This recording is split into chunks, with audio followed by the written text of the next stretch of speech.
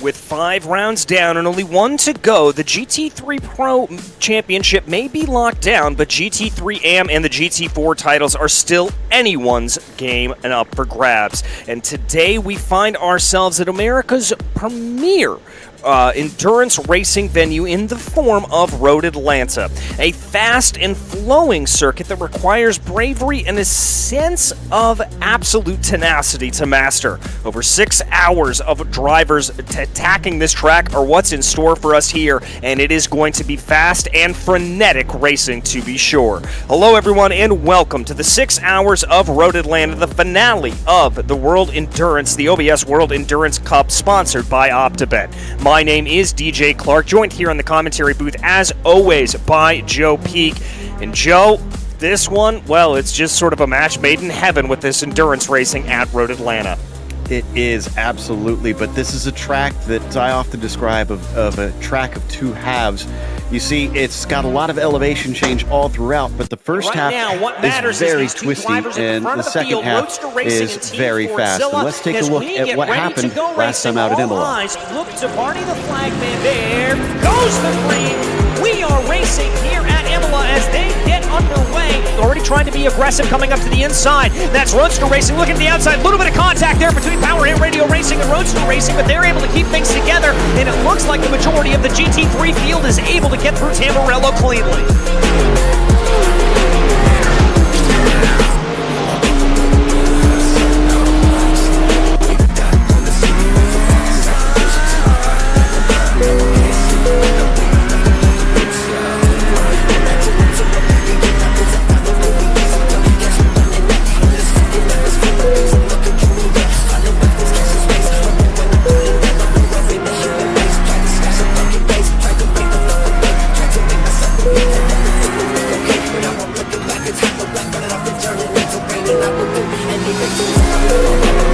Unfortunately, we do have a car spinning. Yeah, a little bit of contact there with that yellow Mercedes, and that's going to send them spinning around. Sanchez already right up behind him, and he's even going to be going for a little bit of a move here as they climb the hill toward Alta. It's almost 3 wide. It was 3 wide for a second, 2 wide going into Alta. Was there a little bit of door banging there in between the two? Stepanov is going to be able to stay ahead, but Sanchez clearly declaring his intentions early. Like here, oh, some contact there, and that's the 202 getting way off into the gravel there. That is the MTS GRG machine. They are going to have to try to be able to get their way around to work. Oh, contact! Big incident! A little bit on the racing line at a blind corner here. That caused a spin. There you can see the damage to Callum Dunn's machine there in the Alpha Esports Academy, number 177.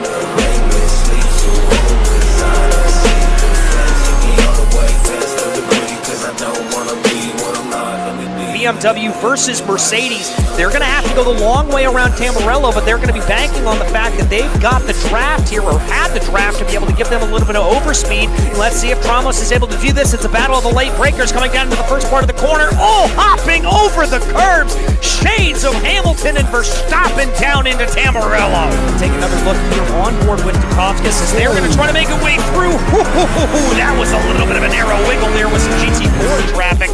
5, and here we've got to move for the lead in GT4. That's going to be a great run off of Variante Alta for 50-50 Racing. They're going to have the inside line right now on Dilettante, and now it's going to switch to the outside line. They're going to have to carry momentum here coming down through Ravazza 1.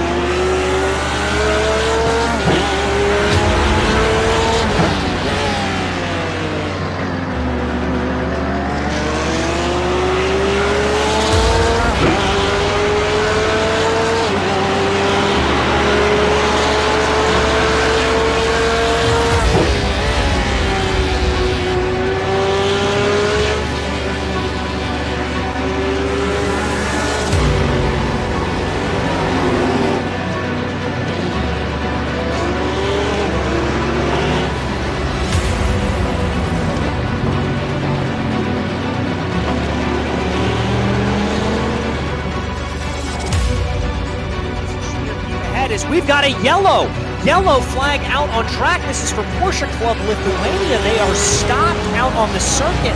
And the way that car is going, Joe, I almost want to say that that could have run out of fuel. Because everybody is now trying to sort themselves out into the order that they want to be in. Who's going to be fastest? Who's going to be not? This is absolute pandemonium. Here we go, Fordzilla with a bit of a hard dive, but it pays off. They're now your new leader. There's a little bit of how you doing, just getting in the way. Oh my goodness, the 111 getting very squirrely, and I think that was contact there with 100 forces. In fact, we might want to look at, oh no, a spin. The number 10 just got turned around and into the wall. And it looks like here at this point that Jack Ashton's thinking about trying to make a move around the outside of Piratella. Is that going to work, or is that going to come to tears? He's going to get forced off wide, but he's going to keep his foot in it. Talk about bravery from Jack Ashton.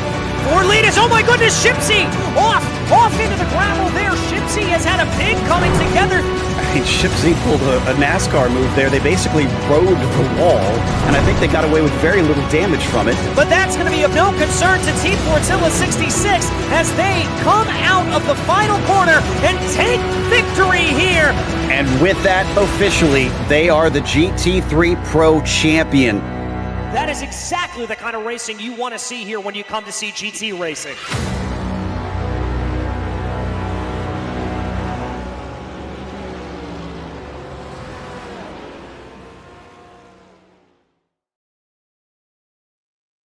We took a look back there at the action. The big story, of course, coming out of that race in the GT3 Pro standings, Team Fordzilla able to claim the top of the charts there, and they will officially be crowned our GT3 Pro champions for the OBS World Endurance Cup, sponsored by OPTIBET, being able to get one over on their rivals of Power Hit Radio Racing and the other Team Fordzilla machine in that number 98. But that Imola race, Joe, very frenetic, a lot of back and forth, and certainly surprised me. I expected it to be a relatively processional affair, but we saw a lot of good side-by-side racing and a lot of aggression from these drivers.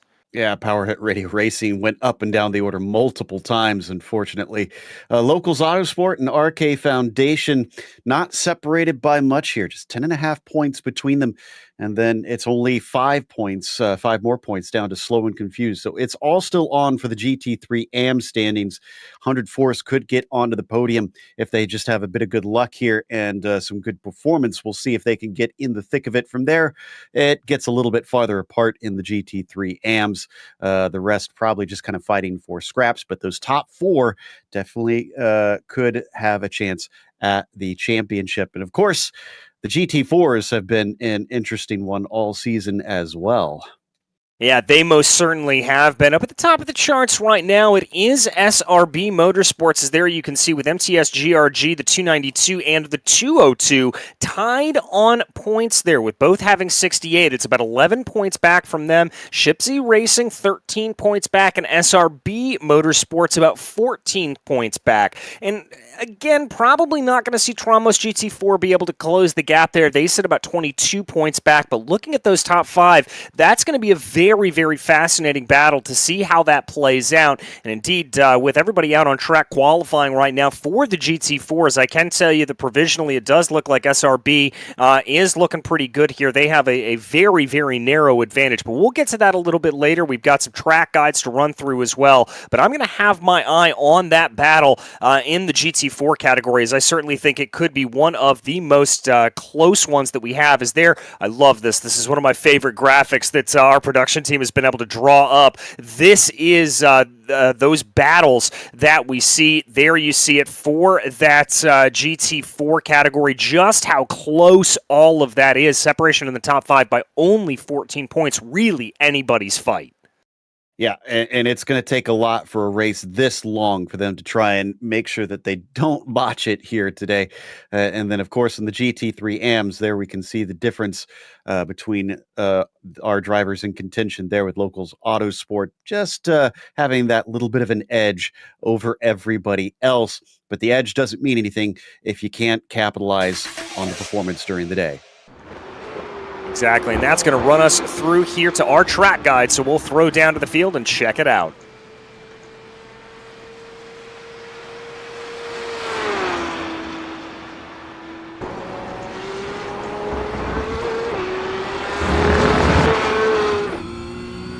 Welcome to Atlanta, Georgia and the Michelin Raceway Road Atlanta.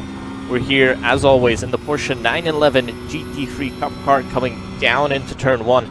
It's a very, very high-speed 4th gear turn where you compress on the entry and then flat out all the way up the hill. Then coming into the next blind braking zone, you brake at the curb and then jump over the inside curb as much as the car can handle. Hugging the inside, staying on the left and turning right. It's flat in the GT3s, not so much in the GT3 Cup. Then braking down right after the SS and using everything there is. A massive curb on the exit.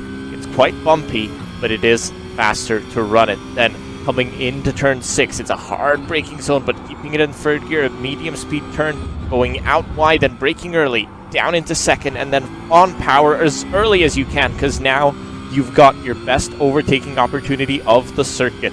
The long back straight here at Road Atlanta. It provides the best opportunity for GT3s to pass GT4s and also for inter-class battles as you head into probably the hardest braking zone on the circuit, into 10A. You brake hard, but you're focusing on the exits. You're braking a little bit earlier to get the turn in, get on power through 10B, and then flat out all the way to the line. And that's a quick lap of Michelin Raceway at Road Atlanta.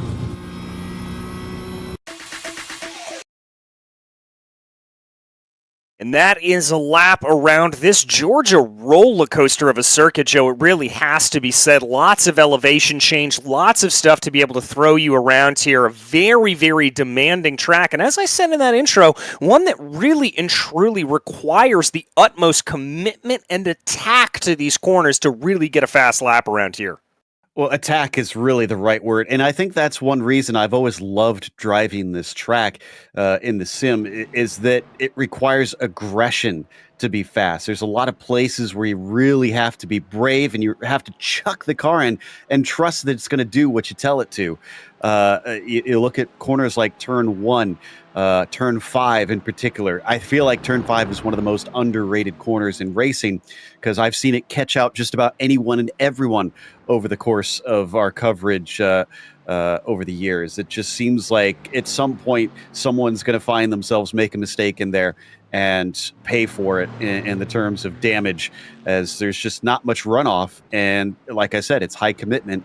So you have to really make sure and chuck it in there to get the speed out, or you're giving away so much to your rivals. But when it goes wrong in a big way. However, this right here, where we see coming down the backstretch into the chicane, that is easily the most popular place for overtakes. Kirklis here, who has the provisional pole, is hopefully not going to have to make too many of them here. But when you have to try and get by somebody for position, expect it to pass there unless you're getting stuck, in which you can get creative at other spots around this track. But it's always going to be a big risk, especially if you start to involve other class traffic in it. Yeah, very, very much so. And that's going to be a big storyline that we're going to be talking about here today, is that other class traffic that is going to be out on track. Obviously, the GT3s and the GT4s not going to be running at the same lap times. But there you can see on your screen, it is SRB Motorsports up at the top of the charts. Shipsy Racing and 50/50 Racing Team rounding out your podium positions. Tromos GT4 and SRB Motorsports 2 in your top 5. MTS GRG, not the best day for them, and remember, they're pretty high up there in the points, and I think they're going to hope to have a better race than they will qualifying session after seeing all of this. But there, as we see, working their way out of what I will argue is one of the most crucial corners on the track here. That is turn 7. You've got to be able to get that run down to be able to get the blast down the back straightaway here and really and truly get a good run. But the checkered flag now in the air for GT4. Drivers are able to finish their flying lap, so let's see if anybody's on a particularly fast one here. Looks like SRB had a quick sector 1. Looking through everything else, we may see a couple more improvements farther down in the field. SRB is going to come to the line here at this point. Kirklis in the car right now, trying to see if they can improve on that 1:25.72. They'll cross over the line. That's not going to be an improvement, but they'll stay in pole position. 50/50 Racing Team just kind of trundling into pit lane, so they're done with this. They didn't feel like they could improve. Tromos GT4 Not seeing them showing improvement here on my timing screen, so I don't think this is going to be any quicker, and it is not. That's their qualifying done. Then Shipsy, they have 200ths of a second to make up, and I just saw them have a little bit of a squiggle coming out of the chicane, and they're going to abandon it because of that. Shipsy may have had a shot at it, but I think they threw it away there at pretty much one of the last corners.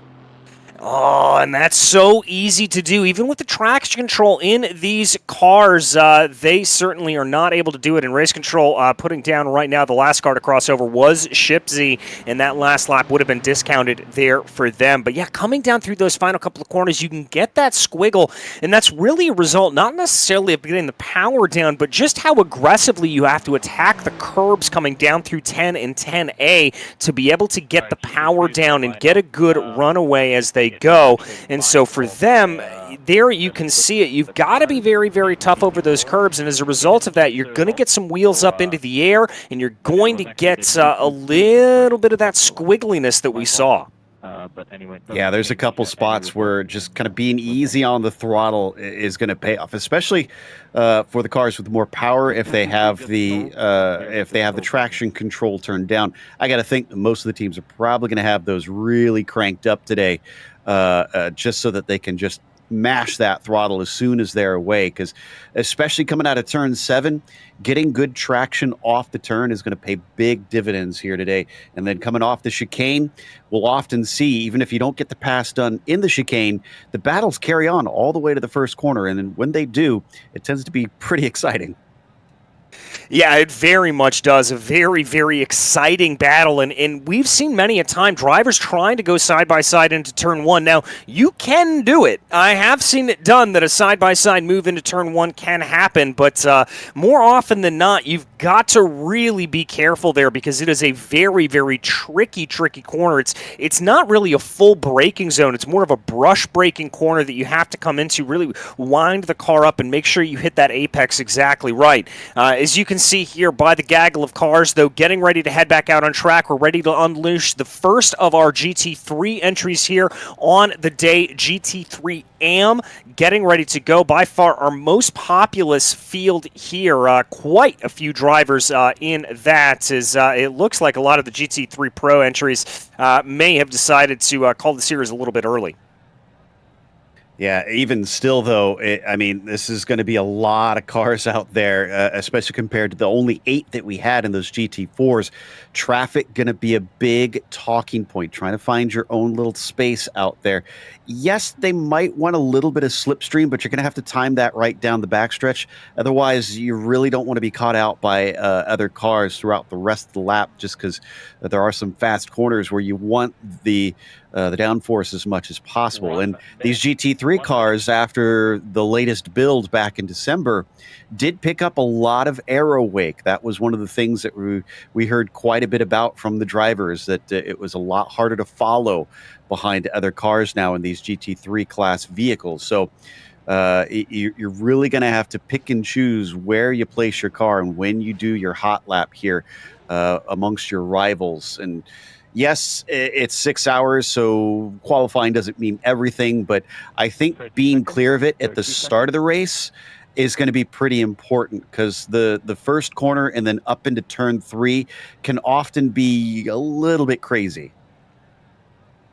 Yeah, it very much can. It can be a very, very hot point for the race. And, you know, we haven't really talked a whole lot about the changes that have really come in these GT3s. The other thing to keep in mind here is the tire changes that have come in. These tires a lot less compliant than they used to be. It takes a little bit while longer for the tires to get up to temperature. And so I think what that's going to mean here is that this opening couple of laps here on qualifying, we may see a couple of these drivers maybe backing it down a little bit more, not going 10/10ths necessarily as they would right off the bat, and instead maybe trying to change things up, vary it up a little bit here, trying to back off, get some heat into those tires. And the same is going to apply for the race, and anytime they take tires during the race itself, it's going to be a very tough time, and you're going to see a lot of this, I think. Anytime we may get a safety car, a lot of weaving like that, making sure heat stays is in those tires as they are going to try to do everything they can to keep them up in that operating window. Absolutely, and yeah, they want to try and get these tires up to temp as quick as possible here in the qualifying, simply because they only have so much time to try and set those good laps. So they don't want to waste it trying to trundle around extra laps and get them up to temperature that way. If you can scrub some heat into them, get on it where you only need one warm-up lap versus 2 or 3, that means more chances that you can get to try and get that hot lap in. Other thing to remember, special rules in this series compared to many others, that they are not allowed to just simply tow back into pit lane. This qualifying session, if you need to reset the car, if you feel like you need new tires, or if you screw up and get some damage, you're going to have to drive it back in. Yeah, that's a very, very good point. And, you know, it's not exactly the easiest thing in the world to, or not exactly the hardest thing in the world to get a little bit of damage around here. We talked about some of the pitfalls around turn 5, certainly coming up through turn 1, an area where you can run a little bit wide, and indeed coming down into turn 10 and 10A and 10B as well. All going to be some danger areas to keep an eye on. But right now, everybody is looking clean as drivers start on their first flying laps, as we do have a car spun right now that looks like the SR Technic 135 machine. They're able to whoa things back up and get it back around. Looks like they had a problem right up at the top of the hill through turns 2 and 3. But this is also something that I was wondering about here, Joe. You know, for all the talk about the aero wake and that you've got to watch out for that aero wash, there is still also the massive advantage that you are able to gain on the back straightaway by tucking behind and staying in the draft of the cars in front of you. Yeah, the absolute, like, ideal situation for this track is you find a car that's just a little bit slower than you, and you can be a second or two away from them up through the first half of the course, and you time it so that you get to with just, I think, under a second, maybe about 7/10 behind them. By the time you hit turn 7, you can see just how closely behind the leader we're already getting. Oh, and a couple of them off as well through turn 3. In fact, I think over the limit red may have had a problem with the wall. Trying to see. No, looks like they stayed out of it. So drivers managing to avoid damage. That is going to hurt a lot if they find themselves unable to take part in this qualifying. But yeah, just about 7/10, right about here is what you're looking for. Coming out of turn 7, it's a slow turn, so the aero wake's not going to affect you as much, and it dumps onto this long backstretch. This is by far the longest acceleration zone of this track, and where you can most take advantage of that slipstream. You do have the last couple corners, but hopefully those shouldn't negate any advantage that you had gained coming down into this chicane, and we'll see if anybody's able to play that game. It could get you maybe about 2 to 3/10 of lap time if you get it just right, but you know, you're going to have to really nail it to get that much out of it. Yeah, and it's really all about calling that exactly right, and that timing is going to be absolutely crucial, as well as the timing when you try to make the pass going down into that final corner when we're in race mode as well. I think we're going to see lots of situations here where drivers may be a little bit too close as they run, and they're going to try to make that pass a little bit too early and maybe back out of it just a little bit as they go back and forth. As times start to come in on the board right now, Team Fordzilla is right now up at the top of the charts. Roadster Racing about 7/10, to call it 8/10 of a second behind them. A fair ways back, as it looks like Team Fordzilla absolutely hooked up on that first lap.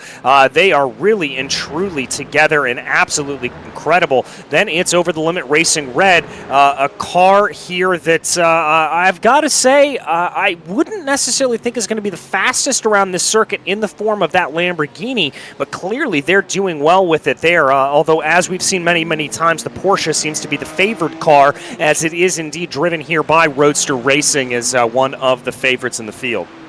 And interestingly, when we get the driver graphic up, one thing our viewers might notice is the name seems familiar, but not in this car. The 48 has Dukakis from Power Hit Radio Racing over there. That team sadly has decided not to take part, so looks like Dukakis is decided it's better to at least get out there and get racing, even if the rest of his team isn't today, and has switched teams at least for this afternoon. Yeah, exactly, and that really is a result of Team Fordzilla, I think, locking up that championship and a couple of teams deciding not to run here in what could be a very grueling 6-hour race, so I do understand that decision there for them. But in the GT3 AM field, we've got a new leader up at the top of the charts there, 100 Force up into P1 of the amateur field by only about 51 thousandths of a second.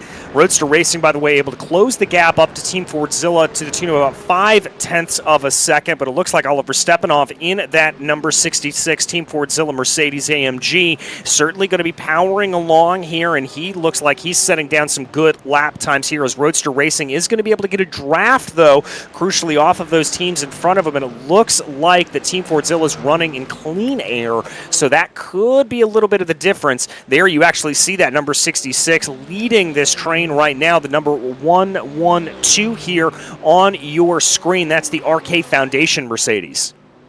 And Vilnius Tech, I think they must have gotten permission to take a tow because they just did now. They had an accident over at turn 5 and were parked up on the outside. They had a pretty big hit with the tire wall. Wonder if we're not going to see them much anymore. Trying to figure out where they wound up on our timing screens as I had lost touch with them. I'll see if I can figure out where they wound up, but that's going to really hurt if they didn't get something representative in.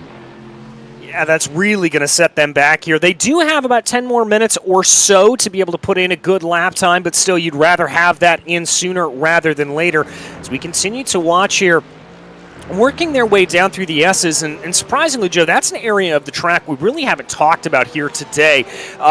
One of the fiercest sections of the track, pretty much flat out here in these GT3 cars, but you still may have to do a little bit of feathering on the throttle as they come down into the S's there, and particularly one able to bring their way back up the hill. It's a very tricky section, and it's going to be a very, very tricky area, particularly when we start dealing with traffic.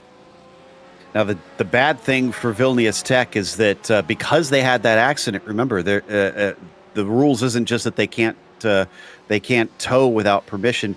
They can't take part. They've wrecked the car. They treat this like it's the real thing, and you're not likely to get that car repaired and turned around in just a few minutes to get it back out there. So they're done. It's basically once you tow, you've acknowledged that the car is unable to take part in this any more than that.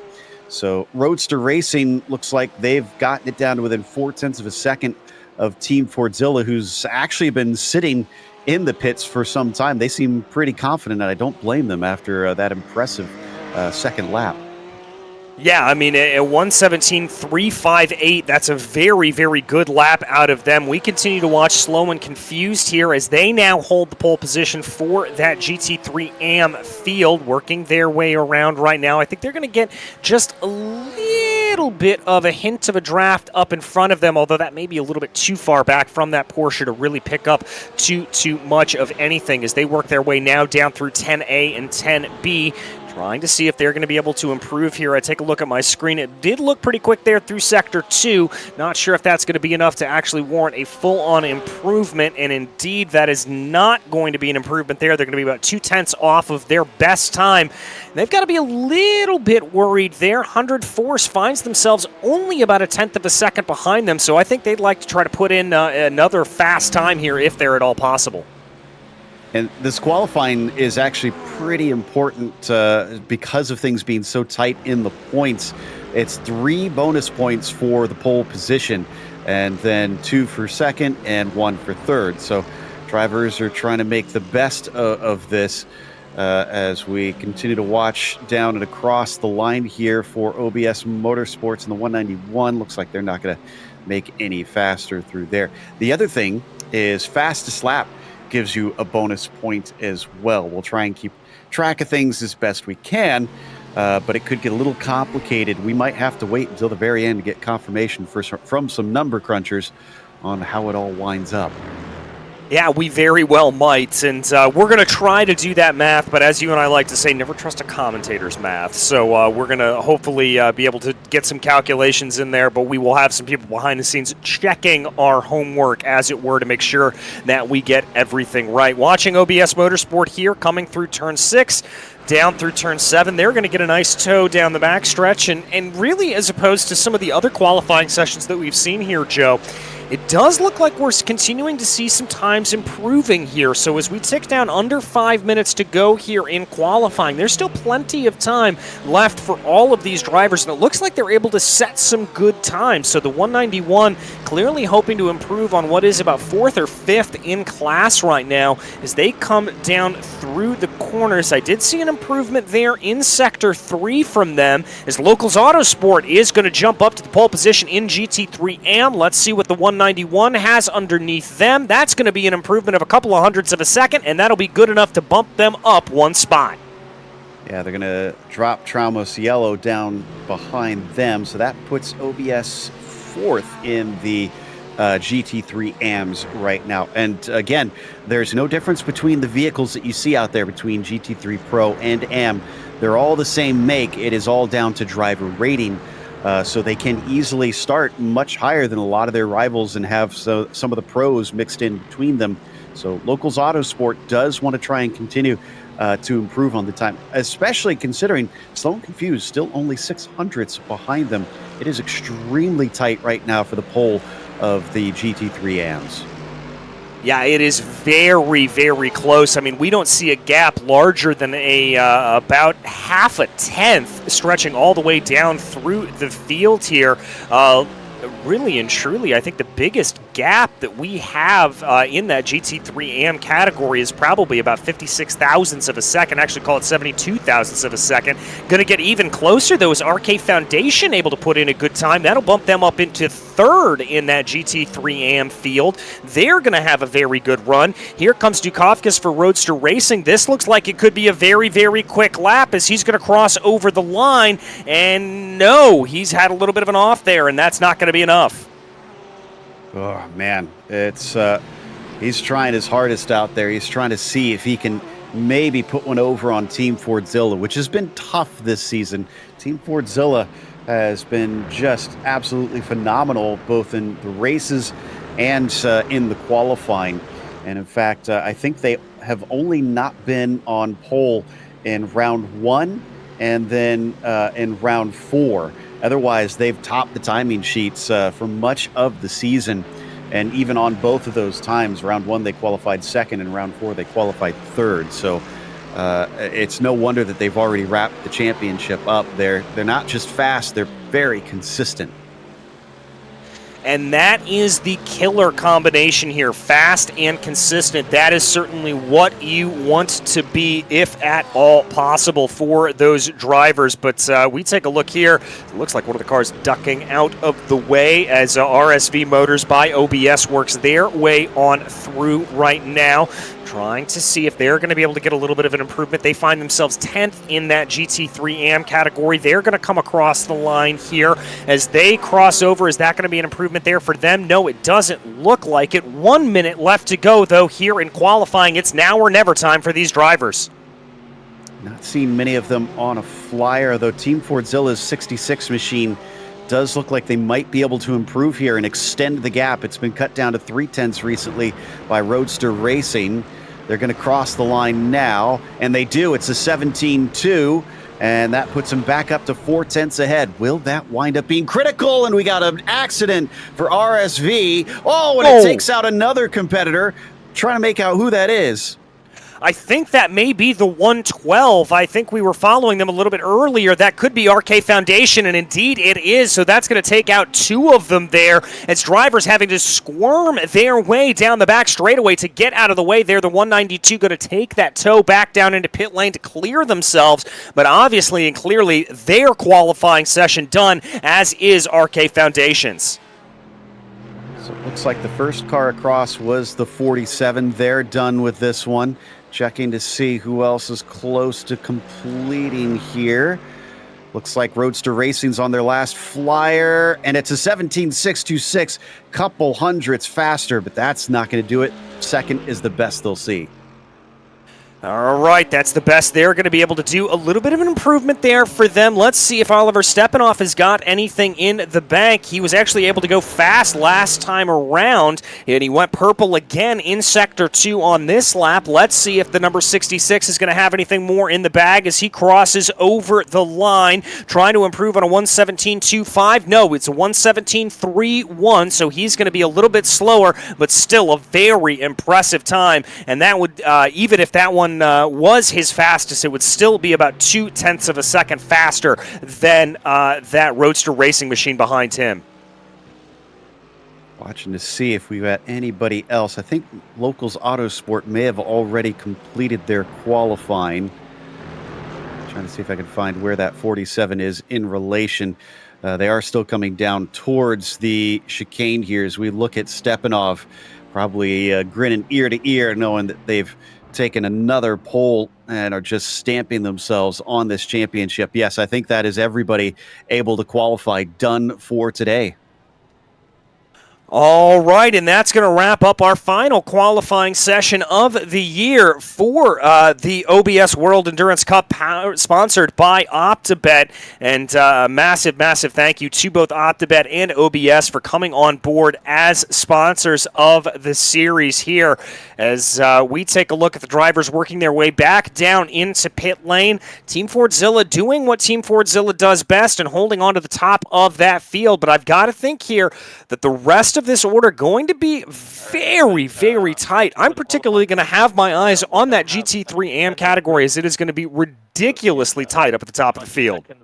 And for OBS Motorsport, for that number 191 team, I believe that's their first pole of the season. So well done to them to end on a high note here. They were well down in the points, not really a competitor that we were watching out for, but they've kind of shown up ready to race today. Yeah, they certainly have, and it just goes to show you sometimes when you show up at a racetrack, you roll off the hauler and you are just ready to go. And I absolutely love seeing that, seeing a new name up at the top of the charts like that, as we now get everything ready, and that is going to lead us right into our procedures as we have the national anthem.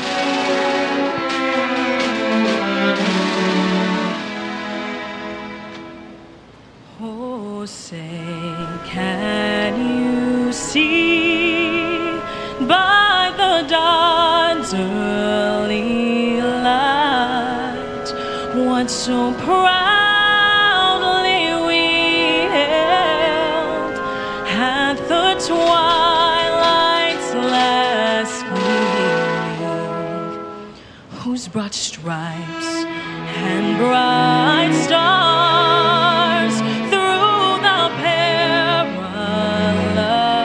fight o'er the ramparts we watched were so gallantly streaming, and the rocket's red glare, the bombs bursting in air, gave proof through the night that our flag was still there.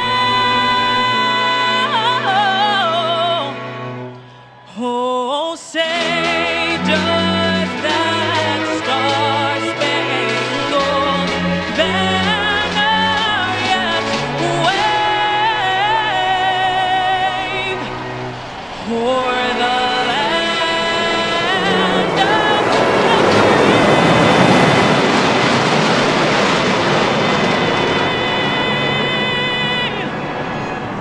and the home of the brave, the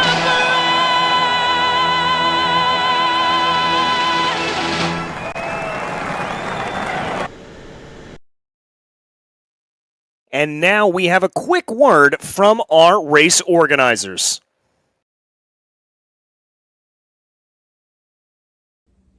Hello teams, hello drivers, hello team members, and hello fans and everybody that has supported us throughout this season. It's been a pleasure hosting the championship. hoping for more great things in the near future. I wish the best of luck to everyone. The 6 hours of Road Atlanta, it's going to be difficult, but I hope to see some great championship battles at the end here. And I think it's time. Drivers, start your engines.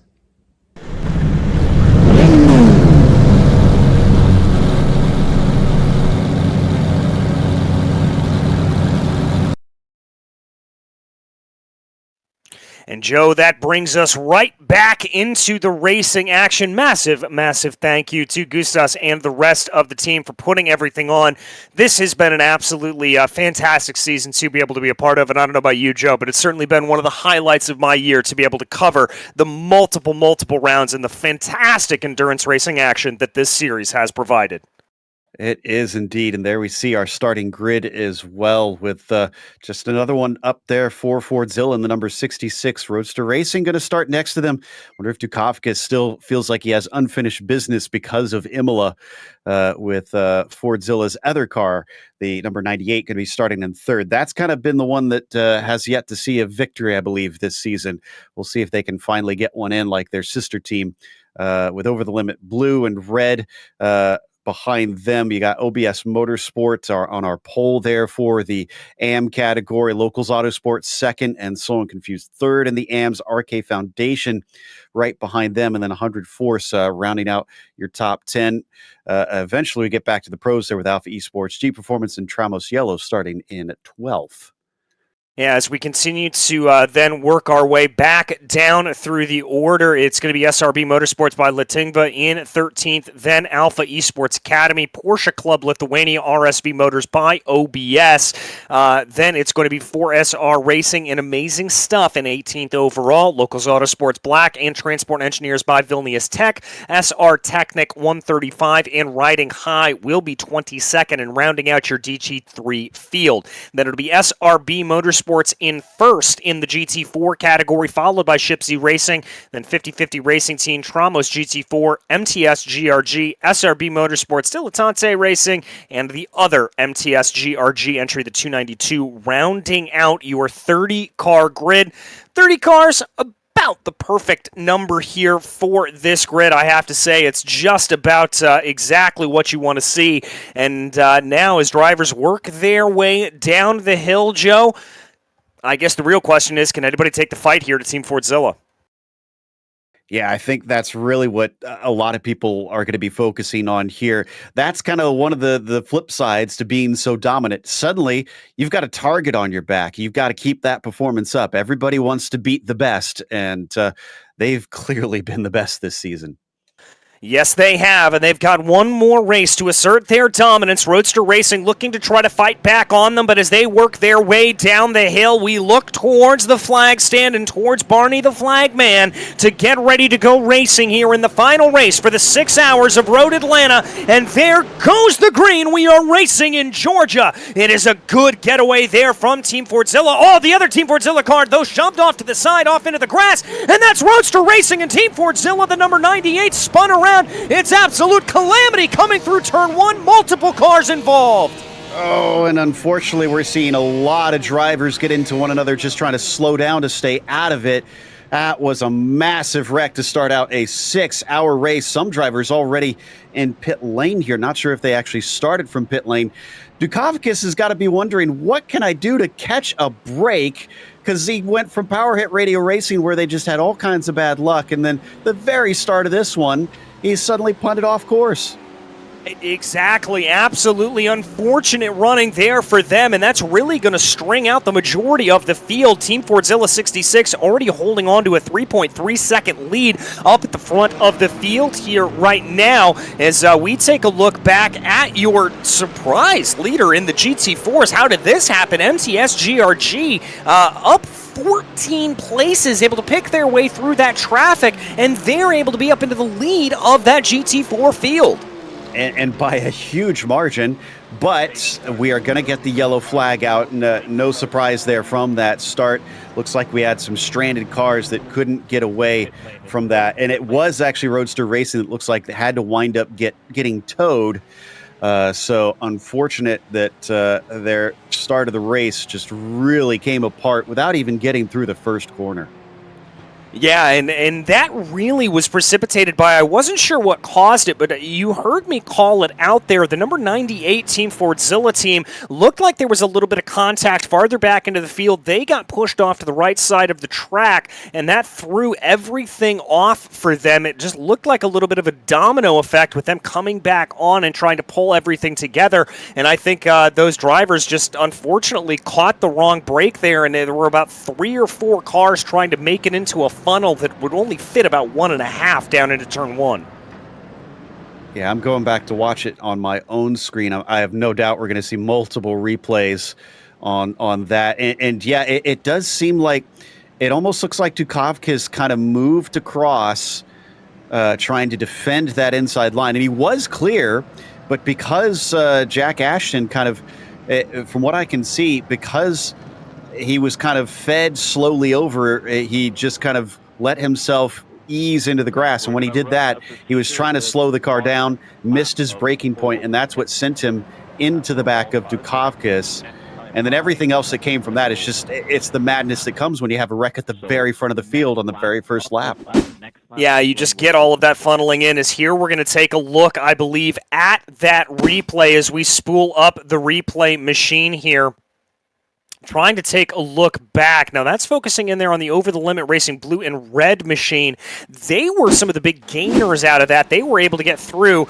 Yeah, it looks like a little bit of a tap from behind there potentially, Joe, with just everybody trying to sort themselves out. There you see the number 98 getting involved, and then really just the domino effect as cars began to spin through and across turn 1.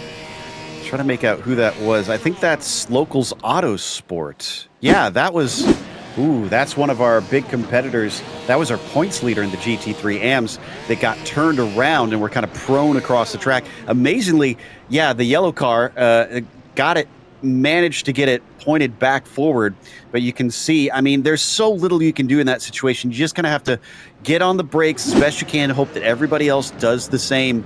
And just try to slowly pick your way through, because you're not going to be able to Days of Thunder it and blast through the smoke and try and get lucky. That's going to send you into the pits immediately, because you're going to blow into somebody. You have to try and be patient and understand that a caution flag is likely to come out. You'll probably be able to make up the time. It's better to preserve the car and just try and stay safe in those situations. But not everybody gets the memo. Not everybody sees the smoke. So when you get those big checkups, sometimes you can just get punted from behind. Well, and especially in such a fast corner like that really and truly is a little bit of a funnel-style corner coming down into there, it becomes particularly tricky to try to keep everything in line. And I really feel bad here for a lot of those drivers that were caught out. As we said, just hapless passengers really left with nowhere to go as they tried to make their way through there. But what this is going to do in terms of the running order here, it does look like the Team Fordzilla 98 is able to get back out on track. They're going to find themselves back down in 9th overall. And our big losers out of this looks like 100 Force, Locals Autosports Black, and Roadster Racing that we mentioned. So they're going to find themselves in trouble. I've got to say our biggest winner out of that first lap calamity has got to be MTS GRG, the 292, as they find themselves all the way up in the order leading the GT4 category, and that could prove crucial, as remember just how close of a fight it is in that GT4 class. Yeah, they started dead last in their class, and now they're leading at essentially the end of lap 1. So there you go. I said qualifying doesn't necessarily mean as much in endurance races, and that's a perfect illustration right there. There's a lot that can happen. I'm kind of amazed with how much happened down into that turn 1. Only 3 cars have visited pit lane. 100 Force is the only one of the 3 that has made it back out. Autosport Black and Roadster Racing, unfortunately, still taking extensive repairs. But it was only about a minute and a half, it looks like, and Lamelli was able to bring the 171 back out and actually on the lead lap. So that's impressive. Yeah, very impressive indeed. And I think the one saving grace for a lot of those drivers was the fact that they just weren't up to full chat at that point. They weren't up at full speed, and so that negated some of the damage that they were to be able to get. But, you know, I mean, still here, we've got some more drivers coming down into pit lane. Looks like the 202 MTS GRG, Tramos GT4, Dilettante, Shipsy, some GT4 entries coming in as they, I think, may have been a little bit caught up in that as well. I'm not entirely sure if that's damage repair. I also don't hate the idea of, if you're far down in the order here, Joe, coming in, just getting a quick top off of fuel and maybe trying to extend by a lap or two your pit stop cycle. Absolutely. No, I completely agree on this one. Yeah, I can see Shipsy definitely got a big piece of it. In fact, they got hit twice, it looks like, as I go back and watch the replay on my screen one more time. 104 is going to take a few more repairs, it looks like, as they've jumped back in. So they didn't get completely done. They just popped out when they felt like they could to keep from losing a lap. So definitely some strategy calls going. In the case of Tramos GT4, they've topped off. Dilettante Racing, yeah, they've also, I don't think they got any repairs. It looks like that was fuel only. One thing that we didn't see that is interesting about Tramos, they probably are actually very happy about this now, but weren't in the moment. They got shoved off course coming to the green flag before they even went past the start-finish line.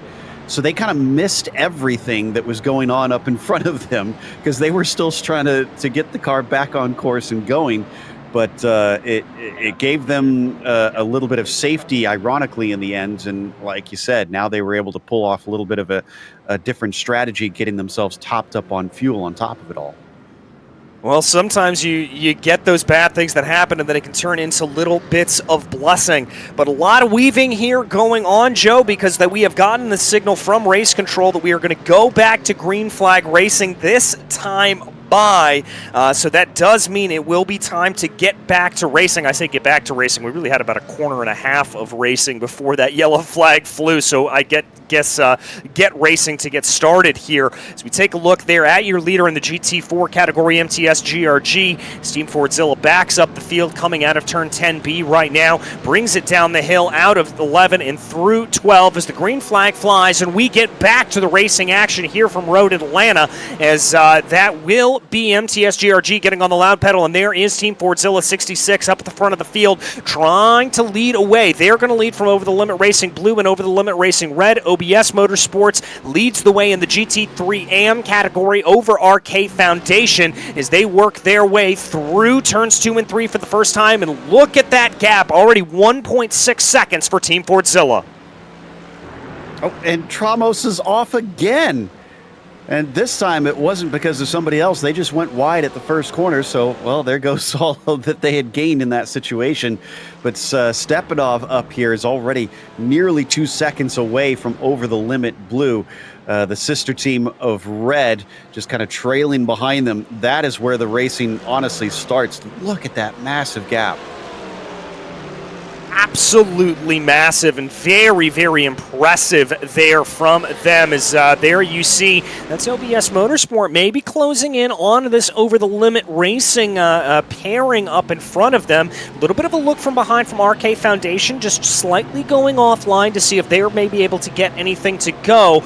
And I think here, Joe, if I'm up in these Over the Limit Racing Blue or Red team drivers, this is going to be a good thing to be running together like this. I mean, we talk about the team game, and it's going to be a lot harder to get by one of them, I think, as they both want to play together here and try to push their way ahead. Yeah, Tatout is the trailing red Lamborghini that you see. He's got a perfect opportunity to try and just save fuel down the backstretch, as that was a glimpse at Roadster Racing still taking repairs. Man, that must have been a lot of damage for them here at the start. So watch potentially, unless you get something like this here with OBS Motorsports now closing in on the 56. But if he can get back up to his teammate there, I think that Jotautis is probably going to be doing a little bit of lift and coast down to the break end of the chicane. Yeah, I think you're right about that. Fuel saving definitely going to come into the equation as we take a look back down to the GT4 field. MTS GRG, the 202 there. RK Foundation now in 4th place as we start to get a little bit of separation here in the field. And it looks like Well, there's frankly 2 races going on at this point. Team Fordzilla's just racing the clock, and everybody else behind them in a pretty close battle. As there you saw Team Fordzilla, the number 98, sending a move on Alpha Esports Academy, and it looks like they're going to be rebuffed there for the moment. Luke Zantillis, though, on your screen for RK Foundation as he continues to try to work his way around, losing a little bit of touch here with OBS Motorsports, but still trying to hold in the early stages of this race. Yeah, this is not over for that 98 team. They got away without too much damage. They haven't visited pit lane. We'll see what kind of top speed that they have. Is on screen, we're looking at RK Foundation kind of on their own. They've separated from OBS Motorsport and Locals Autosport behind them. But OBS Motorsport in front of them is your AM leader, 4th overall in the GT3s. That's really impressive stuff from OBS Motorsport as they try to hold in here and keep going along. Big train starting to form there behind them with Team Fordzilla leading the way over Locals Autosport, Alpha Esports Academy, SRB Motorsport by Latingva. There as we take a look at it, a couple of drivers running a little bit wide on the exit of turn 7. They now work their way down the back straightaway here. And yeah, as you said earlier, Joe, this is going to be lift and coast territory. You've got to start thinking a little bit about the fuel cycle, a little bit about those pit stops here, I have to think, as everybody tries to see what they are able to do. But I really and truly think that this is going to be the earlier you are able to start thinking about that, able to start thinking about those strategic elements, the better off you're going to be. Watching them fly through turn 1 here. I think we're finally getting underway. Drivers are able to settle in a little bit here, which is good to see. Don't want to see too many yellows and big wrecks here early in the race. That makes it a little dull towards the end. We want to see many drivers try and make it through. As we're going to take a look at a replay with Vilnius Tech having an issue through turn 3. Woof, having a close moment. That is a very scary corner, not just because of the blind crest, but because there's not much runoff, and it tends to shoot you back onto the track in a number of ways. So you could have big incidents just because people can't see it coming and cars have been stopped on the circuit prone. Yeah, it's a very, very terrifying corner, and as you said, just the way it spits you back out, there's not a lot of room for error around there. It's almost like you're running up and down Bathurst, I think, with just as little bit of room that you have. But right now, looks like Locals Autosport able to get a move done. They're going to be side-by-side with Alpha Esports Academy farther back down in the field. There you see that position shaking around as the BMW of Alpha Esports Academy going to hold on to that position for now. But this train here for the GT4 or the GT3 AM battle, this is really what I have my eye on. Running back 3rd, 4th, 5th, and 6th in class right there. This is a very, very close battle. As there you see a little bit of side-by-side. That's going to be SRB Motorsport by Latinva trying to have a little bit of a move on Locals Autosport to Mercedes there, duking it out a little bit. It's going to come to naught here, but we're seeing some aggression from these drivers early. Indeed, they want that track position, and they've been trying hard to get it. Some, like you said, aggressive moves here to kick things off. But good to see them kind of back out of it when they saw that one wasn't on. Meanwhile, jumping back down the order here, Dilettante Racing leading a few cars coming into turn 1. And that's going to be Dilettante actually in the machine right now with Dimitra Hurstai chasing, and MTS GRG's number 202 machine just behind them, actually pretty close in that fight. This is their sister team, which is leading right now, the 292, who came into this second in the points, needed to make 14 points on SRB Motorsport, the 245 team, who are in second. So right now, it's not going to change that finishing order the way they sit currently. But the 292 team is doing everything they need to do in this situation, which is you can only control your race if you can lead, if you can take the fastest lap, et cetera, et cetera. You've done everything you can do. Yeah, you want to put yourself into the best position as possible. You don't want to let anything be dictated by anybody else around you. You just kind of got to let it ride, as it were. But doing a good job here to pull themselves ahead. Again, remember, these guys were up 14 positions. They've now fallen back down, up 9 positions. But that's really as a result of the faster GT3s working their way on by. And there you see another one starting to work their way around. A little bit of side-by-side here as they come off of the corner. Now here they go. Joe, I think you've seen a little bit of something as the 47 just had a little bit of contact. Ooh, and I think it's got serious damage on the car. I'm not sure if we'll get the cameras over there, but they're crabbing down the backstretch right now and are very, very slow. So Over the Limit Blue not only hit the wall, but they're going to have to come in and take some repairs, no doubt, because they cannot keep the pace right now. Oh, you hate to see that for the 47 as they're the 48 back out on track. Roadster Racing, you can see some of the damage to the rear of that car, but they are able to keep their way going around as, yeah, the 47 looks like they are back down into pit lane here, so I'm not sure if they were able to limp their way around or what exactly happened. Giving some love here up to the front of the field, Team Fordzilla in the number 66, pulling out a gap here of about 6.5 seconds. This, frankly, couldn't have gone more perfectly for them. This is exactly what they wanted to have happen. Impressively, their sister team, the 98's up to third. It actually could be threatening for second because they've caught up to Over the Limit Red.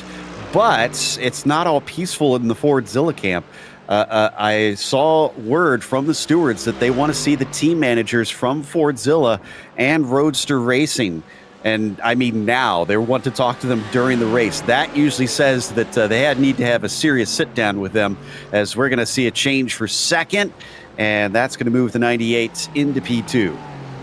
Well, here's my question, Joe, is are they wanting to talk to them as a result of what the 66 did or what the 98 did? Because remember, we kind of suspected that it was the 98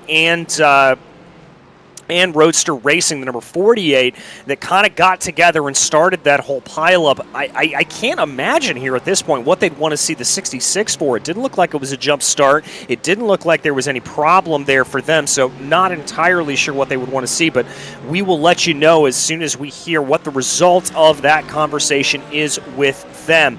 As now it's going to be Team Fordzilla 1-2 up at the front of the field. Those Mercedes just doing what they've done really the course of this season and dominating. Yeah, they didn't specify the 66 team. They just said the Team Fordzilla team manager. So I assume that is because of the 98 making the contact. And in fact, I can see it does look like Fordzilla's manager is in race control currently. Haven't seen Roadster Racing's team manager show up yet to talk with them. We can only kind of look through the glass there. We can't see and hear what's being talked about. But I'm very curious because that is not common that they'll ask for the team managers to come and chat with them, as we get a nice pass coming down into the chicane amongst our GT3 AM leaders, and that's going to move them around.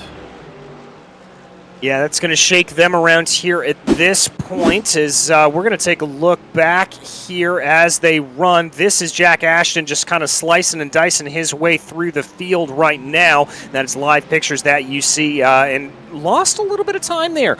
Over the Limit Racing Red starting to close in a little bit more. Here's a replay coming down into turns 10A and 10B. Good move there. Sent up to the inside for that BMW, the number 7 machine. That's the Alpha Esports by G Performance machine as they made their way on through. Pretty textbook maneuver there for Alpha Esports, but they were one of those cars that we saw involved in the incident early on, trying to work their way back up through the field. Looks like Roadster Racing has now sent their team manager in, so discussions are being had about whatever they feel they need to talk about there. And in the meantime, you can see the 98 starting to deal with the lap traffic of the GT4s. So the leaders have now come back around and are overtaking the slower class cars for the first time in this race. Ooh, moment there, and oh, that's the wreck that I was talking about. So this is the replay of the 47 car just clipping the wall, and you can see how close it was for their 56 sister team to try and avoid getting caught up in that. Yeah, very, very close there, and not good running as the 47 has pretty much been in pit lane since that incident took place. So they clearly are in a little bit of bad running there. But I've got to give some credit here to the Lamborghini. I thought that number 98 Team Fordzilla car was going to absolutely streak off into the distance once they were able to get past them. But Over the Limit Racing Red is really and truly able to close up in and behind, but we're going to jump around here as we've got a little bit more action. That Alpha Esports machine, they continue to be on the attack, now coming up behind Porsche Club Lithuania using the 244. There is a little bit of a pick. Are they going to have a move going down into turn 6? They certainly want to. The BMW darting to the inside. GT3 Pro versus GT3 AM, but that move done and dusted for the number 7.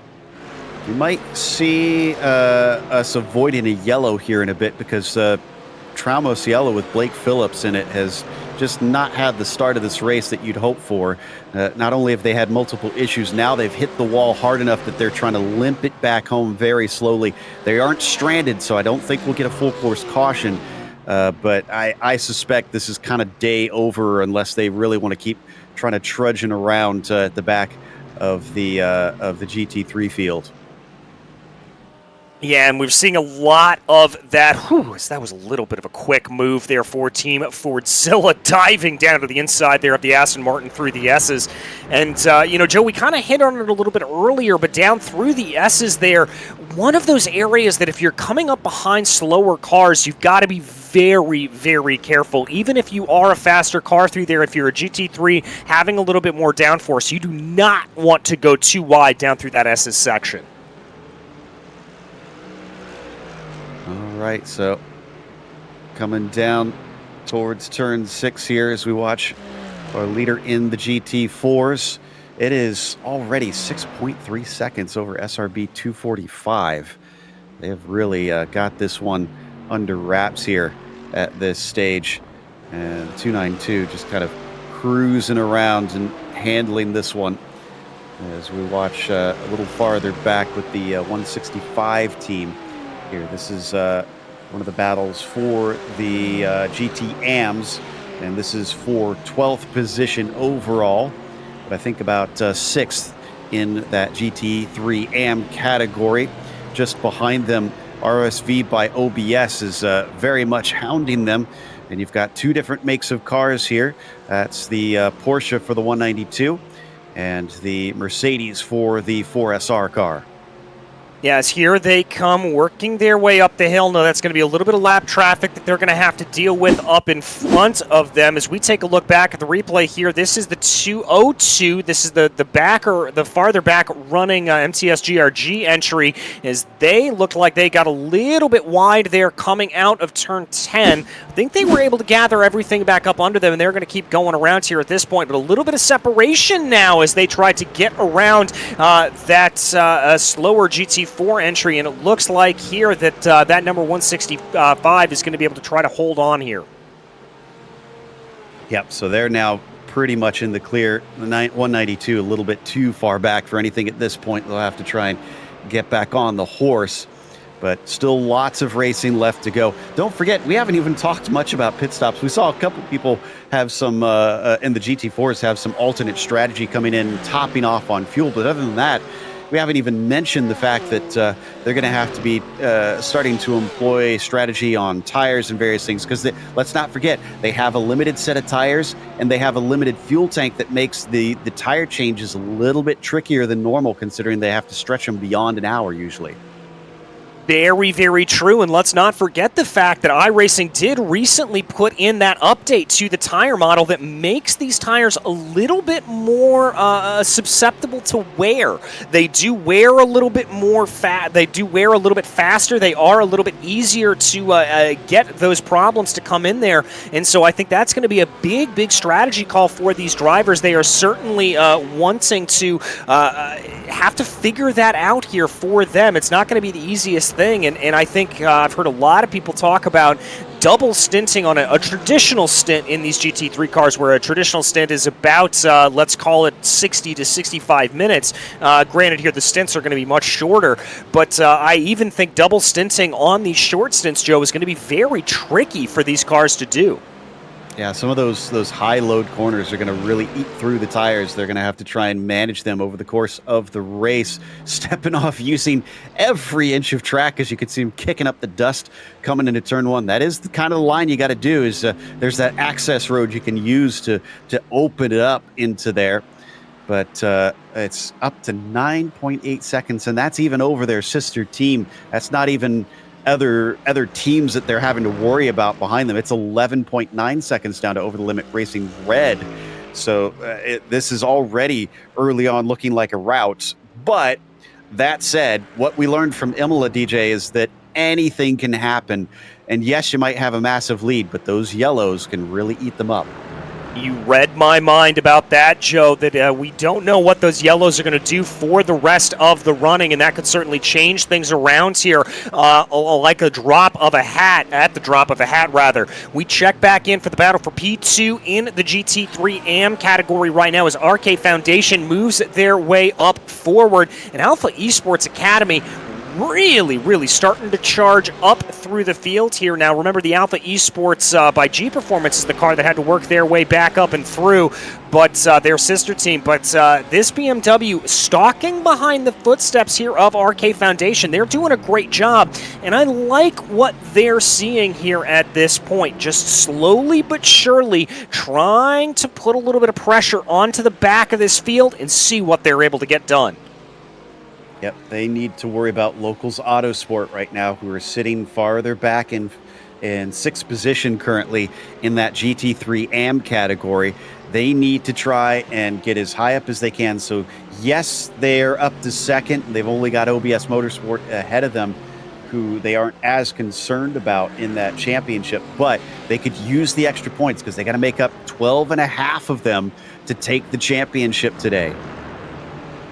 Yeah, that's all they need to be able to do this, and rest assured that those team managers are going to be sitting on the wall informing the drivers where those points stand and how that all breaks down, and they're going to try to know how to be able to get the most points out of this, so they're going to keep an eye on that. Also got a pretty close battle directly behind this one as well, it looks like, although I think that maybe with some lap traffic working its way through, as I'm not seeing that as close of a battle. Yeah, that's for some lap traffic a little bit farther back down, so excuse me on that one. But this is one of our closest battles out on track. Team Fordzilla continuing to lead here at this point, about 10, 11 seconds up at the front of the field. Just absolutely dominant, as they really have been all season long. And here we're going to take a look back at that Alpha Esports by G Performance BMW, that one that's chasing in a little bit more, as it were. This is up at the front this is in the mid-pack of the GT3 Pro field. Remember, they're on a big recovery drive as they try to work their way up through. Here's Slow and Confused, though, trying to make a few moves on the 9th overall place of Locals Autosport, who we were just talking about. Yeah, very tight fight here. Another Mercedes versus Porsche situation between these two. And different handling cars, different characteristics over the bumps. You can even see right there that yellow car takes a lot coming out of turn 5. That car is very compliant over curbs usually. Whereas the Porsche, you got to be so careful about and pick and choose where you get rough with the car, because we always call it the pendulum effect. The back of the car can swing out on you, and it tends to kind of pogo because the weight is weirdly distributed because of where that engine is. So you kind of have to understand and know how the car is going to be over certain curbs to know where you can push and where you can't. Yeah, exactly. You really have to sort of figure that out here and make sure you know how that car is going to go. And really and truly, Porsche drivers here in iRacing, they're a different breed. They know how that car performs. They love the Porsche. They only want to drive the Porsche. Everybody else, it's a little bit tougher to drive all the way around, and I know for myself, I can't figure it out to save my life, but if you are a good Porsche driver, they know exactly how to make that car work to absolute perfection. But Graboon here doing a very, very good job of hassling, and see there, he knows exactly where to take that car, being very aggressive there coming up over turn 2, but that's the way he's got to be running the track here at this point. Also, Joe, correct me if I'm wrong, but looking at the back of that 155, there is some damage there to the rear end, and that could be throwing that car off just a little bit as well. I'm going to take a closer look. Yeah, you're right. Yeah, it got punched in. I'm going to take a wild guess that it has something to do with the start of the race, that maybe they got hit from behind a little bit. Doesn't seem to be slowing them down too much, because they're handling their own, sticking with Villius there in front of him. If they do get caught from behind, you saw the 7 briefly, and you can get little glimpses of in the background. What's interested me about that is that 7 car is in 4th, despite being 11th overall. That's 4th in the pros that they're sitting. We didn't have too many show up today, and because we had an incident that took out the 47 who have gotten back on track and the 48 who have retired, that Alpha Esports is actually still on for a good finish within their class. Yeah, they certainly are, but they're going to have a little bit of fun here, I think, of being able to slice and dice their way through the field, knowing that they've got 4th sort of locked up. That may take a little bit of the pressure off of them, and they may be able to just try to work their way up through the field and have a little bit of fun. I mean, remember, when we talked to Olli Stepanov last time around, he said that there was a chance that they may start from pit lane and just try to work their way up through. Obviously, that didn't play out for Team Fortzilla, as they're slow and confused, starting to take some looks here going down into turn 6. Graboon, I think, starting to get a little impatient to be able to get by that Locals Autosport machine. And I've got to say, Joe, I like the tenacity to poke your nose down to the inside of turn 6, but that's a very tricky way to get a pass done. That's a lot faster of a corner than you think it normally is. It is. It's got a lot of camber on it, but look at the run that they got out of 7. A late defense. Not really a late defense. It's just going to carry through the middle there for Villius. Maybe a late attack from Graboon as he was trying to figure out which way to go, and I'm surprised they weren't able to make the pass there. So maybe a little bit of the top speed affected by that damage. Hard to say, but they're certainly not making an easy overtake on the number 113, but they're putting the pressure on. Yeah, and putting the pressure on is really the operative phrase here when you talk about the longer endurance races such as this. You want to, as much as possible, just keep that pressure up, keep it going, and keep the driver in front on their toes, because the more they have to look in the rearview mirror, the more tension you're really able to build up with those drivers, the better off you're going to be, and the more likely you are for one of those drivers ahead of you to make a little bit of a mistake. And so I like seeing what they're doing here. Now again, Graboon's going to back off a little bit coming down into turn 6, picking and choosing where he wants to apply that pressure. That, to me, shows some very smart, some very heads-up driving. And it's been interesting watching this fight kind of suck up the 133, and now it's a 3-way battle here for 8th overall in the GTs, but I believe that is 5th in the GT AMs that they're vying for right now. So top 5 potentially on the cards for these two. I mean, if they're thinking big picture here, you almost, if you're Graboon, you see that yellow car get close to the Porsche of the 133. You just stay close, but you don't attack anymore. You wait for them to open the door, and you both get through that car ahead. Yeah, either that or you maybe hope for a little bit of a battle to play itself out potentially to see if that's the way you're able to get by the two of them and you pick up a 2-for-1. So it's really kind of one or the other. I think Slow and Confused here is in an absolutely opportune spot to be able to try to push themselves ahead and see what they're able to do. I like this position, and I think if Graboon just has a little bit of patience here and just waits as long as possible for this move to play out, he's going to find himself in great standing as they move their way forward. But yeah, now it looks like the impetus here a little bit on Locals Autosport. They're the one closing up behind the Porsche. They're the one on the a little bit of the attack. But again, Graboon with a great run out of turn 7. That's exactly what you want to have happen. Yeah, I don't know if he's just driving it better, if because the rear of the Porsche is so heavy, it tends to be really good off corners. It's kind of known for that it gets the bite in those rear tires and you can launch. That's putting him in the good position to try and make the passes. It just isn't executing, but it's going to pay dividends down the line, I got to think. If you can get good corner exits, I always say it's easier to pass on straightaways than it is in corners. Just get the launch off the corner and blast past them. Yeah, exactly. That's really and truly where you want to go as they come through, lining their way around. Now they're going to have the 244 directly in front of them. Tramos GT4 is going to be that driver right in front. Oh, that was a little sketchy from Slow and Confused. That's going to cost them a couple of tenths of a second, and they've got to be a little bit careful there not to lose too much time to the drivers in front. There's a car spun around in front of them. That's Dilettante Racing. They've been having a real rough one up to this point. This was all on their own, just slipped and slid, and they had a big moment with, I think it was the 181. Yeah, that was the 181 that had to try and escape past them. They didn't hit anything, thankfully, but they had a wild ride. Yeah, very, very wild ride. And there you see the 181. I think they actually ended up catching some of the tire barriers there as a result of that, so they're going to be in trouble as they back themselves out. There you can see as we watch them work their way through, tries to catch the car, but that rear end starts to break away. Thankfully, just a little bit of a boop on the tire barriers there, so I don't think any damage to the 181, save a bruised ego.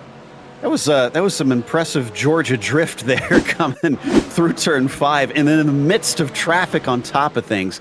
Here's another look at what happened with Dilettante. Yeah, just bounced him back across the circuit there, and it was real unfortunate to see them cause yet more consternation for those around them. OBS Motors by OBS has come into pit lane. This might be a scheduled stop, actually, since we're getting close to 40 minutes. Yeah, I think that could be, and it may just be a situation where they decided to come in a little bit early, maybe roll the dice a little bit, try to get off sequence and try to see what they're able to play out here as there they go. We continue to watch Slow and Confused right now. They do have to keep an eye on their rear view mirror, though, as that number 7 Alpha Esports by G Performance, that's one of the cars that I've had my eyes on. Remember, they're one of the drivers that was involved in that early incident. They're finding themselves working their way back up through the field here at this point as they now are certainly getting back into the equation, as now the 191 is going to come down into pit lane. It is pit stop time. All right, so strategy starting to play its course. Interesting that our GT3 AM leader are choosing to pit this early unless they just didn't have good fuel consumption. Usually the call is to try and go as long as you can, but this means that RK Foundation will now inherit the lead, at least temporarily. They'll probably have to give it back unless they're on an alternate pitch strategy here and maybe trying to go for like a short stint or something on this next one and have a quick stop. But we're expecting that they'll have to hand that back over and slot back into that P2. That said, they are dealing with some traffic. You can see them still having to go by these GT4s. There's not a lot of them, but if you hit them at the wrong time, that can slow you down. If they're in a battle with Alpha Esports behind them a little later on, that traffic could play a big part of things as to when they lose time, and they got to try and keep track of that, because if their rival pits and they stay out and they get held up by traffic, you can get leapfrogged in that manner. Yeah, you can get leapfrogged very, very easily, and especially with as close as some of these battles that we've seen in the GT3 category, it certainly is not out of the realm of possibility to get leapfrogged. Latest driver to come on in is going to be RK Foundation. They're responding to those around them here at this point. When we check in on our leader, the 66, I wouldn't be surprised to see them come on in. Also looks like Alpha Esports Academy, amazing stuff, and Alpha Esports by G Performance also coming into pit lane. We're having some pitters here in the GT4 category as well. Looks like 50-50 Racing Team is on in here at this point. And we take a look on the screen, though, at your third place team, Over the Limit Racing Red, holding on resolutely to this third place position.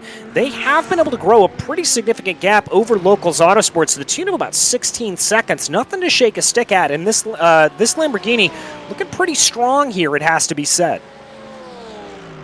Yeah, doing pretty good here today. Not a car that I would have earmarked as being particularly strong at this circuit, but certainly holding their own. Some of that, I think, maybe is a little bit of the luck of the opening wreck that's kind of put them in this position, but definitely a podium could be on the card. So we did see them do quite well back at Imola. They're also pitting in on this lap. So this has seen most of the drivers having taken their stops now in the GT3s. We're still waiting on the 66. Fordzilla is in for their 98 team. The 113, who is actually pitting right now. And we still need the 155 team, the 165, and the 181 to be pitting. Yeah, I think the other one that we're waiting on is the 169. They're riding high as well, the lone Ferrari in the field. But we take a look at the 191 there as they work their way down the back straightaway, finding themselves in 10th place overall. A pretty good, healthy gap on either side of them here at this point as they come out of turn 10A right now.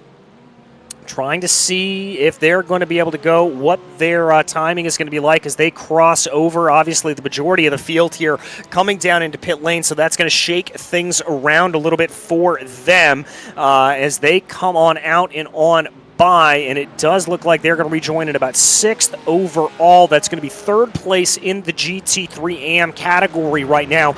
Granted, slow and confused, the 155 still owes us a pit stop, so they're probably going to be ending up, I would say, 2nd in that amateur category overall once everything is concluded.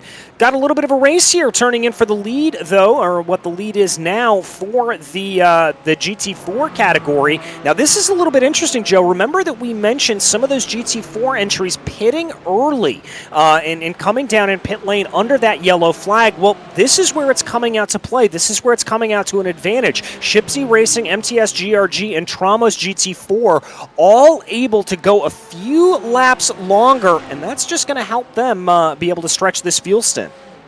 Exactly, and some of you might be saying, well, won't they all have to take the same amount of fuel to get to the end? And the answer is yes, but the big thing is there you see them having to kind of dodge their way into pit lane with all the traffic around, is if they can get a shorter stop at the end, if this carries on and they don't wind up getting back on the same pit cycle as others due to cautions or something else, then they could have a short final stop and find themselves an advantage at the very end of the race. It's playing the long game, essentially. You disadvantage yourself early on, as it looks like actually Shipsy's also going to take a driver change. Zealous is getting into that car. And when you put yourself in that good position to where you could have an advantage at the end, it's kind of one of those roll the dice sort of things where it's, well, you don't have much to lose at the beginning, so you might as well gamble a little bit and lose a bit of track position to give yourself a massive advantage at the end of the race. And sometimes that pays off in really shocking ways that you get unexpected winners, and sometimes you see situations where it just never plays out. But that's why we watch this thing, because we don't know how it's going to wind up, and you just kind of have to wait and see. Yeah, you've got to wait and see. And by the way, you did see on your screen there the number 66 coming down into pit lane. Your leader opting to take their pit stop here. So on lap 30, they will have come in and out of the pits. Also seeing 100 Force, who was another team that did that exact strategy that we were talking about in the GT4s. They came in and topped off. They are down pit lane. So that's going to conclude the pit stop window here for our GT3s up in the front. Still waiting for, and of course, as I say that, MTS GRG and Tramos GT4 both coming down into the pits here. So looks like this is going to be the end of the pit stop cycle for everyone. Got to look at a replay here. This is the OBS Motorsports 191 coming into turn 1. Looked like that was a little bit of nothing there, as now Jack Ashton working his way by a little bit of lap traffic. I think that's the SR Technic 135. I believe that's a car a lap down that he's trying to work his way by right now. Yeah, that is. This is our second place driver here for Ashton. So he's just picking his way past not just the GT4s, but also some of the slower GT3s. So that always gets a little bit more difficult when you're lapping cars within your own class, because when you have a performance difference between, for example, what we have here today, GT3 and GT4, it can be a lot easier to overtake them. You know what to expect. When it's within your class, they essentially have pretty much the same performance in you. The only difference is the driver behind the wheel. So you need a little bit of help usually. You need them to kind of ease out of the way sometimes for you to facilitate that pass. So it can be more difficult, and counterintuitively, it can hold you up more than the GT4 sometimes. Yeah, exactly. And really and truly, a lot of what it comes down to is driver ability when you're passing those GT3 cars. And so where you're able to gain the most time on them is through the twisty bits on the circuit. And so that means that it's not the area where you want to get past necessarily, and so that really changes things up, and you've got to be really on your game in order to be able to get your way out and on by. But right now we continue to follow that 191, the leader up of the GT3 AM category right now, as does look like RK Foundation though in that Mercedes. Luke Centellas trying to give a little bit of chase here. He finds himself less than a second behind, and the 191 certainly knows that. You see a little bit of weaving there down the back straightaway, Joe. That to me would indicate trying to break the draft a little bit. I think they're worried about that Mercedes coming up behind them. Well, they don't want them to get any closer than this. At 7/10 behind, they're going to get enough of a slipstream that they can start to reel them in. They're probably too far back to try and attack. And that's why you're seeing that 191 just try and break that draft on them, just so that they don't get any closer than this. That's kind of a stay where you are. It's okay if you're there, but I don't want you any closer than that. Yeah, exactly, and that's what it is. But now they're going to get a little bit slowed down here, I think, because that's some slower GT4 traffic up in front of them, one of the Aston Martins, and look at that gap immediately start to close. Nearly 0.5 of a second taken out of it just as a result of being hung up going through the S's, and now they've got more GT4 traffic up ahead of them. I believe that's going to be Tramos, MTS GRG, and Shipzy right up ahead. That is the worst running that you could have if you are OBS Motorsports. Yeah, that's the counter to what I was talking about before. The GT4s are worse for you in terms of traffic when you are in parts that it is hard to overtake. Here it comes. It looks like RK has a fantastic run. Centellas is going to look down to the inside. This is for the lead of the GT3 AMs. He's going to be able to get side by side. Oh, and a little bit of contact there is Shipsy Racing.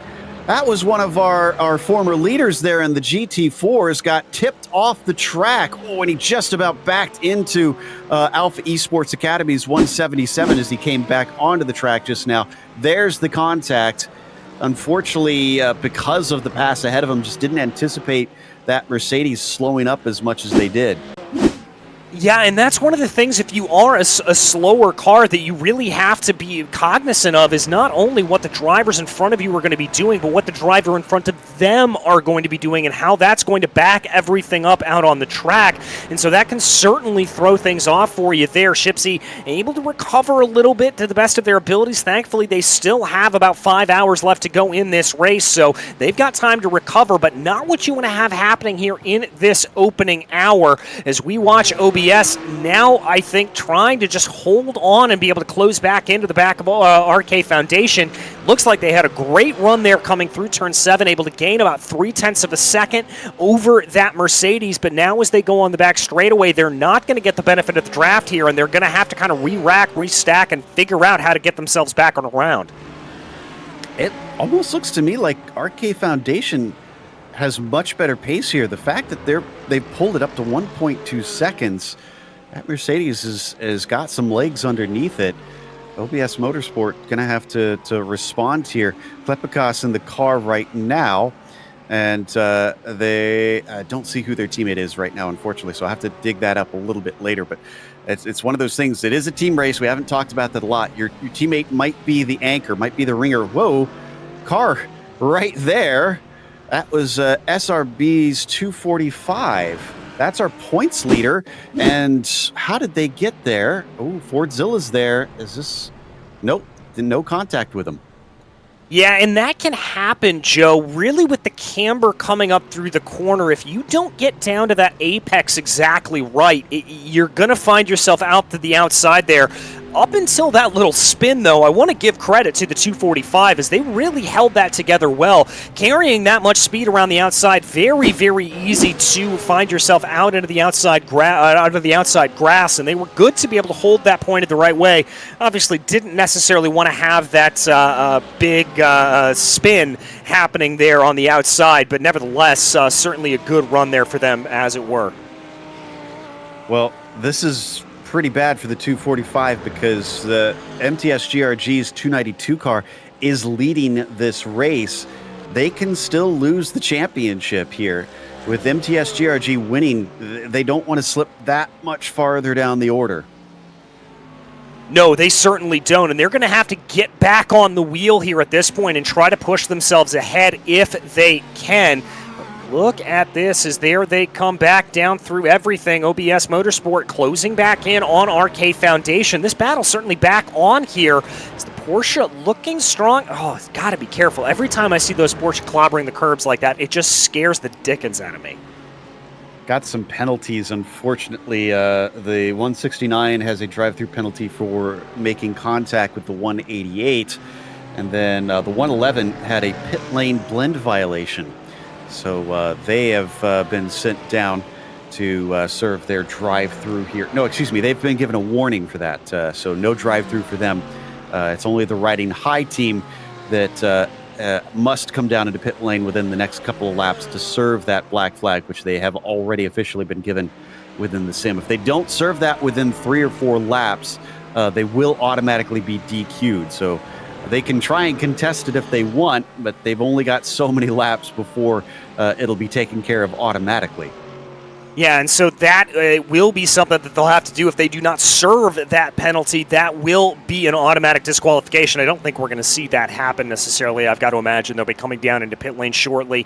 As there we watch RK Foundation working their way around, and again, traffic coming to bite OBS Motorsports there a little bit as they try to work their way by that Aston Martin, and it looks like they're able to do it, but that's not without costing them more time. Joe, we always love to say that the traffic giveth and the traffic taketh away when you talk about races like this, but it just looks like for the 191, the traffic keeps taking and taking and taking. Yeah, we love to think of this, logically and mathematically, that statistically it should be that giveth and taketh thing where eventually it should even out, right? Well, that doesn't always wind up being the case because, yes, over 6 hours, more than likely it should even out on how much you lose and gain, but some of it can come down to your aggressiveness. There are times where you have to force those moves and trust your competitors to try and keep up with the car ahead, because it might even out more closer to, say, you've lost 12 seconds and your rivals have lost 13 seconds, but that's still a second that you're apart from them, and that could make the difference at the end of the race. Yeah, it certainly can, as here we've got another little bit of a traffic jam, almost like you're driving through Atlanta at rush hour. All these drivers trying to work their way around one another. Looks like the GT4 is doing a good job being predictable here. That's what you really want to do, is that's going to be coming on by there. A couple of the Porsches screaming on by. There you see them working down into the corner. Everybody able to sort themselves out. The 202 right now, that is one of the MTS GRG machines, and they find themselves trying to close in on Tramos GT4 ahead of them. SRB and SRB Motorsports 2 within striking range behind them, and I'm not sure if that is the leader there that's piecing their way through. Yes, it is, so that's another thing they're going to have to worry about. They're able to get through, not having the same issue that we saw earlier, as here we've got an aggressive move coming up into turn 2 and 3. Down to the inside goes the 245. That was gorgeous. Yeah, there's 2 of those happening at the exact same time. Not only what we saw on screen there, but Tramos GT4 also kind of got pushed to the side a little bit. So the leaders are definitely being pretty aggressive, as we said, with that traffic, not wanting to lose time. That's a double-edged sword. It can give you that 18-second gap that you see the 66 has right now, but it can also make it disappear in a heartbeat when you just make that one wrong step and you and your rival get tangled with one another. Speaking of, that was a little bit of an off there from MTS GRG coming out of turn 7. They handled it nicely. And SRB Motorsport 2 is actually trying to get their lap back here. So yes, that's 2 GT4 cars, but they're not fighting for position. Oh, that's my bad. I was looking at the 245. Oh, no, they are. Sorry, that's my bad. They are fighting for position. I was looking at the wrong thing. I thought it was the 245. Well, there's a lot of twos going on there, so it's easy to get confused. But, yeah, fantastic little scrap here. And, again, this is going to be for 5th in that GT4 category as they now work their way out of turn 12. Let's see if we see a little bit more gutsiness here. Again, out of that 255, working their way through turn 1 right now. Bounding over the curbs is that Porsche Cayman GT4 as now they come into turn 3. Doesn't look like SRB Motorsports 2 is going to be close enough to be able to extract the move here. But again, if they're able to just keep applying that pressure, hope for a little mistake here out of the 202, and there you see a little bit offline. That's the kind of thing they want to have happen. They want to force them off just a little bit and force them into making those little micro mistakes, and those will start to build up over time. Coming down into the corner, side by side, and that one's going to go to the number 181 this time as they go by MTS GRG 292, our leader there. So, yeah, easy to get those two teams mixed up because they're actually named exactly the same, just different numbers. And is there anything that hasn't happened to Dilettante yet in this race? They just can't catch a break out there as they took a big clobber coming up and over the curbing and there and trying to get out of the way. And that leads into a point here that we kind of touched on as we saw those drivers working their way down the back straightaway. The best thing you can do if you are a slower class car here is actually not to get out of the way. It is to run your racing line as if nothing is coming up behind you. And that means being as predictable as possible. That's the word that we like to use, predictable. And I think there may be a little bit of a mistake from Dilettante moving off to the right. You saw that Mercedes behind them kind of having to weave back and forth a little bit. Dilettante trying to do the nice thing, trying to get out of the way, but in so doing, actually creating a little bit of a hazard there for that Mercedes.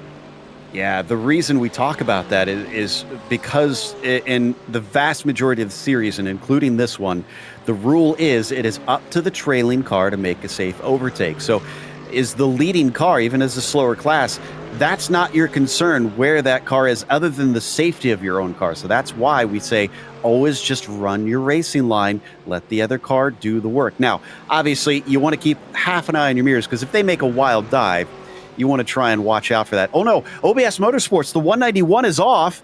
That was our second place car in the GT3 AMS. That was in turn 5. I don't know if they hit the wall. We'll see if we get some pictures of that soon, but they've got the car going and they have fallen way down the order. So that was a massive hit to their race. It was a massive hit to their race, and it was almost disastrous for the other drivers around them as they had to swerve out of the way very quickly. Comes up and over the curb, catches a little bit of grass there and a little bit too much curbing. They're going to stomp on the brakes, try to get themselves back going, holding the brakes. And there you can see those cars streaking on by as they just try to get everything woed back underneath them. Oh, I do not envy any of those drivers that had to get by them, as that is absolutely terrifying to be coming up on a driver like that.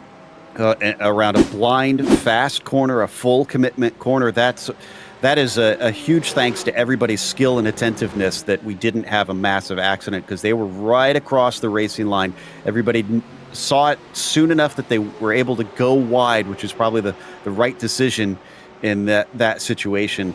But it did send the 191 all the way down to 11th out of all the GT cars, and I think that's down to 7th in class as well. The good news for them is they've got a veritable buffet of GT3 AM cars in front of them already.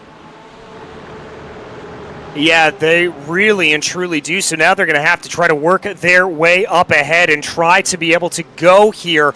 And this is just a Porsche train that they find themselves in, led by Amazing Stuff, then Slow and Confused, Porsche Club Lithuania, and then OBS Motorsport. So here, I think OBS is going to be in great position as they're going to find themselves trailing along here. But I think the car who's looking best to make the attack is going to be Porsche Club Lithuania, as they're almost giving a little bit of a bump draft here to Slow and Confused down the back straightaway.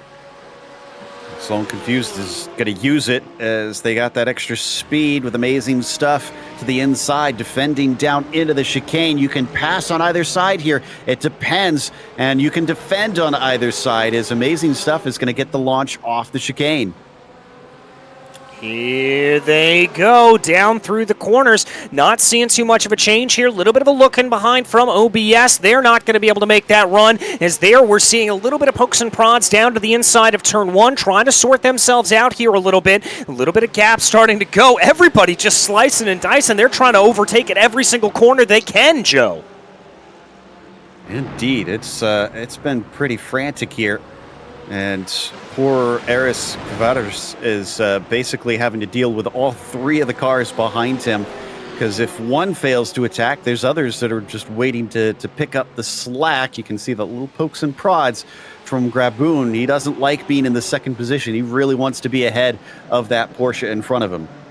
He's able to get a better run there coming off of turn 7, a little bit of a narrower line, but again, Porsche Club Lithuania able to get a good jump off the corner as well. I think because of that draft train, it's really going to prevent anybody from getting a move done here at this point, as we're now seeing a little bit of separation as Slow and Confused trying to take a little bit of a move on Amazing Stuff. They're going to be side by side coming down into the braking zone. It looks like Slow and Confused is going to be able to get ahead. OBS able to get his head as well, and now they're dropping Porsche Club Lithuania. Oh, but look at that. It looks like they're going to be able to get right by, as they had a much better exit off the corner. That wasn't a slowdown penalty for Graboon. That was just better traction off the turn, and that put them way far ahead of that blue 155.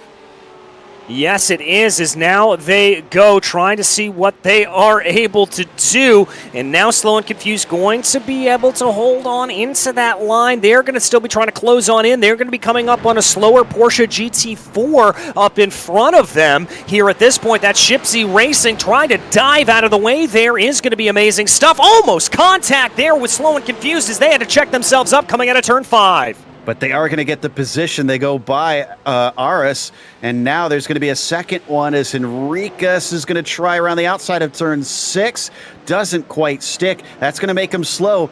And look at that. This is a father and son fighting out on track now. Eduardus and Enriquez are going to try and sort out the 10th position in GT. You absolutely love to see it here with all of them as you have father and son duking it out. But here comes the 191 down to the inside, or what will be the outside, rather. It's going to be hard to make that move stick necessarily on the 133. 133 a little bit later on to the binders. They are an Amazing Stuff. Is going to be able to hold it. Contact there between the two. That sends Aris off the course. Looks like Enriquez is able to carry on, but Eduardus gets both of them in that process. While that was happening, we had a drive-through penalty for the 245 car for an unsafe re-entry. That's the SRB Motorsports car with Kirkless in there. That little incident might be looked at the stewards as well. We'll see a little bit later on as up past the car of Shipsy Racing. RS is back on the course, but has lost a few seconds in the process. Yeah, lost a few seconds, but plenty of time for them to be able to gain them back in here as we cross over the first hour mark in this 6 hours of Road Atlanta. And now we see that battle shaking out a little bit more here as the 133 tries to be able to go. This is another battle that I've had my on. This is Locals Autosport and Alpha Esports Academy. Oh, as they try to work their way around the 255, splitting on by Locals Autosport, tries to take that as their directive to be able to move their way on by, tries to get on the binders later down into turn 10, but that's not going to play itself out. They do have a little bit more lap traffic in front of them in the form of MTS GRG, and so that's going to be maybe a little bit more impetus here for the 113. Yeah, it seems like this is the battle for second in the GT3 AMs, and they're going to get split. Great use of traffic there. The MTS GRG 202 just at the wrong place at the wrong time for Villius, and that allows Martin to get the breathing space that he needs to just kind of settle down for a second. Yeah, but I watched him there coming up through turn 3, Joe, and it really looked like he kind of clipped the grass. He's got to be careful about that, and he did it again there through turn 5. He is really hassling that car, is Loic there, just really pushing it to the absolute extremes, and I think if I'm sitting behind the wheel, it's, oh, that's cars off and around in front of them. Thankfully does not spin back across the track. That's Tramos GT4 with another bit of adventure. Let's take another look at that. Doesn't look like there was contact in there. Nope, that's just over-rotation there by the 135. I believe that's the 135. Yes, it is. Yes. That is the SR Technic 135 machine. They just over-rotated coming through the corner. I think that they brought a little bit too much speed going into the right-hander, and that was enough to be able to send them around. That Lamborghini, a mid-engine design. We've talked a lot about the pendulum effect of the Porsche. Well, the mid-engine design layouts here that you see in cars like the Lamborghini, in the Ferrari, for example, those, they have great rotation for the corners, but if you carry just the merest too much speed going through, it'll be enough to spin you around just like that. It seems like they're really on a knife's edge, these cars, in today's race. So everybody's got to really mind their P's and Q's because, as we've said multiple times, this track tends to bite very quickly. Now, they've come back together, and the fight is on once again. Just behind them, that is Slow and Confused, making it a three-way battle now. Ooh, and this is looking good for Villius. If he gets a good exit, he's close enough. He could try something, and yes, he does. Absolutely could try and slipstream past him, but so could Sergei Graboon, who is watching this all unfold in his windscreen. Yes, he is, and he is going to be very, very happy to see this. He just has to pick a lane here and figure out who's going to be the faster one through the corner, but he's going to back off a little bit there, I think, letting this battle play out in front of him in case something were to happen. Barely an inch or two of space in between Locals Autosport there and Alpha Esports Academy, but now here comes Graboon down to the inside, coming through the final corner, gonna muscle that Porsche around the inside. He's gonna be side by side now with the 113, not gonna be able to get the move done, and Discretion proving the better part of valor. He's gonna back off. That was great heads up there by Graboon, not just in backing off, but also the run off the corner. Just about had that one. Oh, it's getting tight out of turn 3. Both off the apex there from Martin and Villius. So some mistakes being made, but sometimes if you make them in the right places, your competitors still can't manage to get by. However, we saw last time it seemed like it was very good, that Mercedes coming off of turn 7. Can he repeat that here? Oh, he's going to go for the move into turn 7. My goodness, as that was just a bad run there for that Alpha Esports Academy car, and loses 2 positions in one corner. My goodness gracious. All right, so Villius now up into second in the GT3 AMS, using that slipstream from Sankas as much as he can to get away. You can see a look to the inside, but Graboon's not close enough. Same thing behind them with Martin. So the positions will stay as is. We're just past the half-hour mark, so we're getting into this race, but there's still so much of it left to go. Yeah, there certainly is, and it really is a matter here of just hoping everything can stick together. And I think for a lot of these drivers, we're now going to enter into the rhythm part of the race. Things are starting to play themselves out over the next 5 hours or so. Actually, for the next 4 hours or so, I think you're going to want to see drivers just trying to get to that final hour mark, trying to push to that end mark.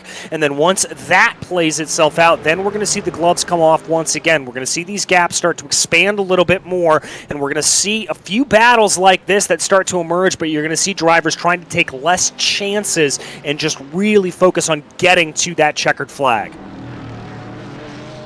That was the riding high Ferrari that was off there to the outside. They're going to be able to return to the track, looks like, without incident. Going to take a look. They've been the only Ferrari taking part for pretty much the entire season. Wow, that went wrong in turn 6. And the speed just carried them all the way to the outside. Managed not to hit the wall, thankfully, and then keep going.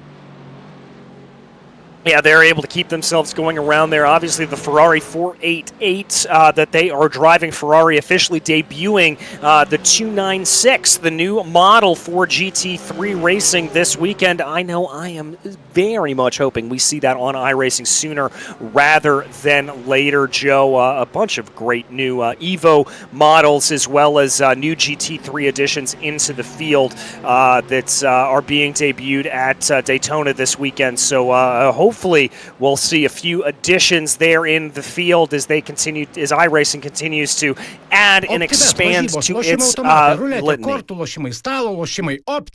OPTIBET. Dalyvavimas azartiniuose lošimuose gali sukelti priklausomybę. The passion for automobiles is what unites us. Enter the OBS world, the metaverse for true petrol heads. The world is changing now. It's high time to be part of this momentous transformation. The metaverse is the technology's next big thing, and it seems like it will stick with us for good. Finally, a new digital world emerges, giving us endless possibilities to fulfill ourselves, meet like-minded people, play games, and earn money. The OBS world is a place for everyone, where all automotive enthusiasts can live their passion in diverse ways. Build your garage. Spend time with friends, display your car collection and other NFTs, and host free or paid events in your garage. Enjoy using cars. Collect, customize, and sell cars, and use them in games and sim racing events. Host and join events. From private garage meetups to world-renowned car shows, everything is possible in the OBS world.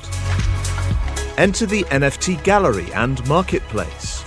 Buy, sell, and trade unique NFT assets, from cars, garages, and car elements to art and digital avatars.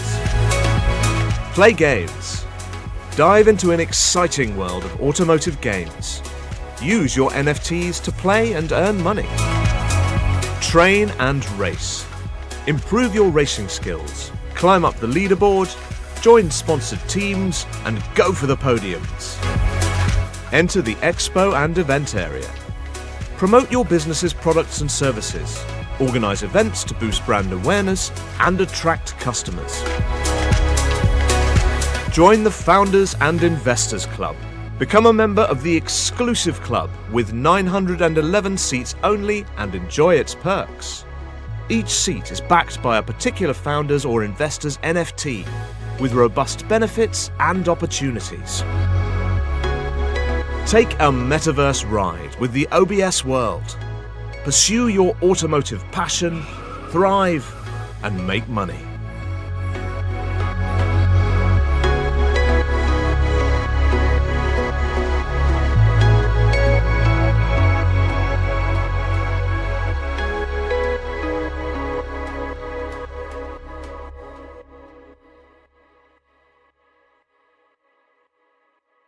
OPTIBET, lažybos, lošimo automatai, ruletė, kortų lošimai, stalo lošimai. OPTIBET! OPTIBET! Dalyvavimas.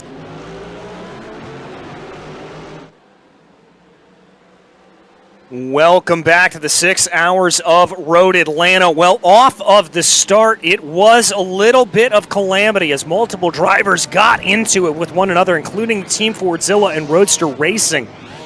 And a big stack up starting to play itself out over the rest of the field. Many of the field involved in that. But up at the front, it was the Team Fordzilla 66 that looked like they were starting to stretch their legs. Then, unfortunately, it came back to bite just a little bit as the yellow flag flew, and they were forced to grab into their lead. But there we take another look at that big incident. Roadster Racing disconnecting from the session with massive damage. Team Fordzilla, number 98, able to avoid most damage, but certainly falling back down through the order. They had to work their way back up through the field, but now they currently run in P2.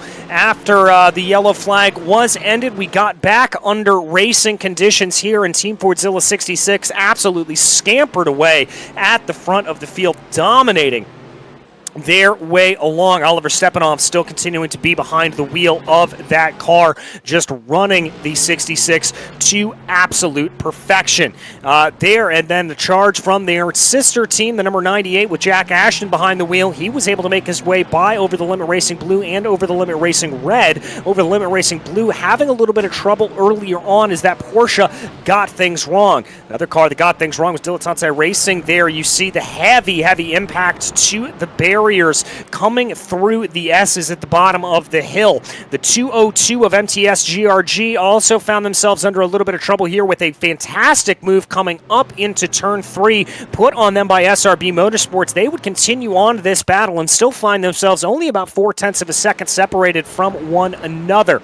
And then as we come back to live pictures here, we see your race leader working their way by the battle that we were following a little bit earlier with Locals Autosports and Slow and Confused working their way along. But Joe, as of right now, my big story that I'm keeping my eye on is the fact that we've got drivers coming down into pit lane here as it looks like the second round of pit stops starting to begin.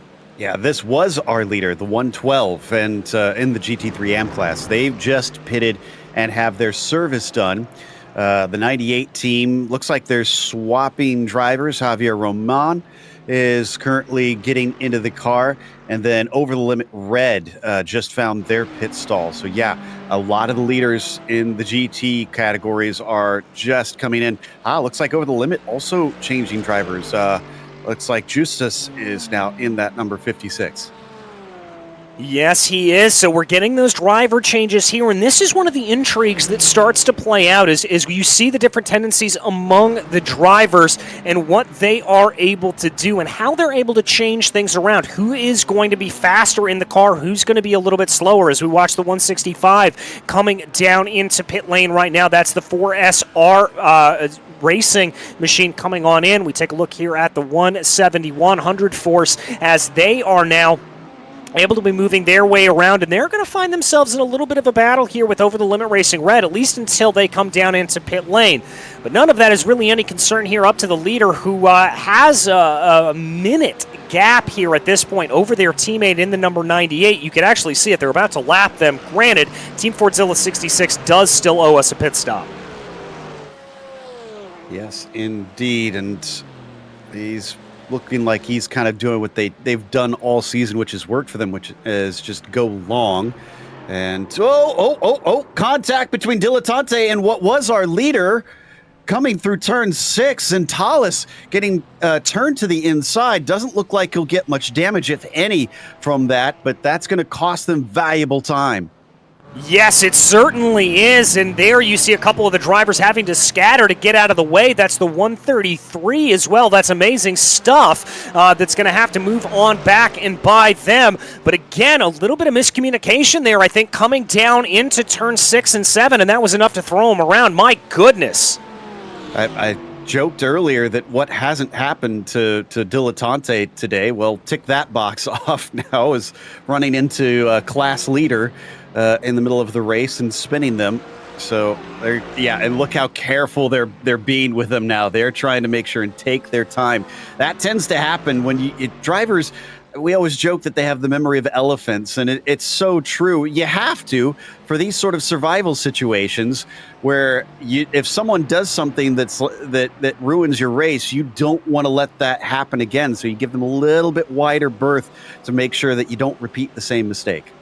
Yeah, exactly. You just kind of make a mental note of where that happens and give them plenty of berth so you don't have any of that coming together yet again. As very unfortunate there for Zentalis is I'm not sure how that's going to shuffle him out once pit stops conclude here at this point, is it does look like that RK Foundation machine finds themselves in 3rd place in the GT3 AM category.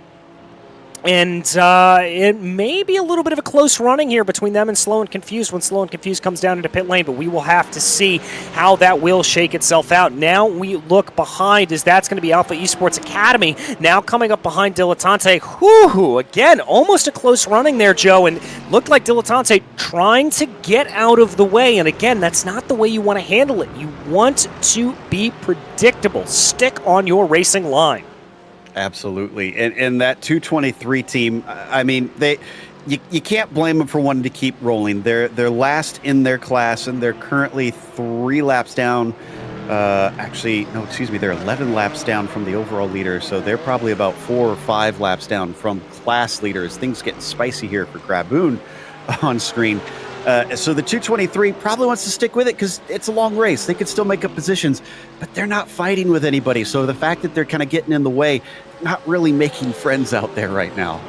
No, they're certainly not, and especially if you are one of those slower class drivers that's having a bad day, you kind of want to make friends and let it be known that you're a driver that's going to be easy and good to be able to get around. As here comes Graboon down into pit lane. That is your leader from the GT3 AM category, bringing that car down into the pits. I can also tell you your overall leader is going to be coming down into pit lane as well. We now take a look, though, at the 112 RK Foundation. 100 Force also coming into pit lane as RK Foundation tries to work their way by the 133. Amazing stuff, Porsche. They're down in 16th overall. That's going to be a lapped car, and I think they should break a little bit early down into this braking zone. Indeed, it looks like that's exactly what they're going to do. They are able to get their way around, and now my eyes are going to be on where Slow and Confused is going to come out in relation to RK Foundation here. Remember, RK lost a lot of time courtesy of that coming together.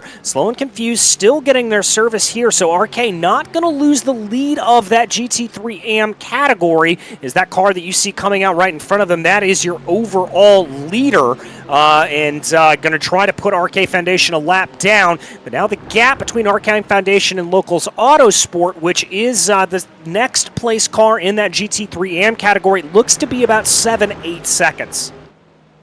Yeah, it's interesting. I expected RK to actually lose the lead there because of that incident, but for some reason it seems like Local Autosports and Alpha Esports Academy were not able to capitalize. They're behind, not too far, but still a lot farther than any sort of gap I would have imagined happened. So not sure if they also had their own issues, or if I'm checking the times to see if they had longer stops potentially, because it could have been tires that made the difference. But for some reason, the 112 seems to have dodged a bullet, and they still got that track position.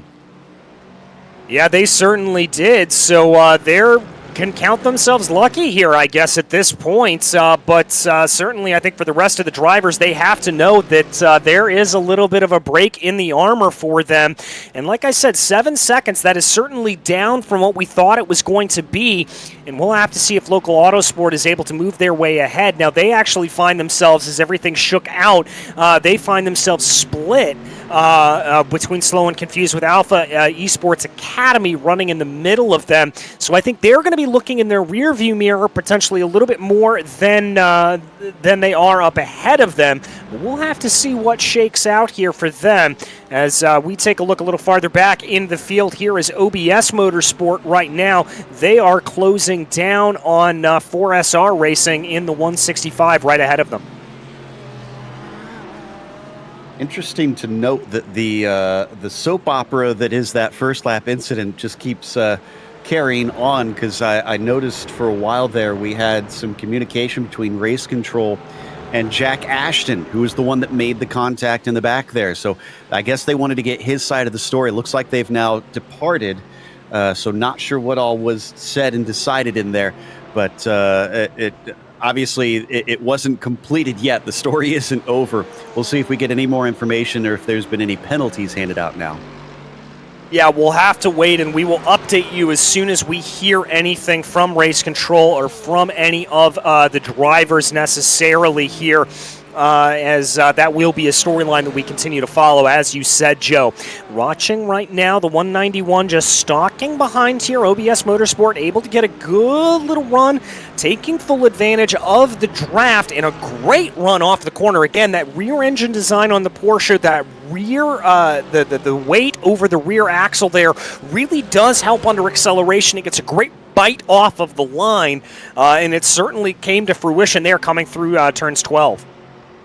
4SR with Galkas in the machine right now, trying to hold on to this 11th position in the GTs. I believe this is going to be about 6th that they're fighting for in the GT3 AMs. Actually, it looks like 7th place, yeah, as Klepikas currently scored in P8 in his class. He'll just breeze on past the 50-50 Racing Team car, who stays out of the way for them, and down into turn 6.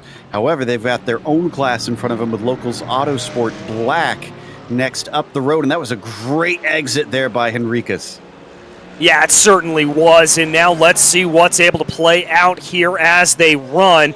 Locals Autosport Black, as you said, up ahead from them. That's going to be a little bit of a draft there for the 165 that I think is going to be able to keep them at bay. Yes, it is. Just for now, that's going to be able to keep them at bay, and that Porsche is going to have to stay behind. We're going to go back and take a look at a replay here. Oh, is the 244 Tramos GT4 as courtesy of some lapping traffic. That is a heavy impact into the outside barrier. And in fact, are they stuck? Because they're stationary right now. We might have a full course yellow coming, because you can see them trying to get it going. If we come back live, they're stuck on the outside. There's no way they can get marshals out to there. I got to suspect they're talking to race control right now. So be prepared for everything to get packed up once again. And unfortunately for a lot of cars, we only have 3 cars on the lead lap. So there's going to be a number of people trapped a lap down. And that's not what they want to see, but I'll tell you who does want to see a good move. Here we go, as just as the yellow flag flies, shades of Paul Tracy, the 191, able to get on by OBS Motor, over to get by 4SR Racing as the yellow flag flies. I wait the day that you share a booth with Paul and you accidentally bring that up with him around. Oh, man. Okay, so, yeah, this really mixes things up. We still need a pit stop from a few different cars. Alpha Esports Academy still needs to put one in because they were one of the earliest, although that was 12 laps ago, so I guess they don't really owe us one. They could try and come in here because they're on a bit of a different strategy from everybody else, and they're already a lap down, so we'll see how they play that. As for the GT4s, they probably are going to see some wave arounds for them if we get a few of them trapped between the pace car and their leader, as they're going to get waved by most likely. But things are all mixed up. There's a number of different strategies. They're kind of stuck in the middle here, so it could go either way on how you try and play it on this one. I'm very curious to see what happens strategy-wise with this sudden call, because this is just an awkward place for the yellow to come out. Yeah, that's exactly what I was thinking here, Joe. It's right in the middle of that strategy window, and it kind of throws everything for a loop. Now, you know, we're looking at about 30 to 35 minutes on a tank of fuel here. That's about what they can run, maybe pushing up to about 40 minutes or so. And so right in the middle of it, I think you've got enough time in the race. I think if you're not involved in necessarily a pitched battle, I would certainly think about coming on in, getting that top off, and being able to go on a little bit of an alternate strategy and maybe hoping for another yellow flag to be able to come and get it. But we're going to have to see what these drivers decide to do. This is the moment, these are the moments that things get really, really interesting when you talk about that strategy, and I think we're going to see probably a pretty big divergence in strategy here. Either that, or you're going to see one driver make a peel down into pit lane, and everybody's going to come down into pit lane. Now, the biggest thing here that I think everyone's going to be watching is what does this Team Fordzilla number 66 do? Does our leader decide to come on down into pit lane? Obviously, pit lane, I don't believe, is open on this lap as everyone gets reformed back around. But if they decide to come into pit lane, I think the majority of the GT3 Pro and AM field will want to stay out because that means they can get their lap back. You're right. Pit lane is closed, so that's why we're seeing everybody stay out this time. Also, worth noting that it looks like the stewards are looking into the incident that the 112 had with, I think it was it Dilettante that they got into? Yeah, it was Dilettante that they got into. And now, the amazing thing in all of this is that Roadster Racing is our first DNF, and Tramos GT4 hasn't officially DNF'd. They're in pit lane getting repairs. They might come back out. We'll see what the situation becomes. But we've only had, officially, one DNF out of this 30-car field. Well, I've got to think here, Joe, that we may see a second one out of Tramos GT4, because if that car was unable to move, that would indicate to me that there's suspension damage on the rear of that car, and so that means as a result, there's going to be some pretty hefty problems there, and that's not exactly a change you can make in a couple of minutes. A suspension change, a complete rear axle change is probably going to take the better part of 30 to 40 minutes if you can even get it fixed at all. Exactly. So it's going to be a long wait. But again, with Dilettante still out there, it could be that if the car runs good enough, they'll try and get back out there before or around that 223 and then keep racing because they don't want to wind up last on the field. We'll have to see. It's all kind of unknowns. It's all speculation at this point. And regardless, it's still very early. So it's good to see that the attrition hasn't been all that big, despite some pretty big incidents. Yeah, we really have had some pretty tough ones, and really, if you compare that to Imola, where the incidents were relatively few and far between, it just goes to show how difficult this Road Atlanta circuit is. I mean, we often think of Imola as one of the toughest tracks in all of the world to try to handle, and you know, Road Atlanta certainly proving its mettle here today. But now here comes the real question point. I believe pits are open this time around, so let's see what everyone decides to do. Looks like our leader's going to stay out, and it looks like the majority of the field going to stay out as well.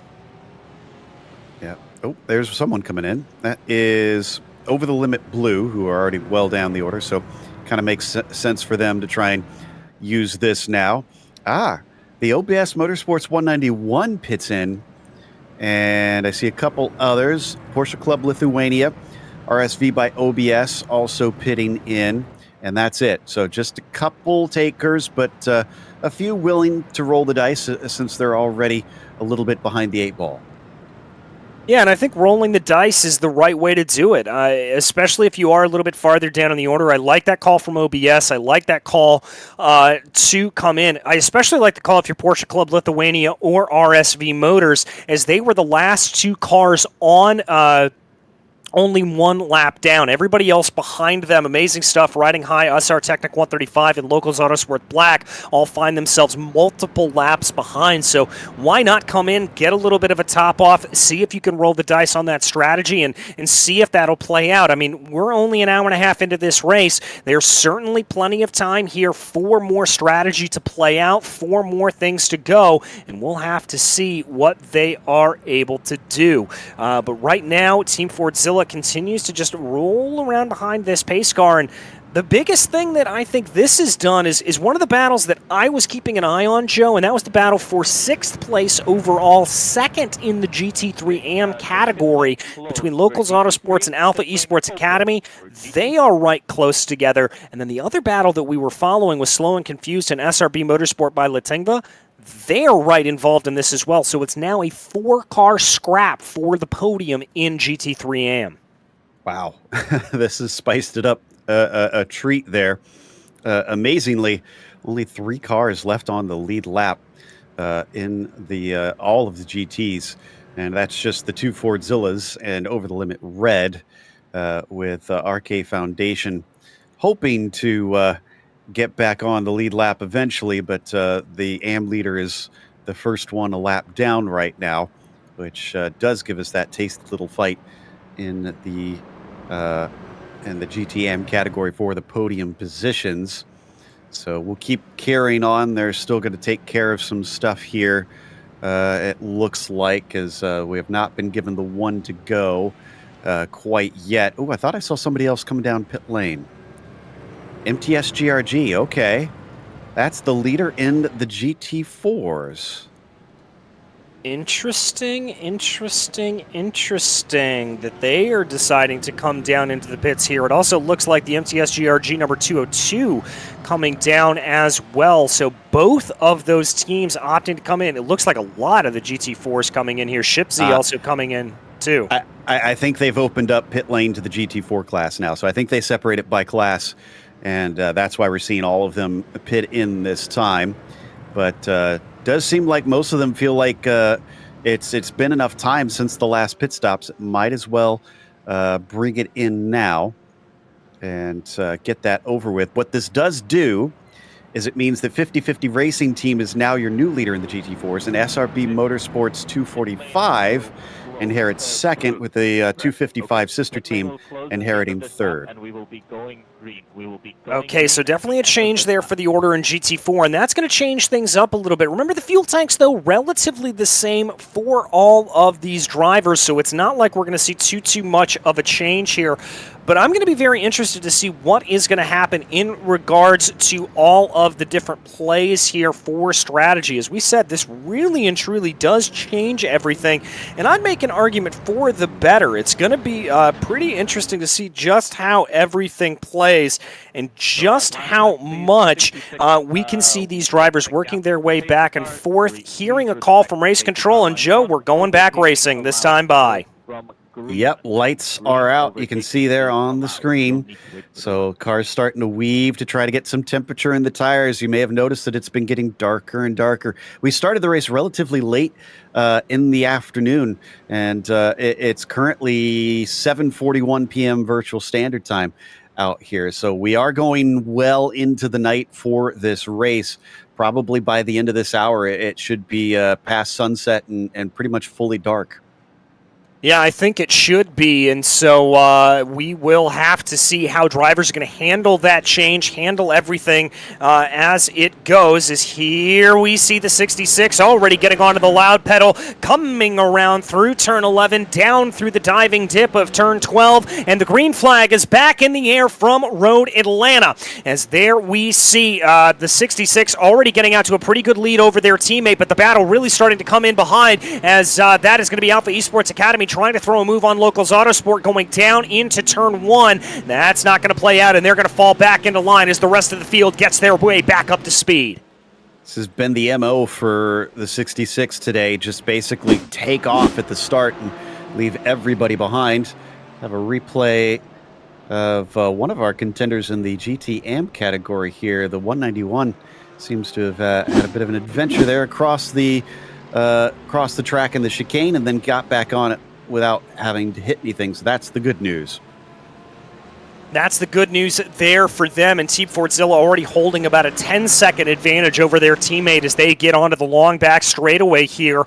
As we look down the rest of the field, that long snake beginning to work its way down through the order, trying to see what anybody's going to do. It also looks here like RK Foundation under a little bit of pressure from Alpha Esports by G Performance, but the big pressure coming in behind from some of the other drivers. There we look through the order. That is the 112 RK Foundation, and Alpha Esports by G Performance. This is a multi-class fight right now. Alpha Esports, remember, is one of those GT3 Pro entries. Now, granted, they are trapped a lap down, so they really have to try to hustle here to make anything back. And there is some reason for RK to keep them behind them, because they act as a buffer. Now, the 113 with Locals Autosport is a decent ways away from them, about 3 seconds back, it looks like right now. So they're not exactly a huge threat to them, but he'd always rather have that car between them than having to worry about their direct rival trying to close up and being able to pass. They have to pass that number 7 to get by the 112 in this situation. Now, that said, the Alpha Esports car probably doesn't want to stay there, and they don't appreciate being used as a pick, because they're fighting with, like you said, trying to get their lap back and catch up to their own class. Yeah, that's what they're going to want to do as much as possible. But I got to tell you, this battle is really coming on fierce and fast a little bit farther back in the field. You can see it there on the back of your screen. That's Locals Autosport, Alpha Esports Academy, and one of the Porsches there trying to be able to get out of the way. That's the 133. Amazing stuff. Is there a little bit of a dive to the inside for Alpha Esports by G Performance? Yeah, they're not waiting around here, Joe. They want this position. They want to be able to try to unlap themselves if at all possible, but it looks like they are just coming up short here. There's nothing that in the rules that forces that 112 to pull aside and let them by. They're allowed to fight for that overall position. It's just with the point situation, obviously, they're not making their rivals happy. Is that Dilettante again? Yeah, and I can't tell if that was maybe just a little bit too much speed coming through the corner or if there may have been a little bit of net code there on the 223, but one way or another, they were facing the wrong way coming out of turn 7, so that's not going to be the best run for them. Looks like RK Foundation's been able to buy themselves a little bit of breathing room here at this point, as here is that big battle I was talking about, as drivers try to move their way forward, trying to steal a little bit of the draft there. I love that from 100 Force, trying to steal that little bit of the draft from the 133 so they can move themselves ahead, trying to see what they are able to get here at this point. Slow and Confused going to try to go down to the inside. We're 3 wide coming down to the braking zone into turn 10. Slow and Confused backs out of it as their Team Fordzilla, the number 98. That's the second place car trying to piece their way through this as well. Yeah, it was amazing stuff that was to the outside. That was a lapped car, so that one wasn't for position, and that's why they braked so early. They didn't want to be the deciding factor in this one. Another little peek from Slow and Confused. Graboon kind of trying to recover here and get back up to fight with the front runners. But, man, great heads up by everybody involved in this situation. Oh, we got another caution. Yes, we do, and it looks like MTS GRG may be at fault for this, as I see them currently listed as off track, the 202 for MTS GRG. I should be very clear about that. I believe that's what it is, and indeed, we take a look here. Turn 5, getting it wrong, hard into the barriers there around the outside, and that, I think, is what it is. I think they're stuck in the barriers there, Joe.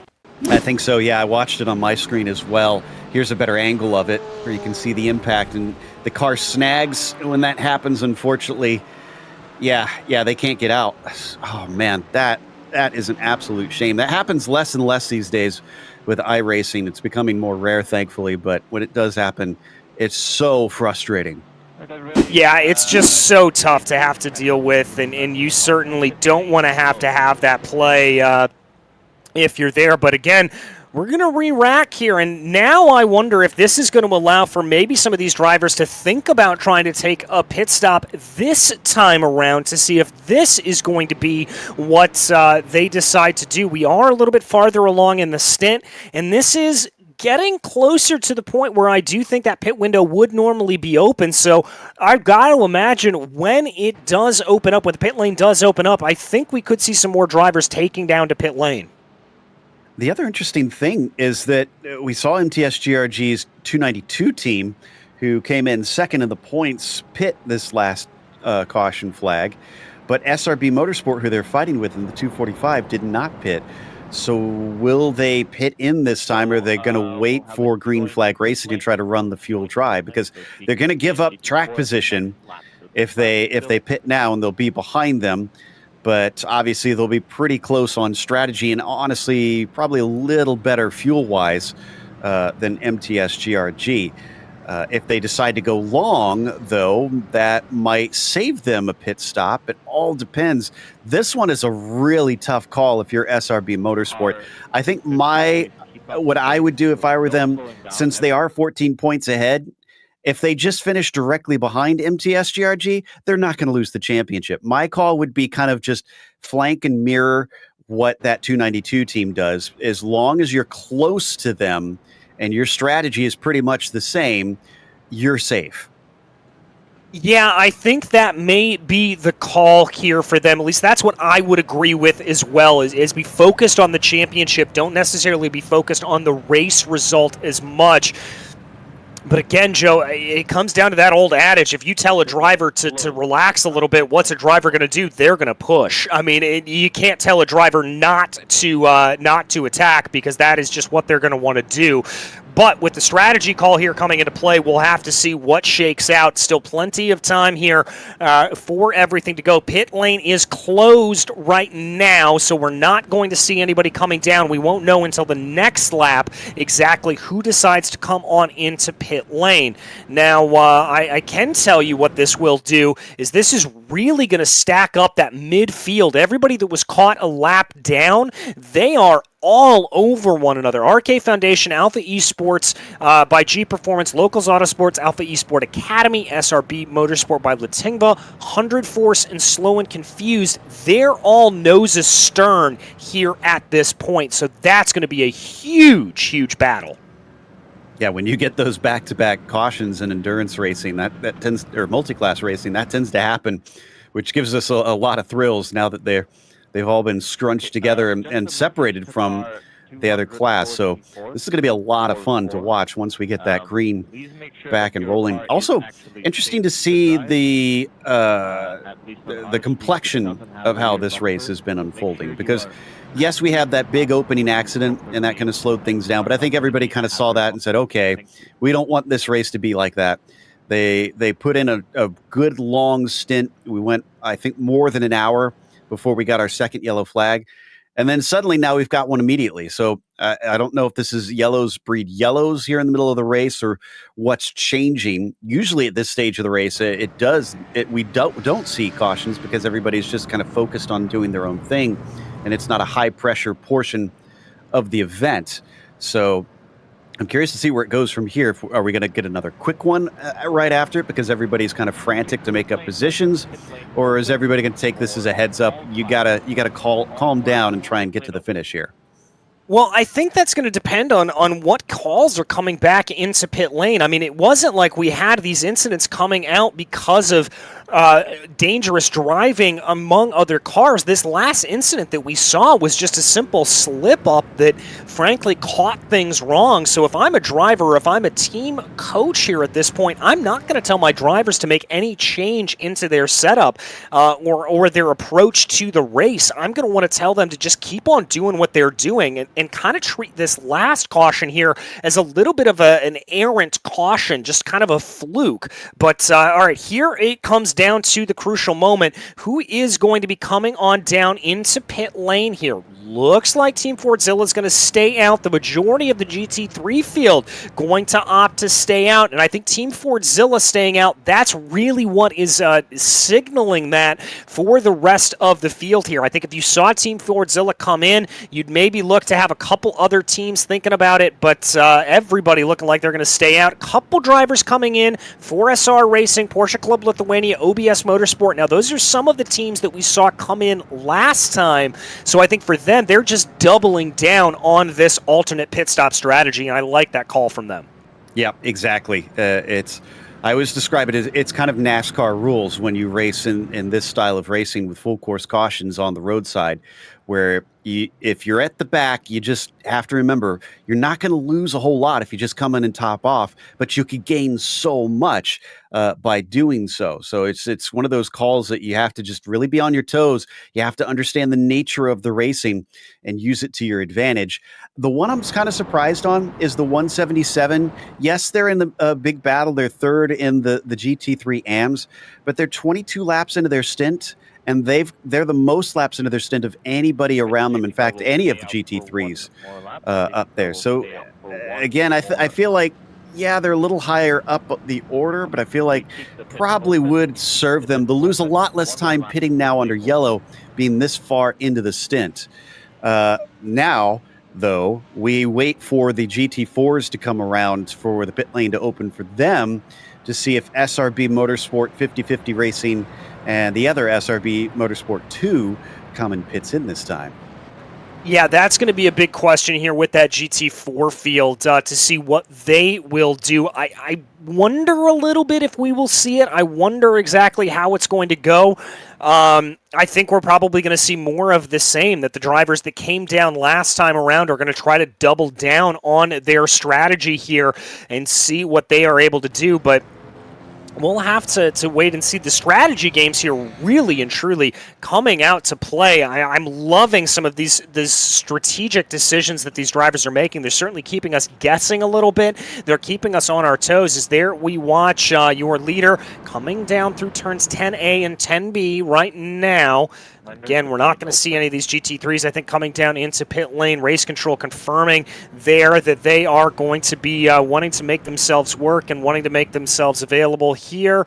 Looks like OBS Motorsport just now coming out of pit lane on the pit lane exit. Not sure what was taking them so long. Is now the GT4 field is going to be cycling by pit exit, or pit entry rather. So let's see if anybody decides to come on in. No, none of them that I'm seeing are pitting into the GT4 class. Interesting. Okay. MTS GRG's 202 has been in there taking repairs, but that's because of their big incident. That was a massive hit, so I'm not expecting them back out very soon. Tramos GT4 also in there. Remember, they were one of the ones we weren't sure if they were going to wind up DNF'd or not. They did get back out on track, but they've come back in and are taking further repairs since they've got a caution that allows them to do so. Yeah, I think that's a good call as well. If you've got some damage that you need to get taken care of, might as well go in, get it taken care of now under yellow, and just try to get that car handling a little bit better. I mean, they are, by my timing screen, 17 laps down here at this point, so I do applaud them for continuing to work their way around. And officially here, only one DNF still on the day, and that being Roadster Racing, lost in that first opening lap melee. And so certainly here we're seeing good levels of attrition despite the several cautions that we've had early on. Kind of what you want to have happen here in an endurance race such as this. I certainly do like to see that. And I do believe, Joe, if I take a look at that Porsche pace car, lights are off. We're going back to green flag racing. Yep. So here we go once again with quite a bit left. 4 hours, just over 4 hours left to go in this race. Just about a third into it. I love that shot of them all weaving to try and warm up the tires. It's still at only 71 Fahrenheit currently on the track surface, so they need some temperature in to get those really going as quickly as possible. Also, the brakes have cooled off, so the brakes don't work as well in iRacing, just like in real life, until you get them up to the specific temperature they're meant to operate at. So you might see a few guys who are savvy enough to drag brakes, but right now it looks like Fordzilla is going to out-drag everybody on the restart.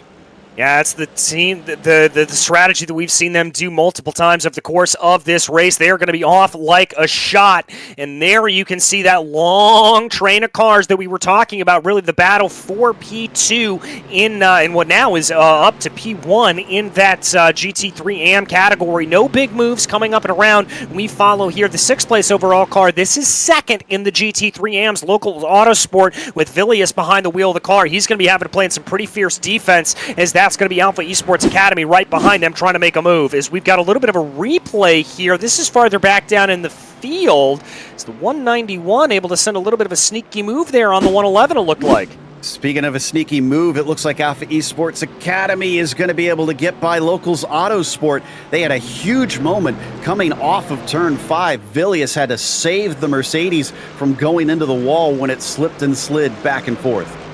Yeah, able to catch that car there, able to keep everything together. Now as we watch right now, coming down the back straightaway, who's going to have the best run here? It looks like that SRB Motorsports by Latingva car thought about having a little bit of a move. Zelenkus behind the wheel of the 181, not able to get the move done, but he's still going to be trying to push ahead here a little bit more. Now as they come down through the corner, here we're going to take another look at the replay here. This is coming down into turn 6. A savvy move there by the 177, that Alpha Esports Academy. That was the swap around for P2 in that GT3 AM category. Here is going to be a little bit of a move. Oh, hip check there for the 292. That's MTS GRG, and they're going to find themselves pointed the wrong way.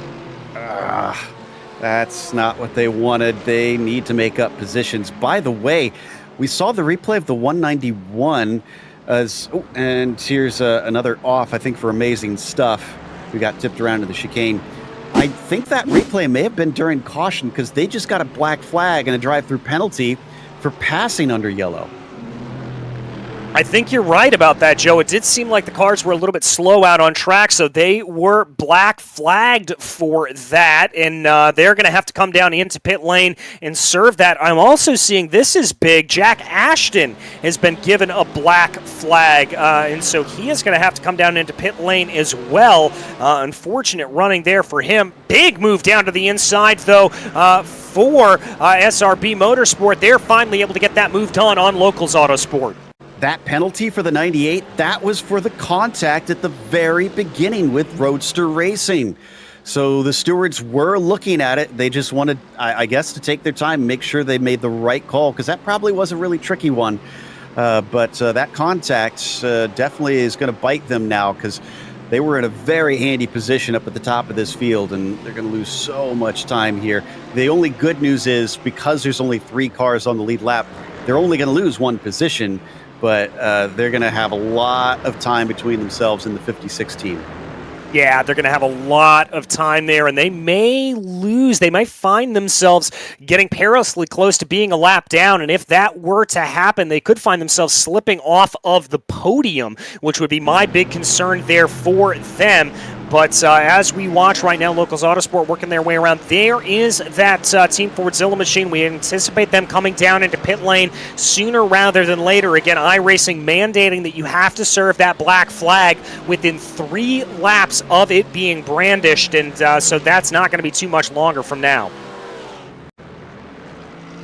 Yeah, so he's probably going to have to come in, and considering they've all had chances to talk to the stewards, I don't think there's going to be much chance to reverse these decisions. Yep, there he is right there. So looks like Ramon's going to serve it now. And remember, they wanted to even talk to Jack Ashton, who made the contact initially. So they really did their due diligence trying to study up at what exactly happened. Speaking of which, what happened here with our Lambo trying to go past 50-50? Well, you got to make a decision eventually, and he did not. Yeah, and again, they're just getting out onto the grass and trying to jerk the car back across. That's going to be enough to be able to send them spinning around, some hefty damage to the front end of that Lamborghini. And they're not in the best position here. They are farther down in the order, as there we see Jack Ashton serving that penalty. No concerns, though, for his teammates. It is still Oliver Stepanoff behind the wheel of the number 66, as he has already pulled out a 10-second gap over the limit racing red. Now, he did have a couple of cars in between himself and that red Lamborghini, it has to be said, but not exactly the way that I think Over the Limit Racing Red would like to see this gap going. They'd like it to close down rather than expand here.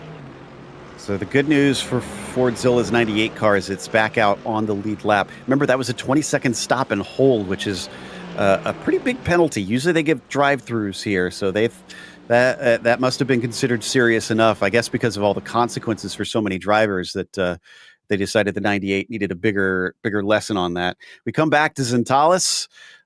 Looks like RK Foundation not that far ahead of the 177 now that they took that second spot away a little bit earlier. We saw that great move. They got to start being a little bit concerned. They still have the number 7 between them in overall position. So that's the good news there, because that is still Jobling there between them that you see on screen right now. But I'm starting to get the sense that the 177 is pretty fast. Oh, maybe not. They're side by side right now, and actually they got bumped back down to third. OBS Motorsport just re-overtook them, and they're battling right now down the backstretch. I know we don't see it on screen. Is a big moment there behind them. Over the limit red, just behind the BMW of Maynard, having to really try and keep the car under control. Yeah, really having to keep that car under control, flashing the lights to make sure he knew he was there, as Maynard is now having to get out of the way there. I believe that's the Over the Limit Racing blue machine as they come down on and in and try to get their way on through. Slow and Confused now coming up behind this battle as well. Slow and Confused is going to be a lap up, though, on that Over the Limit Racing blue car. And here is that battle that you were keeping your eye on, Joe. Zelenkus and Loic Martin, the battle that we see on screen right now. Obviously, that SRB Motorsports car, here's the replay. I mean, just surprised him. Stuck it down the inside when he got a little bit of a better exit. But look at this. Watch this switchback. Comes back on him, gets the better launch cutting underneath, and it carries on all the way down to the chicane. Just an absolute drag race between the German marquees as they continue to go. And there you see eventually the Mercedes able to pull out ahead, able to get that to go. And so that's going to be good running there for them. We focus back in now up on Zentilis here in that second place right now as he continues to try to work his way around. Tries to go. Little chatter there from race control. Not entirely sure what they're saying. Yeah, I thought it may have been something to do with positioning. I'm wondering if someone is being told to give the spot back. We'll see. But I didn't fully catch it either. We'll try and see if we can get clarification if there was any special instructions being given. Meanwhile, Zelinkus here still in that second spot, or back into that second spot that he had lost a little bit earlier on. SRB Motorsports by Lent Vega starting to see the little trimmings on the car lighting up here at night. That'll be especially useful for us trying to identify these things as it continues to get darker and we can't see much of the liveries here in the night of Georgia. And look at that, 30 more seconds, and we've already completed 2 hours of this race. Look how the time flies when you're having fun here, Joe, as, we are getting closer and closer to that point here at this moment when we will be a third of the way down in the race. Still plenty of racing left to go here, as we've still got about 4 hours left to run in the 6 hours of Road Atlanta, the finale of the OBS World Endurance Cup powered by OPTIBET. As they continue to go, we watch right now SRB Motorsports Lent Vega as they come down to the inside there of one of the MTS GRG machines, able to work their way around them right now. That's going to clear on by as here they go, and they're coming down into pit lane. That's going to be Alpha Esports Academy making their pit stop. Remember I said they were one of the ones that had pitted much earlier than their rivals. Ooh, down into turn 1. That can be sketchy stuff.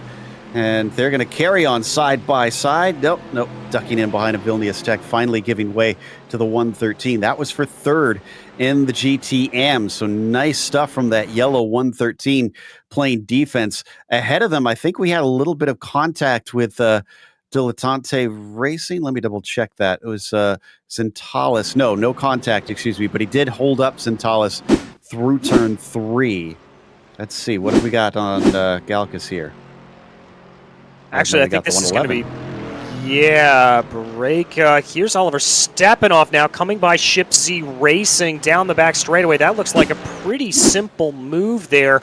Not sure exactly what that was, but a little bit of ducking and weaving here, bobbing and going, as now we have this Locals Autosport machine under pressure here from the 117 Transport Engineers, thinking about a move down into turn 10, but that's not going to play itself out. We are officially over the 2-hour mark here, as Locals Autosport's going to try to keep that 117 behind, but I think that Porsche's got a lot more speed, and they are going to have to try to see what they can do to keep them behind. Oh, he's got a good duck to the inside. Down into turn 1. He's got a nose ahead. Yeah, I think that was the wise thing by Villius to give that one up. That's over the line blue, so that's not their concern. They're many laps down, except they're going to take the racing line away down through turn 3. And unfortunately, that does put them out of touch with the 117 now.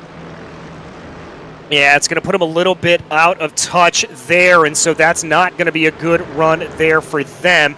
Let's wait and see, though, if they are going to be able to hold in behind. That, of course, being the over-the-limit racing blue car right up ahead of them. Yeah, just losing a bunch of time there as a result of that slower traffic. Villius just, I think, needs to try to get on by.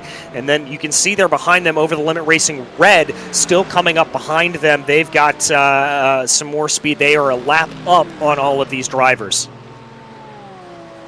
More action down into the chicane. And, yeah, still really hounding Jobling. Poor Jobling and Spetjens before him have just been stuck amongst cars that are not in their class for pretty much the entire race. They haven't been able to race anybody within their class. They've just been trying to play catch up the whole time because of the wreck at the beginning. And to their credit, I mean, top 5 overall is a good recovery, but I'm sure they'd rather be close enough and on the lead lap that they're vying for not just a very simple 4th out of 4 still basically on within 1 lap to go. They'd rather be on the same lap as Team Vordzilla and over the limit red trying to fight for those spots.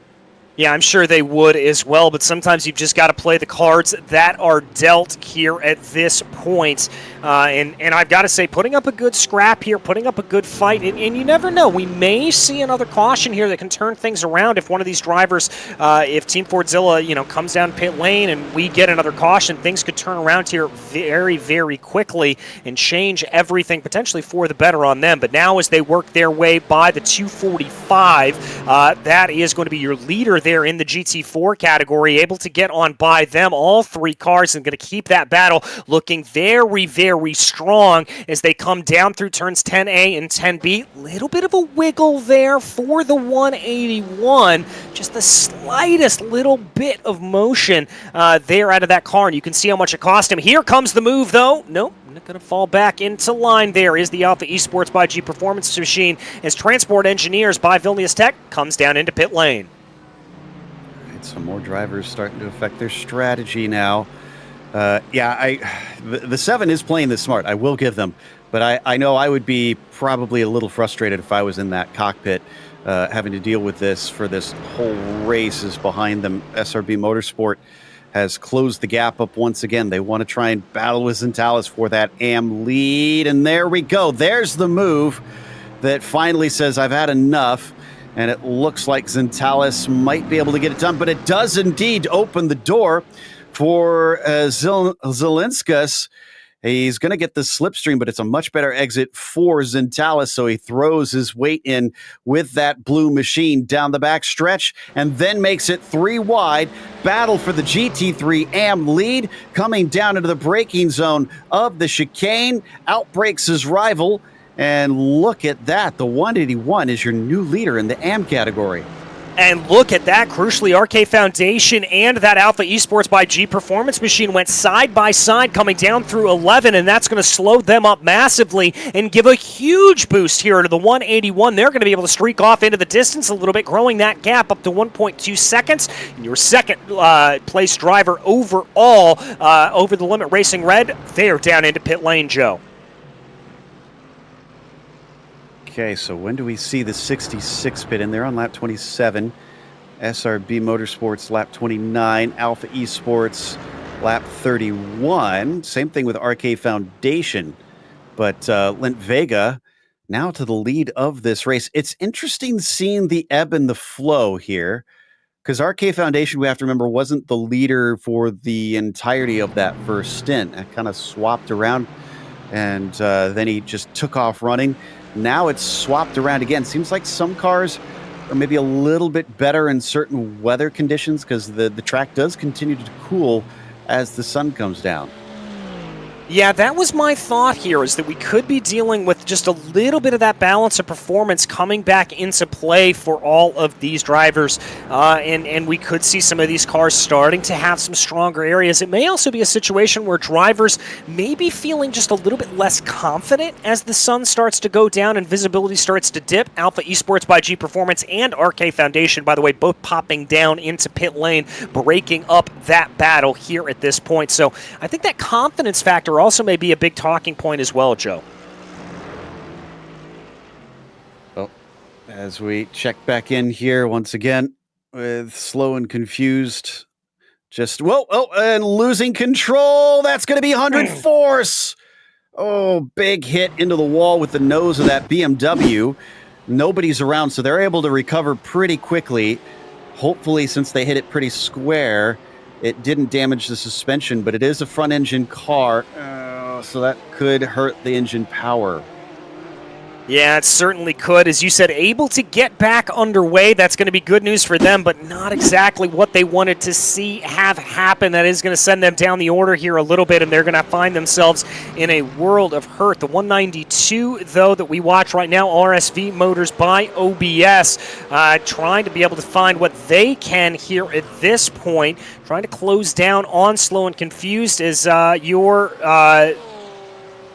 third place Team Fordzilla Machine now coming down into pit lane. I know they served their penalty. They didn't take their take their stop. Yeah. Okay. They're not allowed to. If you have a stop and go, you can't do service on the car. You got to take your lumps and then go back out on track. So this will put them a lap down now, and actually send them back to 5th. It looks like 6th make that, as Slow and Confused just went by. So that is actual track positions, like overall positions on course, which means that, again, those cars that they have to overtake, which will eventually have to pit, admittedly, have no obligation to pull to the side. So if Fordzilla's 98 car is faster than them, they're going to have to just overtake them legitimately. Yeah, they're just going to have to do it out on the track here, I think, at this point. And I wonder if we may see a little bit of team tactics between the two Team Fordzilla machines, but that's a little bit to be decided later on in the race, I think. We'll have to see what it shakes out to. Maybe Team Fordzilla going to hopefully not put their teammate fully a lap down if they can avoid it once they come back down into pit lane, as we are still waiting for the pit stop here from your lead car, the number 66. As they are on lap 30 of their stint here at this point. The longest we're seeing anybody run, though, is the SRB Motorsports by Lent Vega, as that's going to be about a 32-lap stint here, as Locals Autosport also working on lap 31. They're going to be down into pit lane, so that's going to drop them down through the order here as they come into the pits. A little bit of side-by-side once again, and this looks like the run down the back stretch here. Kind of swap and try to use the slipstream. Oh, but he's blocked in. That is Zentalis, who has no place to go, trying to overtake the G Performance number 7. So looks like for now he's going to have to sit and wait patient just because of that other lapped car in the way. Yeah, I think that's exactly what he's going to have to do here at this point, is now we wait for the rest of these pit stops to fire off. For the last few drivers, it really looks like SRB Motorsports, Island Vega, and Team Fordzilla, the only two that owe us a stop. It was still going to be side by side here as they come up through the corner. Not going to work out there for the BMW, it looks like, as Alpha Esports by G Performance trying to do anything they can do to get by Transport Engineers here at this point, as they're going to work their way down the hill, and they're going to go into single file order as they run. And we are going to be a few moments away from taking a quick break here for the OBS World Endurance Cup, sponsored by OPTIBET. Again, my name is DJ Clark, joined here in the commentary booth by Joe Peak, and we will be stepping away for just a quick few sponsor messages, but do not worry, we will be back with the conclusion of the race here. The final 4 hours of the 6 hours of Road Atlanta will be coming up in just a few minutes' time.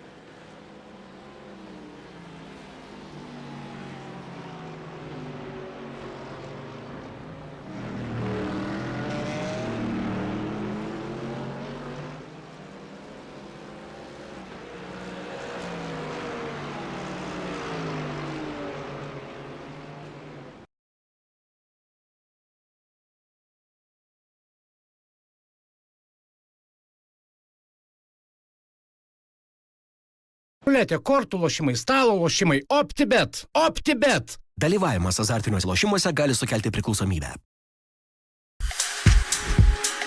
The passion for automobiles is what unites us. Enter the OBS world, the metaverse for true petrol heads. The world is changing now. It's high time to be part of this momentous transformation. The metaverse is the technology's next big thing, and it seems like it will stick with us for good. Finally, a new digital world emerges, giving us endless possibilities to fulfill ourselves, meet like-minded people, play games, and earn money. The OBS world is a place for everyone, where all automotive enthusiasts can live their passion.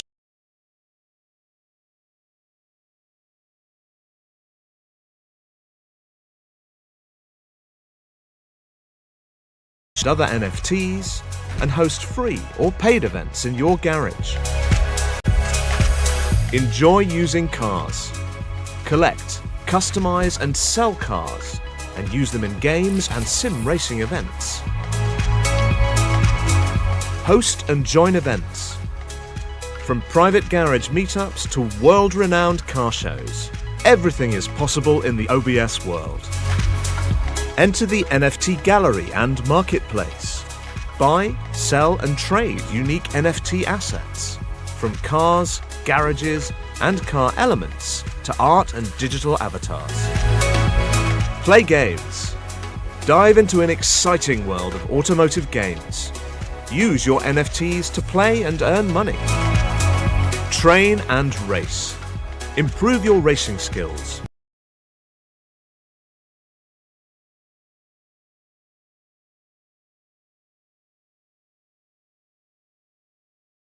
Products and services. Organize events to boost brand awareness and attract customers. Join the Founders and Investors Club. Become a member of the exclusive club with 911 seats only and enjoy its perks. Each seat is backed by a particular founder's or investor's NFT with robust benefits and opportunities. Take a metaverse ride with the OBS world. Pursue your automotive passion, thrive, and make money.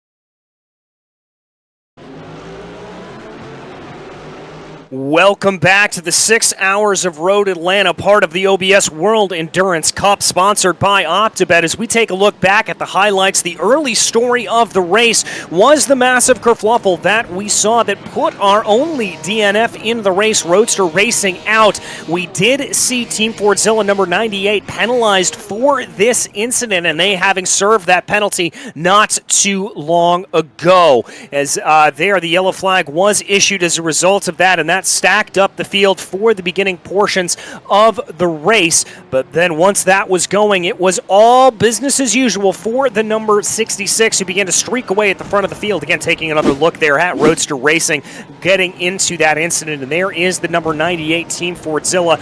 They did indeed have their penalty, which was served not too long ago. As once the race was restarted, we saw some very fierce battles start to be able to scrap themselves out through the rest of the field. But Team Fordzilla in that GT3 Pro category, absolutely of no mind. They have run away at the front of the field and currently hold about a 20-second gap over their rivals over the limit Racing Red. Jack Ashton had to make some work up after that early lap incident, but he certainly did just that, moving up into P2 in the field, and then again having to serve that penalty, finding him fall back down to third place. It's been a tough day out there for Dilettante Racing, which was really all precipitated by a big impact down through the S's, the front end of that Porsche getting the wrong way around. Then for the 202 there, you can see them into a very fierce battle. The move of the race for me thus far, with SRB Motorsports going to take the lead there of the GT4 category, moving their way to the inside line through turn 3. Not something you see every day. Then it was the 191 that had a little bit of trouble here coming up through turn 5. A spin around there. They were able to catch the car and get it together and not have any more damage, but certainly sent that 191 a little bit farther down in the field. We then had a big impact here for the Lamborghini here that you see on your screen. That, of course, being the SR Technic 135. They were able to avoid major damage, but they would get a little bit more later on. The 244 for Tramos GT4, a hefty impact there into the outside retaining wall on the exit of turn 1. That would bring out our second caution of the day, as they were unable to move on after getting into that contact. That caution period stacked the field back up. We had a couple of drivers and teams opting to take a little bit of a gamble, but not too many. Dilettante Racing, we said they had a tough day. Well, they got spun around again. They're making contact in the 223, having to loop themselves around through the exit of turn number 7. Then it was the 202 MTS GRG that got stuck in the barriers on the outside of the circuit that brought out our third caution of the day.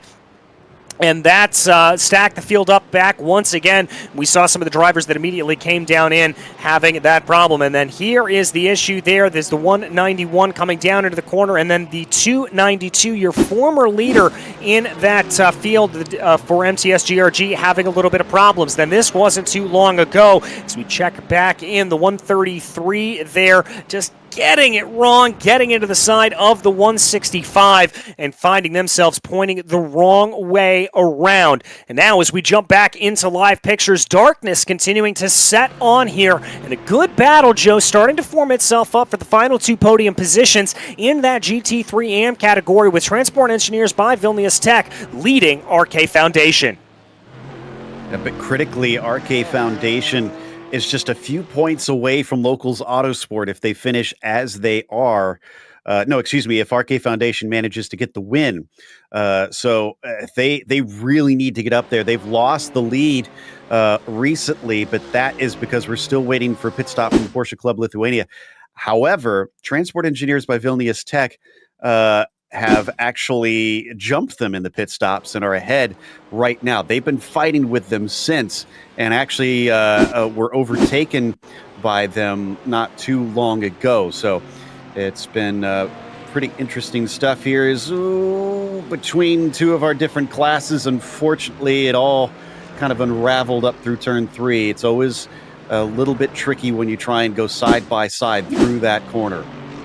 Yeah, it can always be a little bit tough there as you do it. And there you see, as it looks like that Lamborghini SR Technic 135, they've had a rough day. You can see all the damage there on the front of that car. Looks like they were sent around. And the day continues to be tough here for Dilettante Racing, getting things wrong coming down through turn 1. Thankfully, they're going to avoid the barriers, but their day just continues to go downhill here at this point. A very, very tough day. What was that? They just got hit just now. They went off course once again, and Jobling in the number 7, who was trying to get back on the lead lap, just made contact with him. They underestimated the grip on that outside line, and poor Jobling, who thought they were going to stay on the right side of the track, veered to the left at the last moment, and that sent them in an exact T-bone into that red Porsche. Oh, that poor car. They find themselves, by the way, in 26th overall right now, and I believe down in 6th place in the GT4 category here at this point. At least they're able to keep rolling, and everything will not be for naught. They'll hopefully be able to gain a few more positions here, maybe as a result of a little bit of persistence here as the time continues to tick on.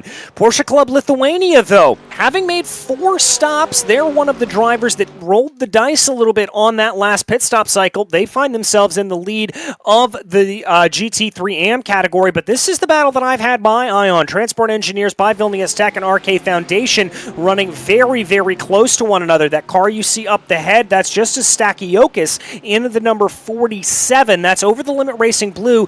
They are multiple laps down, and so they will probably be passed here by their Porsche brethren, I'd have to imagine. We know that number 47's got some speed, but they've just had some bad luck here today, as they are indeed, it looks like, I think, 5 laps down overall. 7 laps down overall, so 6 laps down from these drivers here at this point. And Joe, you just got some confirmation here that something that I think Dilettante Racing is going to have to watch out for is that incident limit if they keep getting into things the wrong way. Well, I saw that incident and I thought, wow, they've gone through so much. How is the car still rolling? Then I said, wait a minute, they've got an incident limit in this series. So I went digging. They're up to 38 and the limit is 60. Considering we're well before the halfway mark, that's a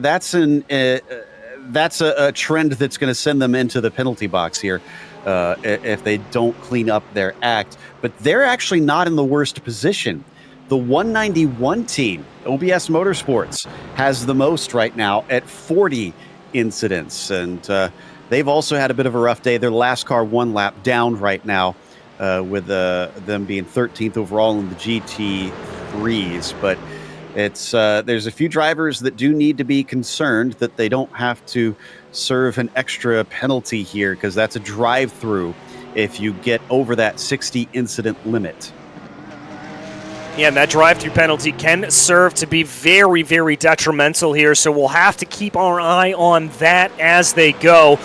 Continuing to watch this battle here, and I really think Transport Engineers getting a big help, getting a big boost from that over-the-limit racing blue machine up in front of them, as they're getting the help from the draft, and I think that's actually keeping them up into good position. We do have a couple of drivers opting to come down into pit lane. Looks like Porsche Club Lithuania is coming on in. OBS Motorsport is coming in, as well as SR Technic 135. And I believe these should be about scheduled pit stops, if my math is correct for some of these drivers, that they did owe us one as they run.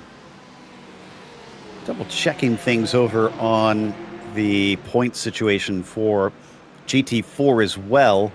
If MTS GRG gets a win and SRB is 4th, then they'll be 1 point shy, will MTS GRG, from taking the championship. So it's going to be difficult because of the incidents that we've had. I think 5th is the most likely lowest based on pace, unless there's something dramatic happens to SRB because of our small fields.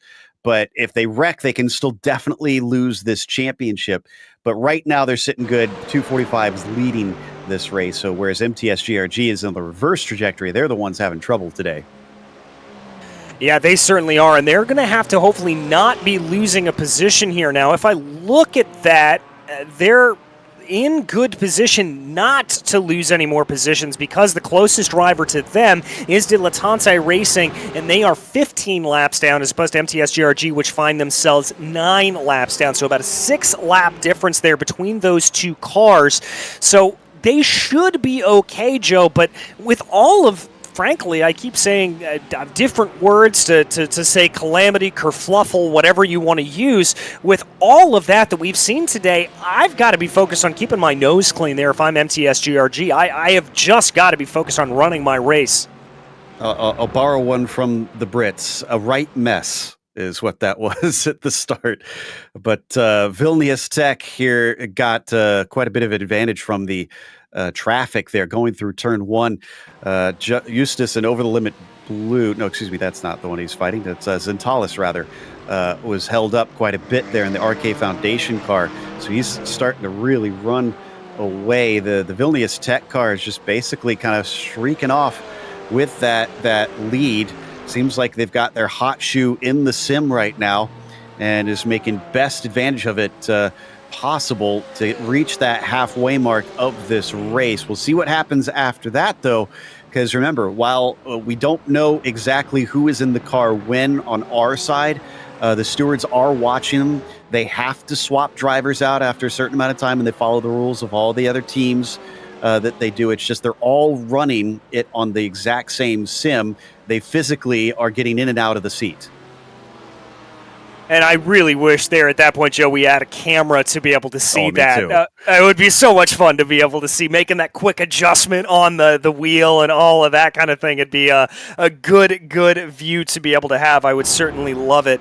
As we take a look here on your screen right now, Ship Z Racing in a little bit of a battle right now with 50-50. We haven't really focused on much of the GT4s outside of some of the incidents they've had here today, but Ship Z Racing has just kept their head down, tried to push ahead as much as they can here at this point, and it's playing out well for them. They're looking to be in good position here, only 0.8 of a second behind 50-50 Racing. They're going to get a little bit of a hint of the draft here down the back straightaway, a little bit of a poke to the inside, and I like that mentality there. They're going to lose a little bit of the draft because of that poke to the inside, but because we're just running in headlights here pretty much at this point, as it is about 8:34 virtual standard time, seeing that dart to the inside is going to throw them off a little bit. It's going to throw 50-50 off. They're going to have to glance in their rearview mirror, and anything you can do to break that concentration from the cars in front of you, it's exactly what you want to have happen.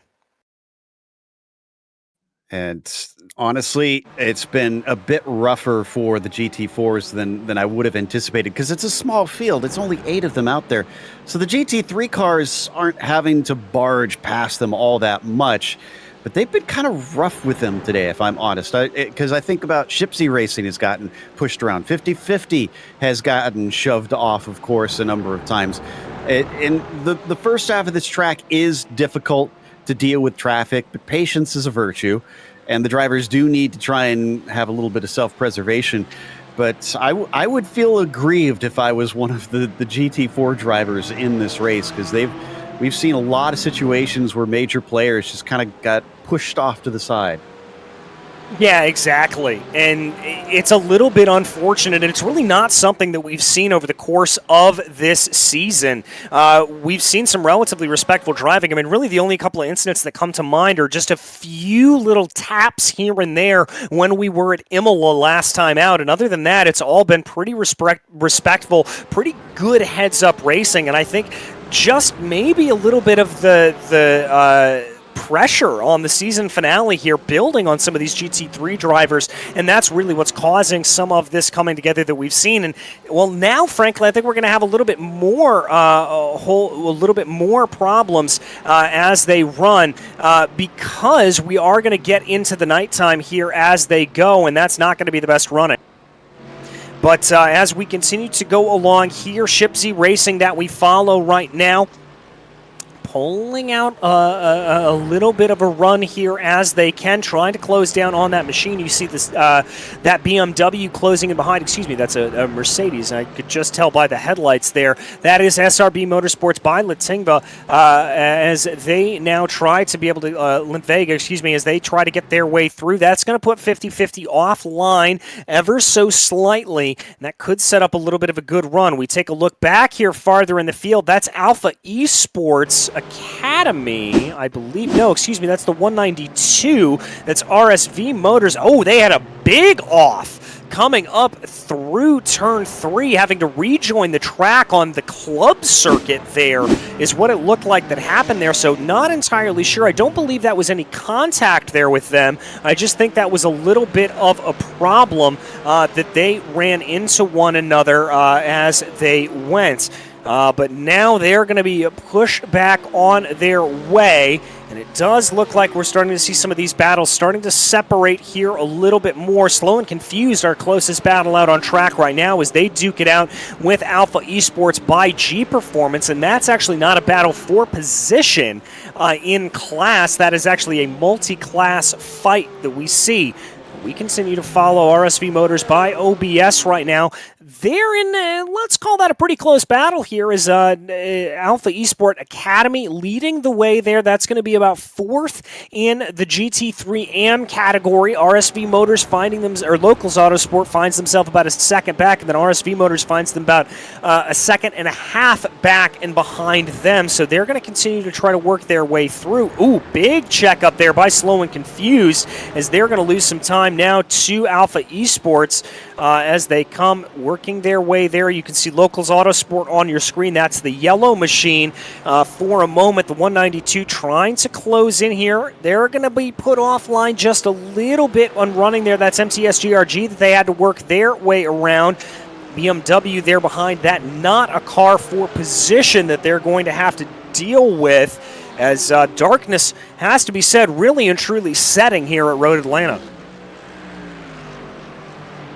As there we've got a little bit of a pass, as that is going to be SRB Motorsport by Dilettante, I believe. Dilettante trying to tuck up behind in the draft to see if they're able to get a little bit of anything. Excuse me, that's MTS GRG getting by SRB Motorsport 2. You're going to have to forgive the commentators there, Joe, as it's getting harder and harder to tell the differences between these cars as night continues to descend, but I do love night racing here at Road Atlanta. Same here. Yeah, it is fantastic to see them, especially ever since iRacing added all the night lights out here. So it just kind of adds to it. They don't light them up a huge amount, but just enough like they have in real life with these little spotlights that they put onto the circuit, as MTS GRG is going to just slip between SR Technics 135 and SRB Motorsports 2. But SRB Motorsports 2, hot on their heels, looking for position. Unfortunately for Dilettante Racing, things have gotten worse. They have been given a drive-through penalty for multiple contacts with the number 250 machine, which is 50-50 Racing, which is interesting that the stewards have specified that. And we've got another incident with one of the GT3 Porsches going through the dirt, through the chicane. Ooh, that's the 192. That is RSV Motors by OBS, and it's been a rough couple of laps for them. They certainly had a little bit of a problem there, and we saw them having that wide run through turn 3 not too long ago, so that was a little bit of a rough run for them, but they're hopefully going to be able to gain everything back up underneath them. As we check back in on that MTS GRG entry right now, starting to grow the gap here a little bit over SRB Motorsports 2, as now they've got some GT3 cars coming up behind them as they try to piece their way through here. This could be the deciding factor in when it comes to this battle and just how it's able to be. Oh, that's a little bit hairy, and wow, that was close. Wow. That was our overall leader as well. That was Stepanov blasting through that. He's wasting no time. He's got a 42-second lead. He doesn't really need to make moves like that, but I guess when you're in the rhythm, you just stick with what works. It wasn't just MTS GRG that had a scare there. I think SRB Motorsports 2 had a little contact with the Autosport Black machine coming off of turn 12. So again, it's been shockingly rough for GT4 drivers at this track today. Yeah, it really has. They just are catching a little bit of the unlucky straw, as it were, as they continue to go around. And we take a look here at 18th overall for SR Racing, as they're just kind of pulling in behind their leaders. Here is RK Foundation. They're up into second in that GT3 AM category. They find themselves about 4 seconds off the back of Transport Engineers by Vilnius Tech, and they are the first drivers a lap down. Now let's give another little bit of love here back down to those GT4 cars. This is, I believe, MTS GRG, as they're able to grow that gap to about 0.8 of a second, not expanding nearly as much as I thought it would necessarily, Joe, and that's not going to help them, running a little bit wide on the exit of turn 12. Exactly, kicking up all that dust, and their rivals are going to see that. In fact, they're going to have a hard time with the headlights. When you have that, when your headlights are blasting through dust and smoke and things, it's a lot harder to see. It's like if you try to shine a flashlight through fog, you notice that your visibility actually gets a little bit worse than better, because it's all bouncing off of all the particles. That's what happens here. So at nighttime, it gets a little bit more difficult when those situations happen to know exactly what's going on. You're just going to have to trust that the car is not going to slide back across the track if you can't see what exactly happened with them. But they're keeping it honest. This is still for that 4th position. And MTS GRG is probably going to fight them tooth and nail, because they are in a championship hunt with the rival, the sister team of SRB Motorsport 2. So a bit of an interesting dynamic out here happening on track. I'm sure the 255 has been given orders to hassle them like hell.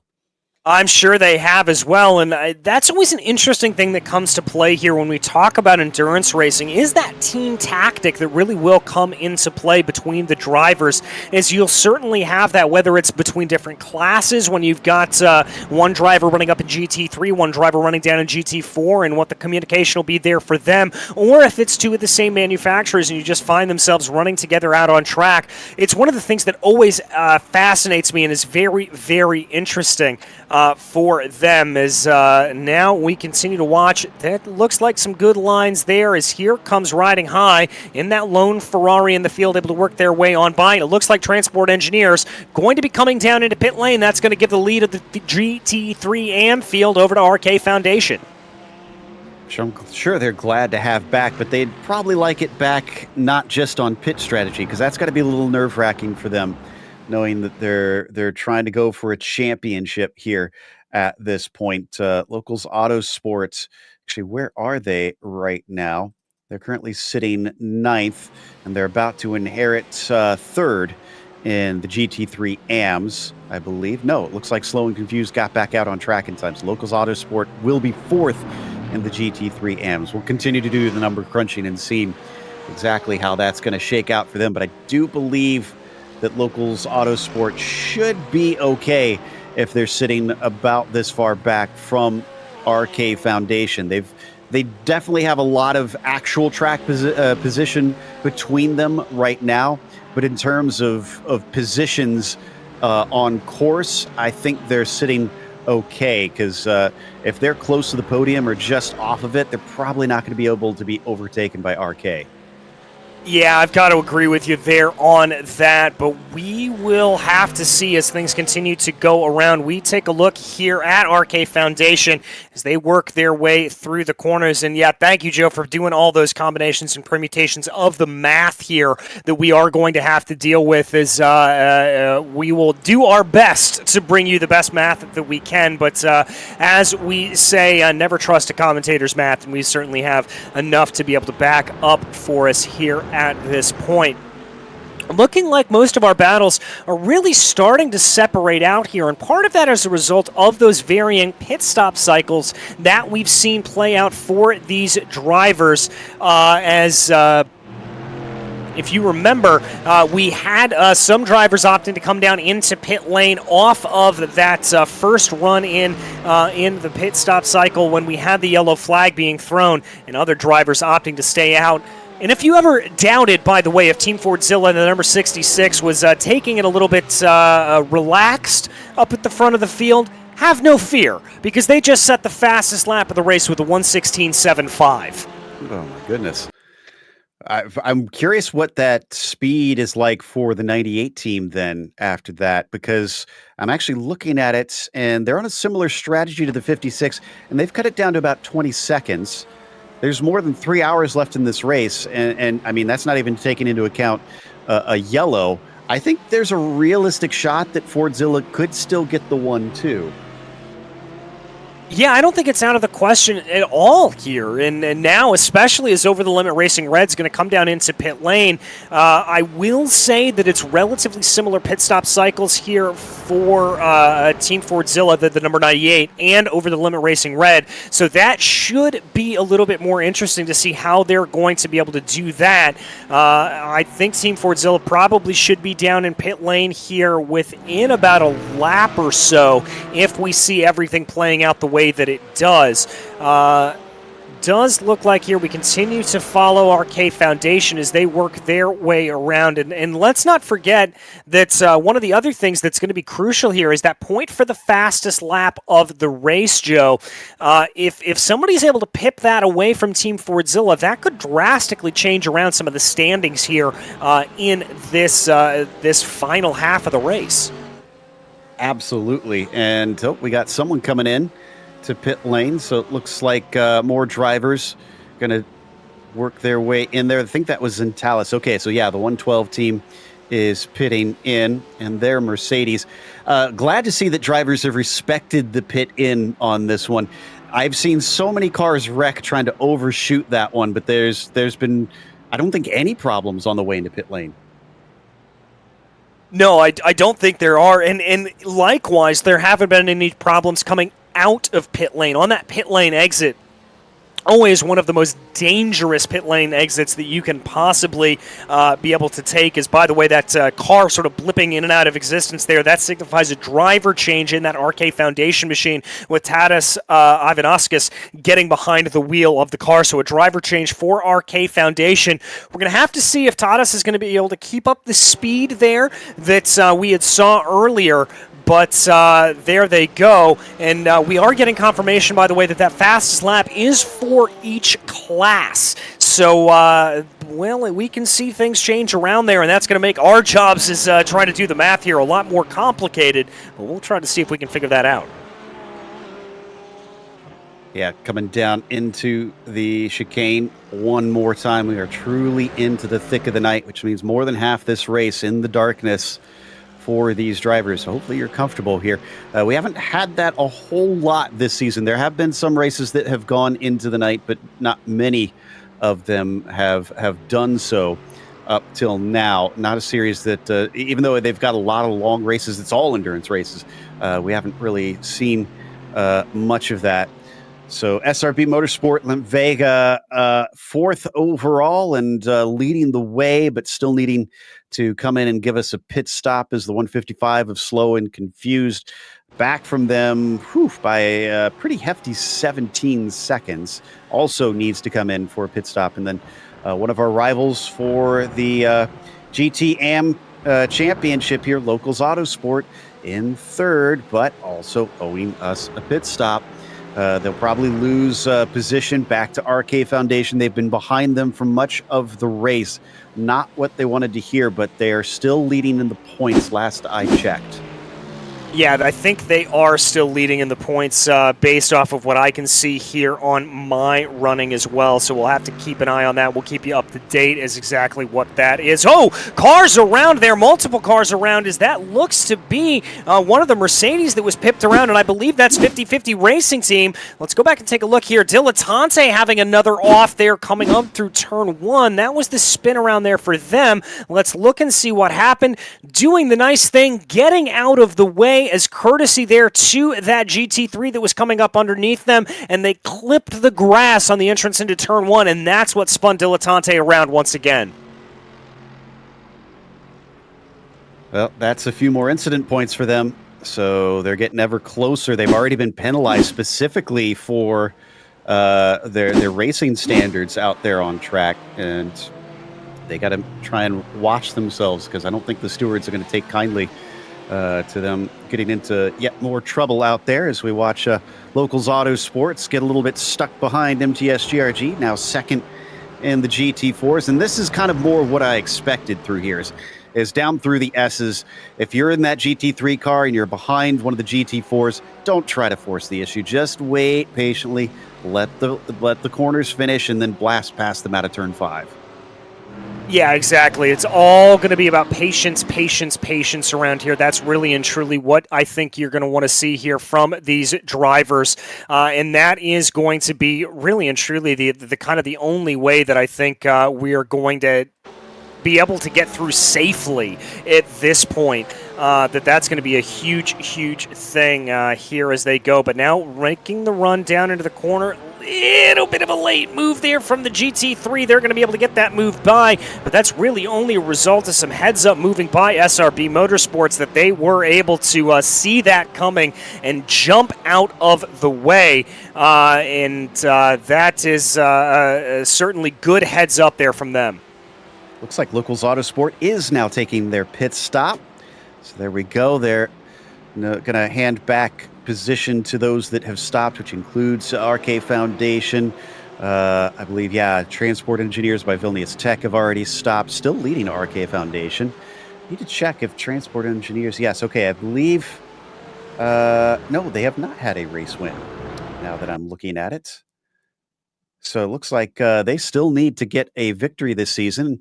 No time like the present to try and wrap that one up. They're certainly looking very quick today. And they've got a 12.2 second advantage over RK Foundation. So that is looking excellent for them. As on to the backstretch, we're still watching MTS GRG as they are running 20 seconds behind Shipsy as well. Things are really spreading apart since that last caution.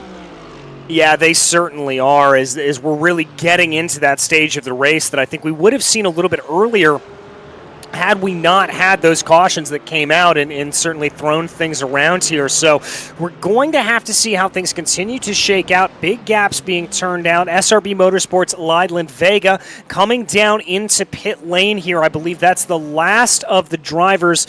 No, we still own pit stops here by Slow and Confused and RSV Motors by OBS, as well as your leaders, Team Fordzilla, up at the top of the field. So plenty of teams still owing us a pit stop. Looks like our closest battle that I can see out on the track right now is between SR Technic 135 and Riding High. That's going to be all the way down for about 17th overall, if I'm reading that correctly. But SR Technic does owe us a pit stop, so that should scupper up relatively quickly. But now we've got a little bit of a battle starting to play, and that's the one on your screen as RK Foundation is now going to find themselves just about a half a second up the road from SRB Motorsports by Limp Vega, and now this is going to be a battle. Yeah, SRB Motorsports GT4 car there, the 245 was kind of in the way that halted them briefly. Zelinskas is now back on it, trying to see if he can make up that time to the blue Mercedes. And this is for 7th out of all the GTs, but this is also still for the, I believe, 4th position as it sits right now. As you said, we still need 2 other cars to pit, Slow and Confused and RSV. So likely this is a battle for P2, podium positions here. Yeah, I think that's about right, and we're going to have to see how SRB Motorsports by Lint Vega decides to play this. Now, they are going to be the ones on a little bit fresher tires, so they're going to be able to push a little bit more if they were to choose to do so. The other thing that I could see happening here is them just kind of wanting to wait back and see if they can force RK Foundation into a little bit of a mistake. That sort of game that we always talk about here with these drivers, and just trying to force that mistake, force that error out of the driver in front of you, but really closing up. There's that error as the 112 runs a little bit wide, and here comes SRB on the attack. So hard to pick your breaking point for turn 3, especially when you've got those distracting headlights behind you. So could have been any number of things, but he was way off the apex, still held it well, and Zelinskas didn't try and stick his nose in. He wasn't quite close enough. The real question is, what's the exit going to look like between them out of turn 7 and down towards the chicane? Yeah, that's going to be the real play here. It looks like RK Foundation able to get a good enough run to be able to keep them away here. The gap's going to be about 4.5 tenths of a second as they work their way down the back straightaway, and I think that's going to be enough to be able to hold them at bay. And just as you prophesied there, Joe, RSV Motors by OBS coming down into pit lane. That should give this a control back up over to these 2 cars, I think. They should put them back into second place in that GT3 AM category, so it should play back in here as they go, and running very, very close. Now the gap coming down under 3 tenths of a second. They're going to blast by pit lane. That will promote them up into second overall, with Slow and Confused leading the way. They've now got to get their way around MTS GRG. That's going to be a little bit of a brave maneuver in contact. Oh, just too ambitious. He knew he had to make the move there, so he didn't make himself vulnerable and ran into the second place GT4 driver. I wonder if there's going to be any penalties for that. They both are able to keep going. Yeah, when you're that shallow into turn 3, you're never going to make the turn. And MTS GRG would not have been anticipating that happening. No, I don't think they would have at all. And I've got to say, as we take a look here, we took a look at that replay. I've just got to say, that was, you hit the nail on the head, Joe. Over-ambitious is now Slow and Confused, also coming down into pit lane. I'm not entirely sure where they're going to shake out in relation to the rest of them, as our leader also coming down into pit lane after 28 laps. I want to give credit there to Slow and Confused. They made that work at, I think, about 30 laps of a stop. That was a very, very long sequence there for them. 28, 29 laps for Slow and Confused. But Team Fordzilla also into pit lane. Now my question is, where is Slow and Confused going to come out in relation to SRB by Lint Vega and RK Foundation? Looks like Slow and Confused is going to get on by him. Thomas Sebas is going to drop down the order, hopping in for the 155 team, and he's back out on track. But yeah, so back to 3rd position now for RK Foundation, now that they've finally really gotten into position, although Porsche Club Lithuania is on lap 20. So they're on a completely different strategy. We've talked about that before, that 111 trying to move off strategy to see if it'll give them something, and that'll kind of throw a wrench in things. I'm going to try and do a little bit more of this math now that the pit stops are done, see how things sit now.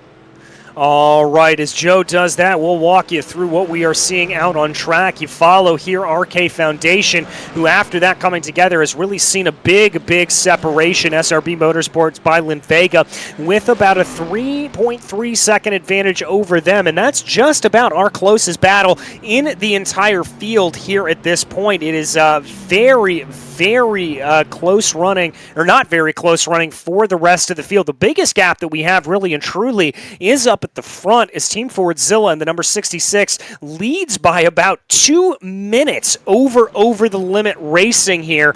Absolutely remarkable there from that they are able to have that. I think it's not out of the question here that we could see the entire field being put a lap down before everything is said and done, Joe.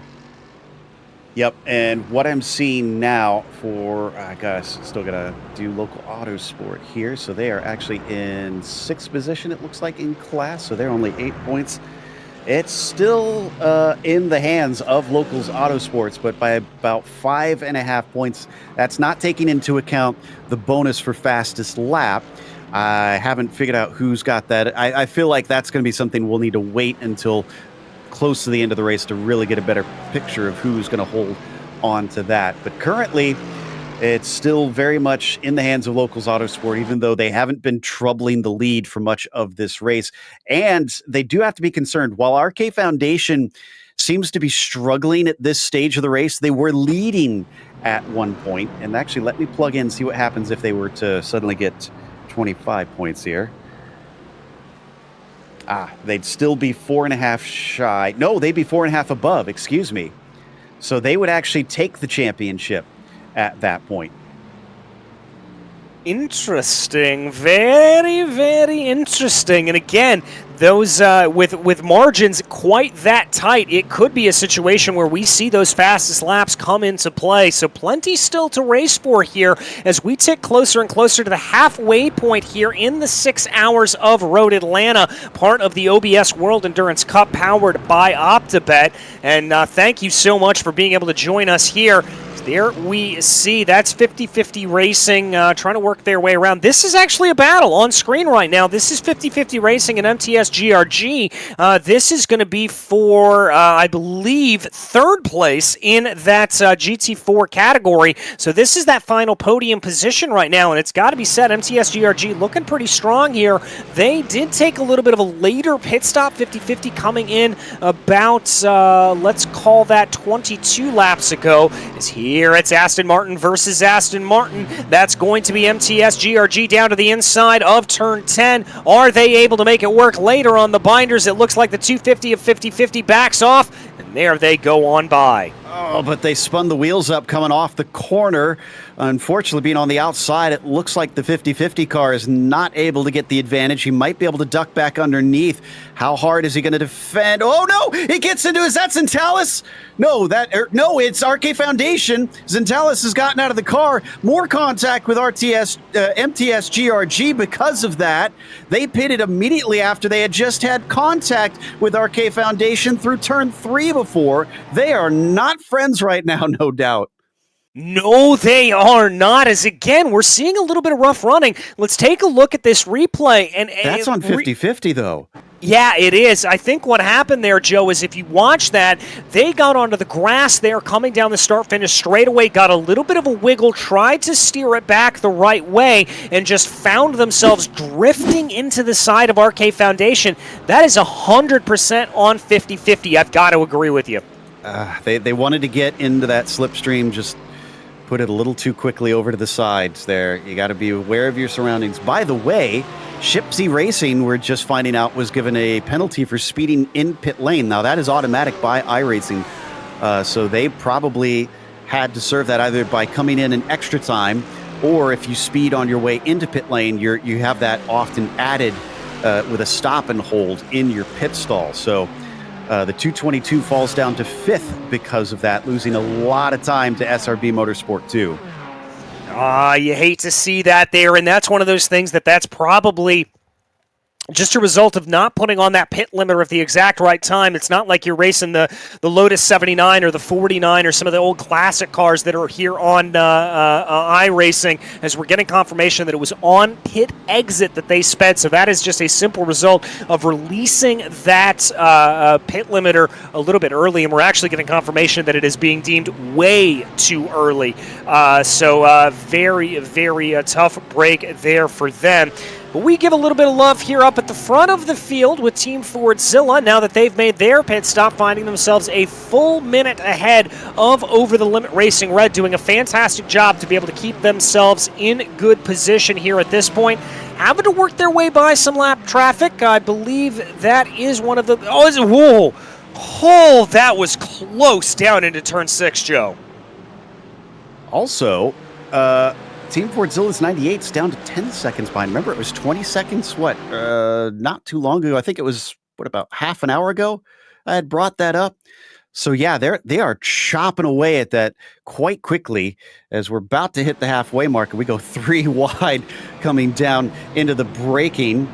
And let's see if they manage to make this one work, as more blinking there from the Fordzilla car, unfortunately.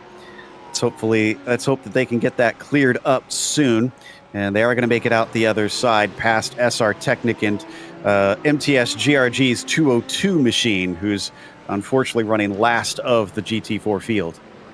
Yeah, they're going to be able to work their way on by. And I have to say, it's a little bit of a surprising thing to see that blink out of Team Fordzilla, but it is William Chadwick behind the wheel of the car right now, not Oliver Stepanoff, and so that may be an issue there that they have to resolve, and it may be that as soon as Chadwick is done, that they are going to swap that back over. There is Over the Limit Racing Red that we follow right now as they work their way by some lap traffic. Jatautis behind the wheel of the car right now. We do have a nice little battle starting to form for 9th place overall, with Locals Autosport and Alpha Esports by G Performance separated by only about 0.2 of a second. We're going to take a look here. This is SRB Motorsports 2. Getting things wrong coming through the first turn. They're able to catch it, but not before making a little bit of contact there with the outside wall.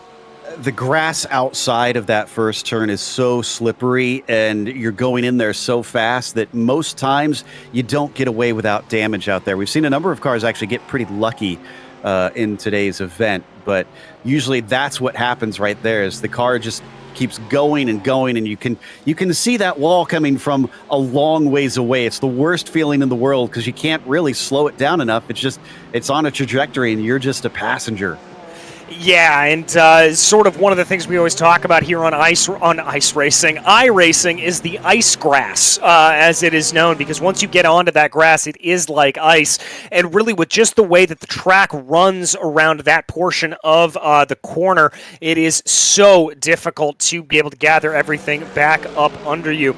Here is Javier Martin Roman, the driver of the number 98 Team Fordzilla entry. As you mentioned earlier, he is really doing a great job of closing down here on that Over the Limit Racing Red machine, really and truly starting to just bring that time down. It has expanded ever so slightly. It's up to 13 seconds, the gap now between them, but still a very, very good run in between, and I think he is going to be certainly knocking on the door of Over the Limit Racing Red. I would anticipate it being, let's say, within about 30 minutes to an hour, I think, is when you're going to see that start to come into play.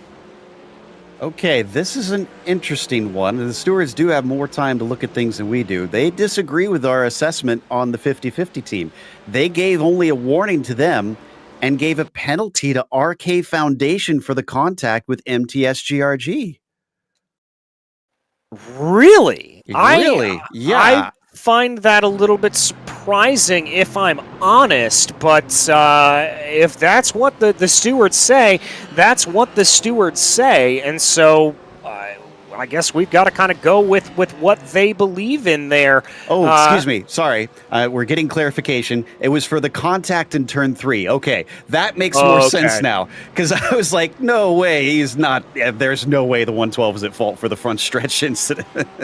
I was going to say 50-50 was pretty clearly turning into them there. That's why I was very, very confused.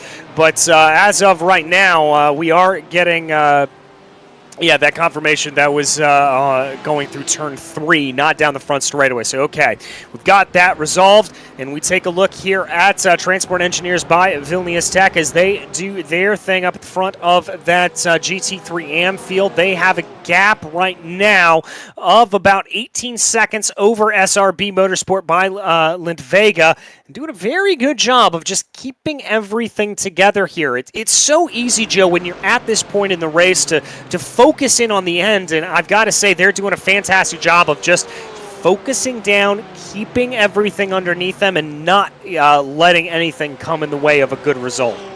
Yeah, when you've got a lead like the 117 does, it can be very easy to just let yourself get a little too comfortable, get relaxed, and that's when sloppy mistakes happen. You have to stay focused throughout the entire race, and that can happen not just because of comfortable lead, but often you'll see situations where middle of endurance races, someone like we see some of these cars that are multiple laps down, there's nobody around them, you're not really racing anybody directly. Yes, you have to push, but your brain can just go different places and let you unfortunately lose that focus. As we're going to get another replay here. What happened to the 191? Oh, whoa! That was some airtime, whoa, and a very close incident there. I'm not sure who that was splitting the difference there between the two, They're but still that was stuck about there. Are they really? They are. Oh, and the 222 having a problem on the front stretch.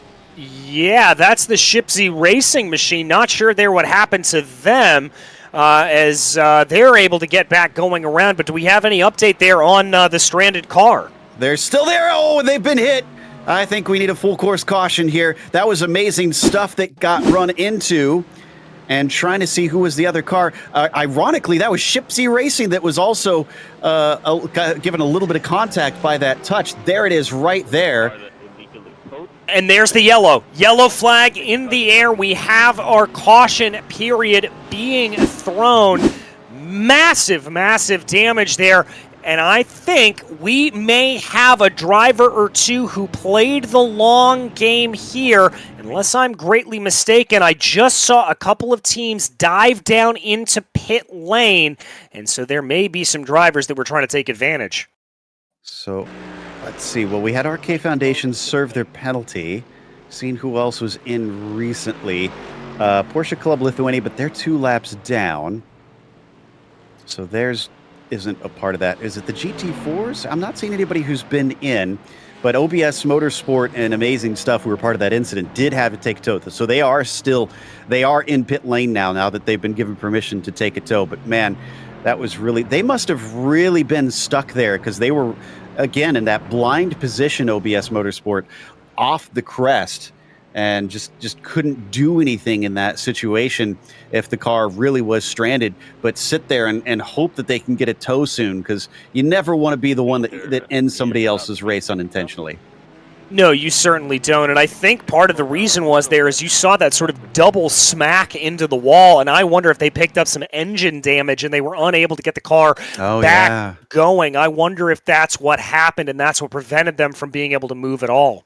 Yeah, could have just blown the engine from running into the wall. Didn't even think about that, and it really caused one of the bigger incidents that we've seen during today. That's saying something with that massive wreck that we saw at the start of the race as they're trying to get the cars lined up now. But once again, we're in a bit of a strange spot for most drivers on if they pit or not. Although I do think Transport Engineers by Vilnius Tech, who already on an alternate strategy are pretty deep into their stint, they might want to think about giving up that lead just to take another stop here.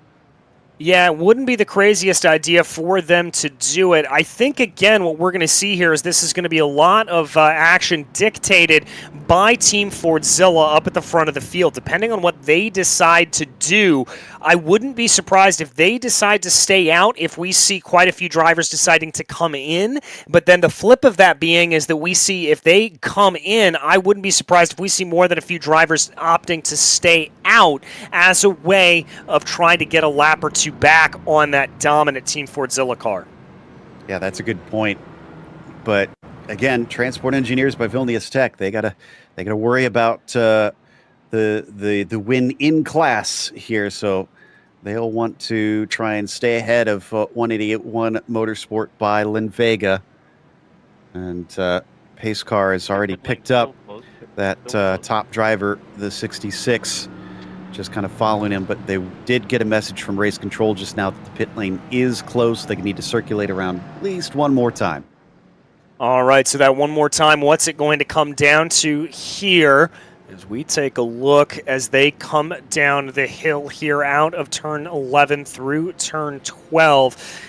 And I'm looking here at this point, Joe, it stacks up through the rest of the field. And in terms of what battles we're really going to have to keep our eyes on, it looks like we're going to have a pretty heated contest there for about P3. Excuse me, that's going to be P4 in the GT3 AM category. That's going to be a pretty good one, I think, between Locals Autosports and RK Foundation. They're going to be coming together there a little bit. We've got to wait for some of this to work its way through because we don't know exactly where everyone's going to be on the track because it's still pulling everyone along in here at this point. So let's see. This is caution 4, I believe. Yeah, caution number 4. Yeah, 4. And they are going to have to do some wave arounds, it sounds like. So this is for the GT4s. They're trying to make sure that if they're trapped between the pace car and their class leader, they're given that wave around so that they aren't unintentionally disadvantaged by that yellow and they can still go back to racing within their class, since it's just kind of luck of the draw for them on getting trapped between there. And you can see coming around turn 6, that was a good angle to show you how much compression there is through that corner, and then goes complete opposite through turn 7. That's one reason that those two turns are so interesting. They're very close together, but almost complete opposites in the fact that there's a much wider radius for turn 6. There's all that compression, there's all that banking, and everything is completely flipped around. It's a tight radius for turn 7. It's got a crest, it's off camber. It's so hard to get the car to not understeer off of there, so you have to have a car that's set up good for both, which is often difficult.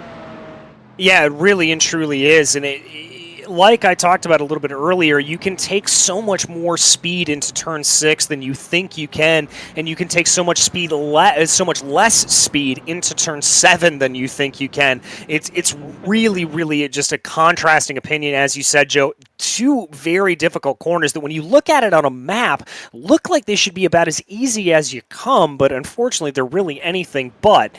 All right, now here we watch as the GT3 leaders come across the line, looking to see if anybody's going to dive down into pit lane. Locals Autosport is going to come into the pits, RSV Motors by OBS, Alpha Esport Academy, 100 Force, 4SR, OBS Motorsport, and amazing stuff. Porsche Club Lithuania is going to stay out. Also, some of the higher placed drivers here, Over the Limit Racing Red and Team Fordzilla 98.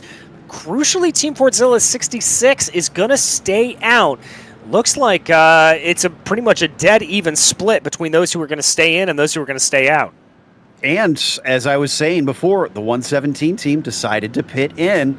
So Vilnius Tech going to take their tires and fuel here. Well, at least their fuel. I don't know if they're going to get tires on this one.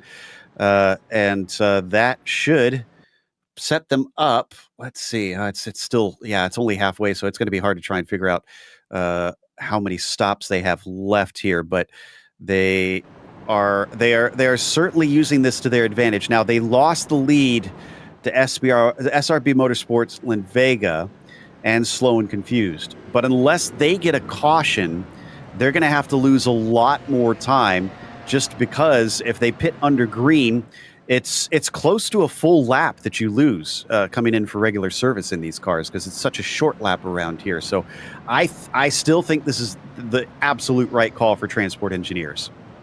No, I agree with you fully there. I think this is the best call that they can make, and I think them coming in here is a very, very good decision to make, as we now are going to wait to see what's going to happen for the GT4s, as that's the next question that we have here for these drivers, is what they are going to be able to do and what they are going to be able to make. Going to be pretty interesting to see here, I think, if we have any big changes in that field as well. There's actually still some of the GT4s trying to catch up to the tail of the train. MTS GRG still hasn't made it there. They're coming out of turn 5, and the tail of the train is halfway down the backstretch, to give you an idea of how long they have to go. Not sure. Was that because of them taking a pit stop just now? No, they hadn't been in, so that's interesting. They must have been...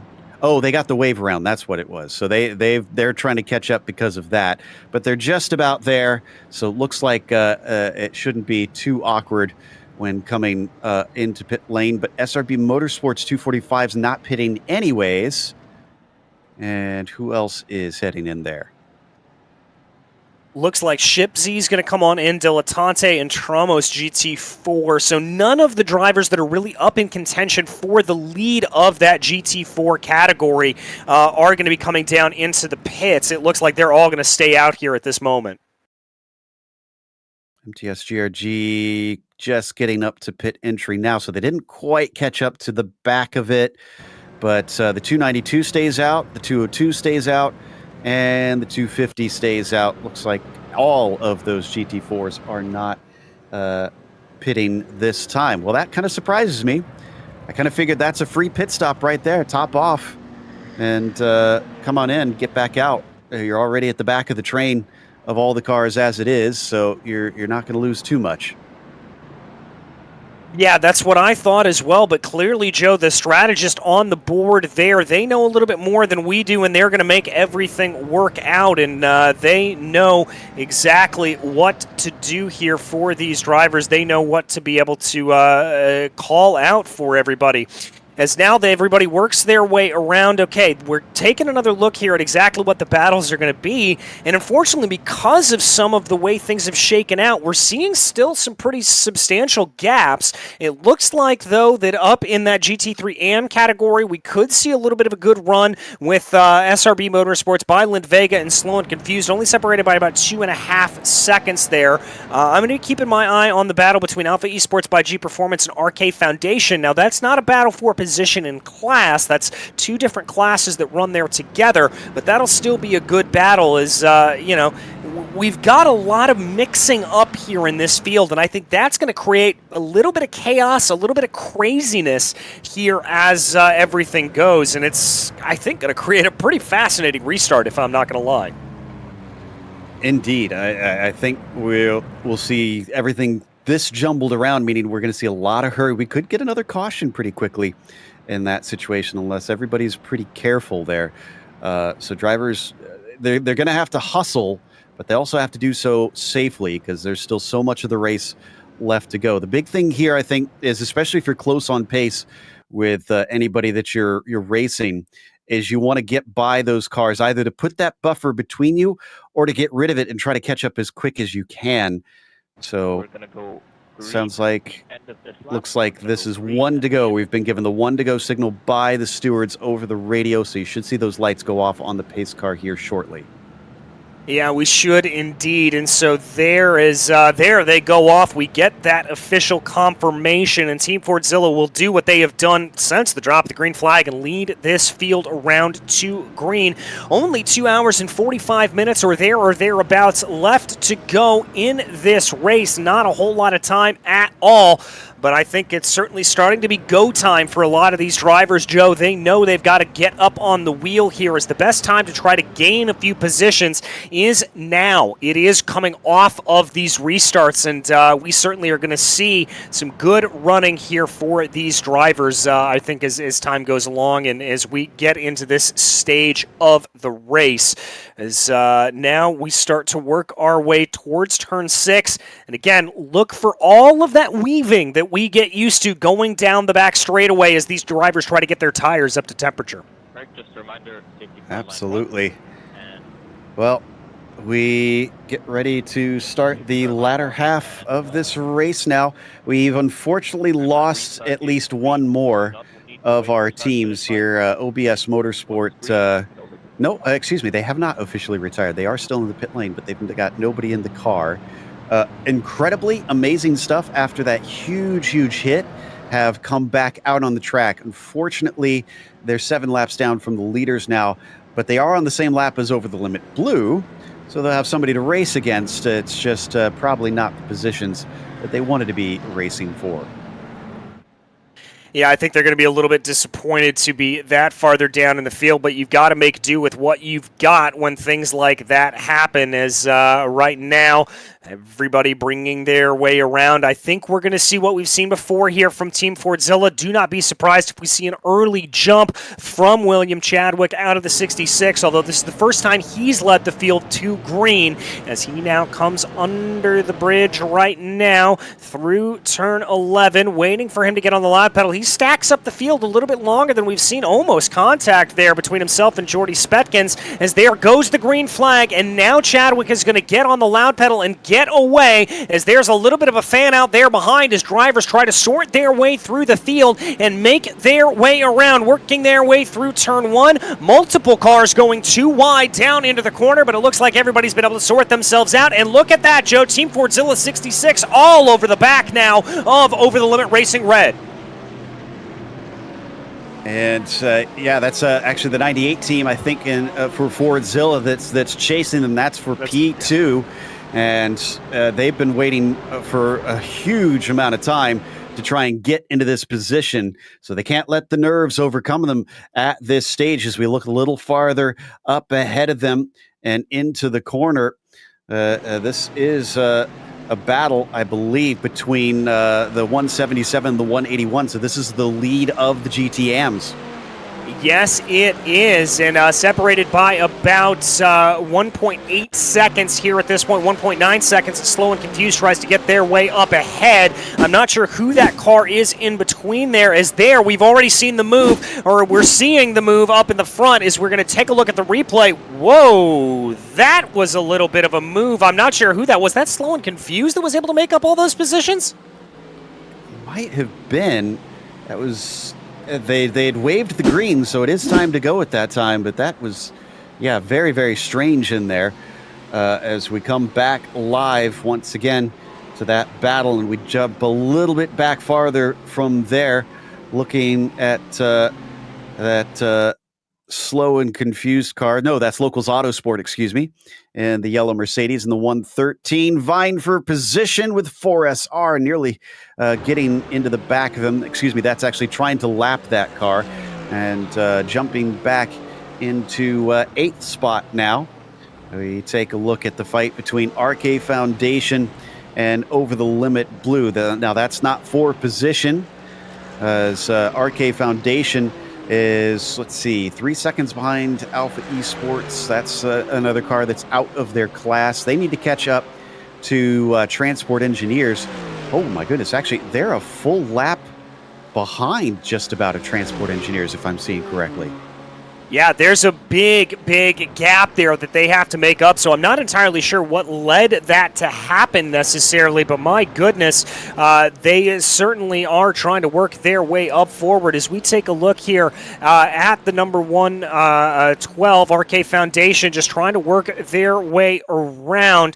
Now, that's going to be up in front of them Over the Limit Racing Blue that was able to get on by. Remember, that is not for position, and the BMW behind them, not entirely sure. We're going to take a look at the restart here. Big fan out. Oh, as that's riding high in the Ferrari, getting things wrong, touching that grass that we've talked about being so deadly around here, and getting it all wrong, and that may be race ending for them. Yeah, they're stopped on the inside of the track. That actually happened just now. That wasn't just the restart lap. That was this very lap. And they're out of the way, but there's no way marshals would be able to get to it unless they actually crossed the track. So I wonder if they're going to bring out another yellow flag. What do we have here coming down to the backstretch, though? Coming down into the backstretch, it looks like a little bit of 3x3 action as they try to be able to work their way down and through. Somehow everybody able to feed them through, and there is the yellow flag. Yellow flag being thrown for that Ferrari, and we are going to be back under yellow flag conditions once again, Joe. Yeah, so we're starting to see the yellows breed yellows. It sounds like, though, we're probably going to use this opportunity to take a quick break. So While that pace car OPTIBET gets them lažybos, stacked lošimo up, automatai, let's ruletė, kortų take a lošimai, small stalo moment. lošimai. OPTIBET. OPTIBET. Dalyvavimas azartiniuose lošimuose gali sukelti priklausomybę. The passion for automobiles is what unites us. Enter the OBS world, the metaverse for true petrol heads. The world is changing now. It's high time to be part of this momentous transformation. The metaverse is the technology's next big thing, and it seems like it will stick with us for good. Finally, a new digital world emerges, giving us endless possibilities to fulfill ourselves, meet like-minded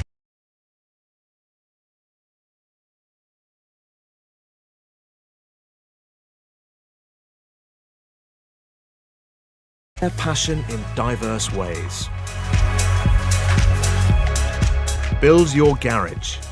Spend time with friends, display your car collection and other NFTs, and host free or paid events in your garage. Enjoy using cars. Collect, customize and sell cars, and use them in games and sim racing events. Host and join events. From private garage meetups to world-renowned car shows, everything is possible in the OBS world. Enter the NFT gallery and marketplace. Buy, sell and trade unique NFT assets, from cars, garages and car elements to art and digital avatars. Play games. Dive into an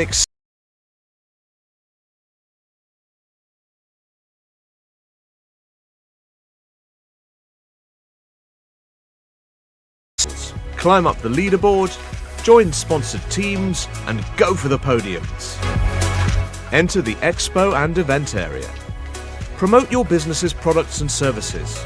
Organize events to boost brand awareness and attract customers. Join the Founders and Investors Club. Become a member of the exclusive club with 911 seats only and enjoy its perks.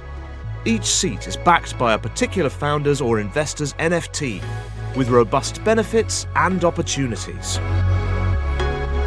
Take a metaverse ride with the OBS world. Pursue your automotive passion, thrive, and make money.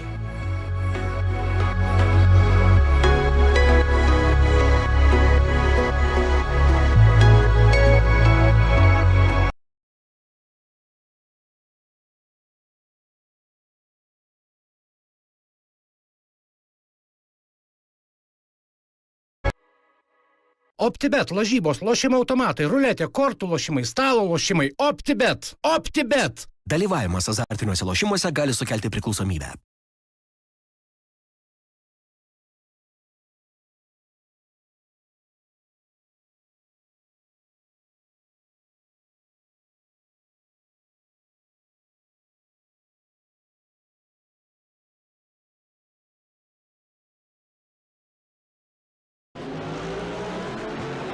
Welcome back to the 6 hours of Road Atlanta, the finale of the OBS World Endurance Cup powered by OPTIBET. Here are some replays of what has happened thus far in the first 3.5 hours of action. It was a big kerfluffle off of the start of the race, which saw Roadster Racing taken out on the first lap. Penalized for that incident was the number 98 Team Fordzilla entry, and they had to serve that penalty later. That was the first of our yellow flags that was thrown out there, and we'll be able to come back here and show you a few more angles of that incident. As you can see here, there it was, Roadster Racing and Team Fordzilla 98 just getting into each other. Hefty impact there. Team Fordzilla able to escape damage, thankfully, but had a little bit of trouble getting themselves back forward, and there you can see the big stack up with multiple cars in all three of our classes involved in that incident. We got back under green flag racing shortly thereafter with the number 66 Team Fordzilla machine absolutely stomping away at the front of the field. It looked like it could have been a 2-3 there for Over the Limit, with Over the Limit racing red and blue starting to hold onto the GT3 Pro lead, but unfortunately over the Limit Racing Blue and suffered a little bit of problems. Then it was Team Fordzilla number 98 able to send the move on over the Limit Racing Red. Again, they would fall down through the order courtesy of a penalty that they picked up as a result of that first lap incident. Then it's been a tough day out there for Dilettante Racing, and it was really all kicked off by that hefty impact there coming down through the S's. A big hit on the front of the car. Then as we looked a little bit farther down in the field, this was SR Technic 135. That Lamborghini spinning around. No damage there picked up, but their rough day wouldn't be quite done and dusted yet. Then here was Oscar Gergensen for the Traumos GT4 entry, the 244, trying to get out of the way of the leader and making hefty contact with the outside barrier. That unfortunately would bring out our second yellow flag as the field would stack up in the setting Georgia Sun behind the pace car once more. A second yellow flag was briefly followed after that, which held the field up once again, but then we were able to get back under racing, and we saw a little bit of a coming together here. Again, Dilettante Racing catching things wrong and making contact with the number 191 as they came down through the corner. It was a big incident here for the 202, as this is what brought out our second yellow flag as that 202 entry got stuck in the tire barriers on the exit of turn 5. It was then stacked up again behind the number 66 Team Fordzilla, but with no real pressure coming from behind, they were able to escape at the front of the field. Then again, SR Technic 135 finding things a little bit tough, as did the 292 for the MTS GRG.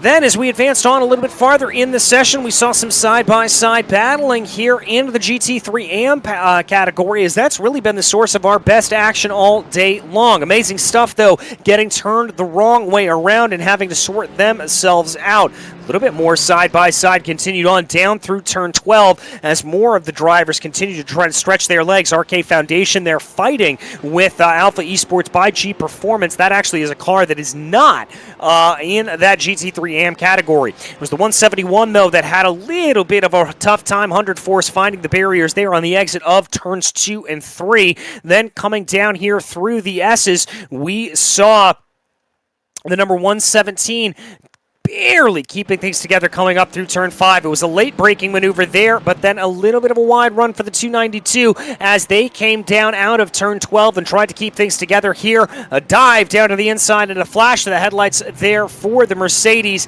and a little bit of rough going there for the other Mercedes as they worked their way all three Mercedes, as that is the favored car here. More contact for the 292 as that was the 112 making contact with them, trying to take it over. Ambitious move, it had to be said, down into turns 2 and 3, and a little bit of flash to the headlights there to show it. There was then another pretty good battle going on between 50/50 Racing Team and MTS GRG as they continued their battle going down into the final corners here, trying to see what they would be able to do. And then that was all scuppered here as 50/50 made contact with the passing Mercedes-Benz AMG, and that sent things spinning right around. And that's going to bring us right back up to today and to right now, Joe, as we officially hit the 2.5 hour to go mark, and we're ready to go back under green flag conditions.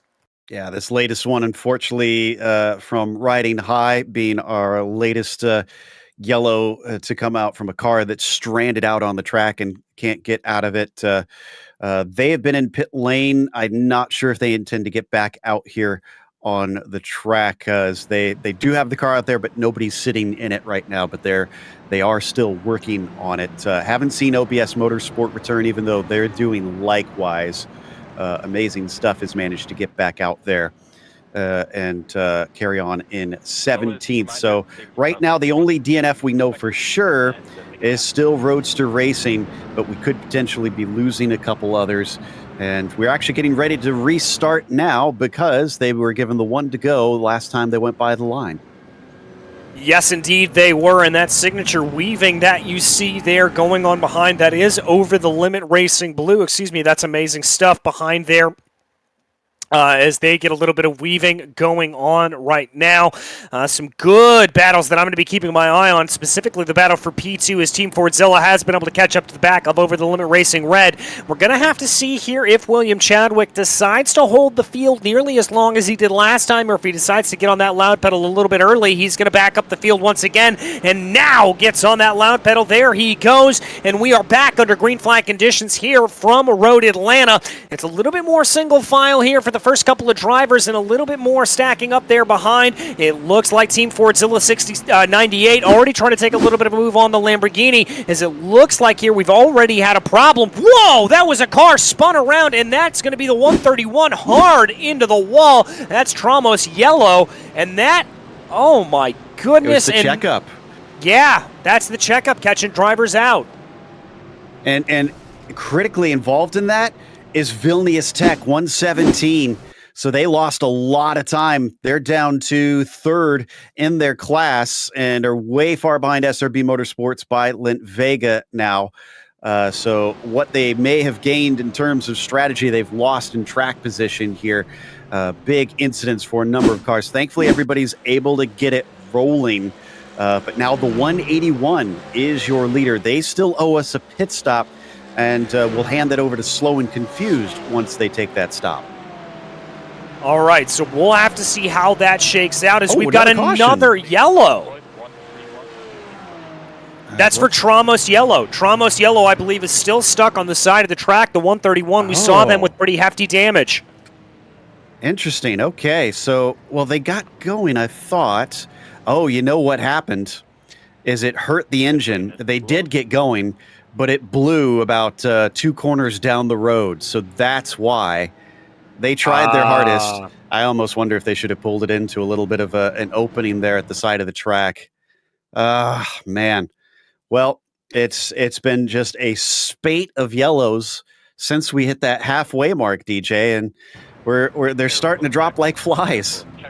Yeah, they certainly are, and you really hate to see that start to take its way out. It's not the way we want to see this race going along, but unfortunately, we are in a little bit of that condition, and I wonder here, you know, Chadwick did nothing wrong. He literally it is on his go of where he wants to go, so it's not like he's got necessarily a problem in trying to move his way forward. I just don't think the rest of the field was ready for that checkup, and so for Chadwick, you know, keep doing what you're doing, and the rest of the field's just got to be aware of that.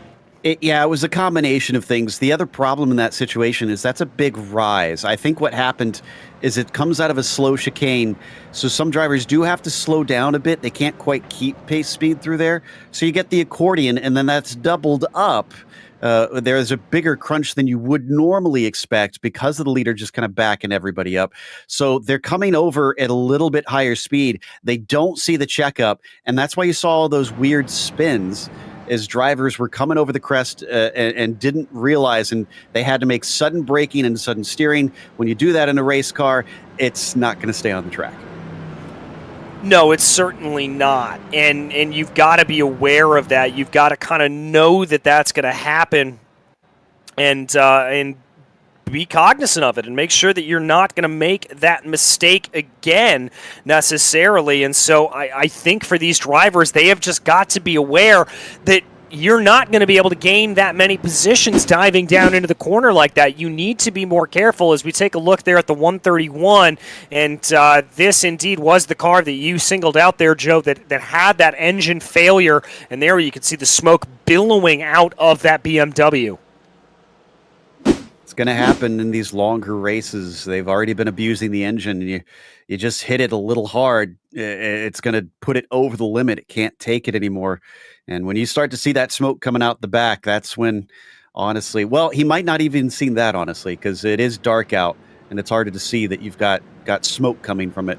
He probably had a few sensors maybe going off, but you're desperately hoping that you can return and get going again, get to your pit. So I can understand why they went by the openings in that situation, and they're being given the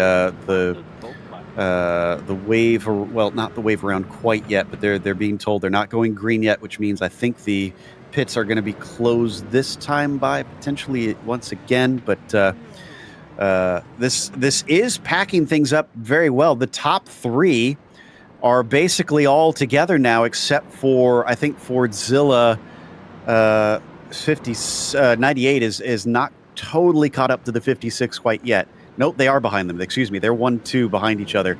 And then there's just some separation between the 66 and the 56. But the top 3 are all up towards the very front of the field, of the line here during the caution, which you can't always necessarily say when things were so spread out in those first couple cautions in this group. But it kind of naturally sorts itself out when you only get a little bit of green flag racing there. And the drivers before they come around to lap each other are all kind of portioned together as they normally would, much more normally than they would be. Yeah, very much so. And Joe, we've got a visitor here up in the booth right now, as it looks like Oliver Stepanoff has deigned to join us. And Oliver, first and foremost, obviously the yellow's probably a little bit frustrating for you guys to get back into that rhythm, but this race pretty much seems like it is going absolutely according to plan for you in the 66. Yes, it works quite well at the moment. I mean, yes, we have lost our gap and so on, but we're still quite good on fuel. We just need to race our race and see what happens towards the end. But it's not a big issue to have like the safety car now. Actually helps us with having one less stint probably.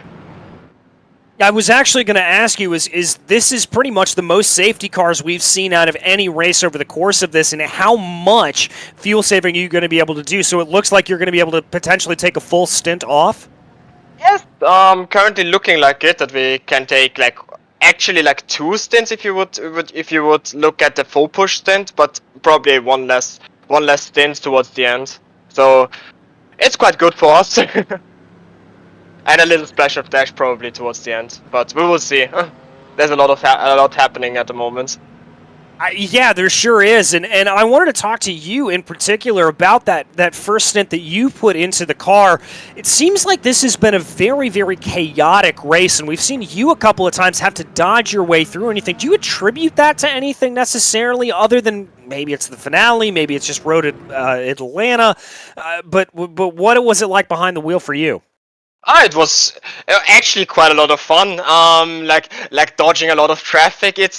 Road Atlanta is quite chaotic. It's always chaotic. I mean, if you look at it, the S's are so difficult to get past the slower class cars or same class cars, and you lose a lot of time there. So it's actually quite entertaining to think about how you're gonna launch people and how to overtake.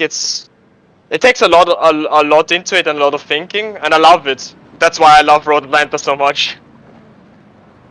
I mean, it certainly does, and you know, I mean, as it looks like we're going to be going back to yellow here, or going back to green here at the end of this lap. So I guess the final parting thoughts for you on the last part of this race. How do you think this is going to go, and are you guys concerned at all, or do you think you're going to be able to still just kind of drive away with this?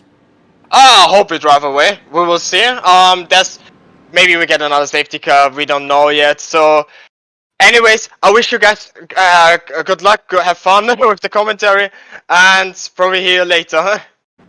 All right, Oliver. Thank you so much, and yeah, we'll probably talk to you later. Bye-bye. All right, thank you massively to the Team Fordzilla number 66 driver Oliver Stepanoff there, giving us a break from having to fill there, Joe.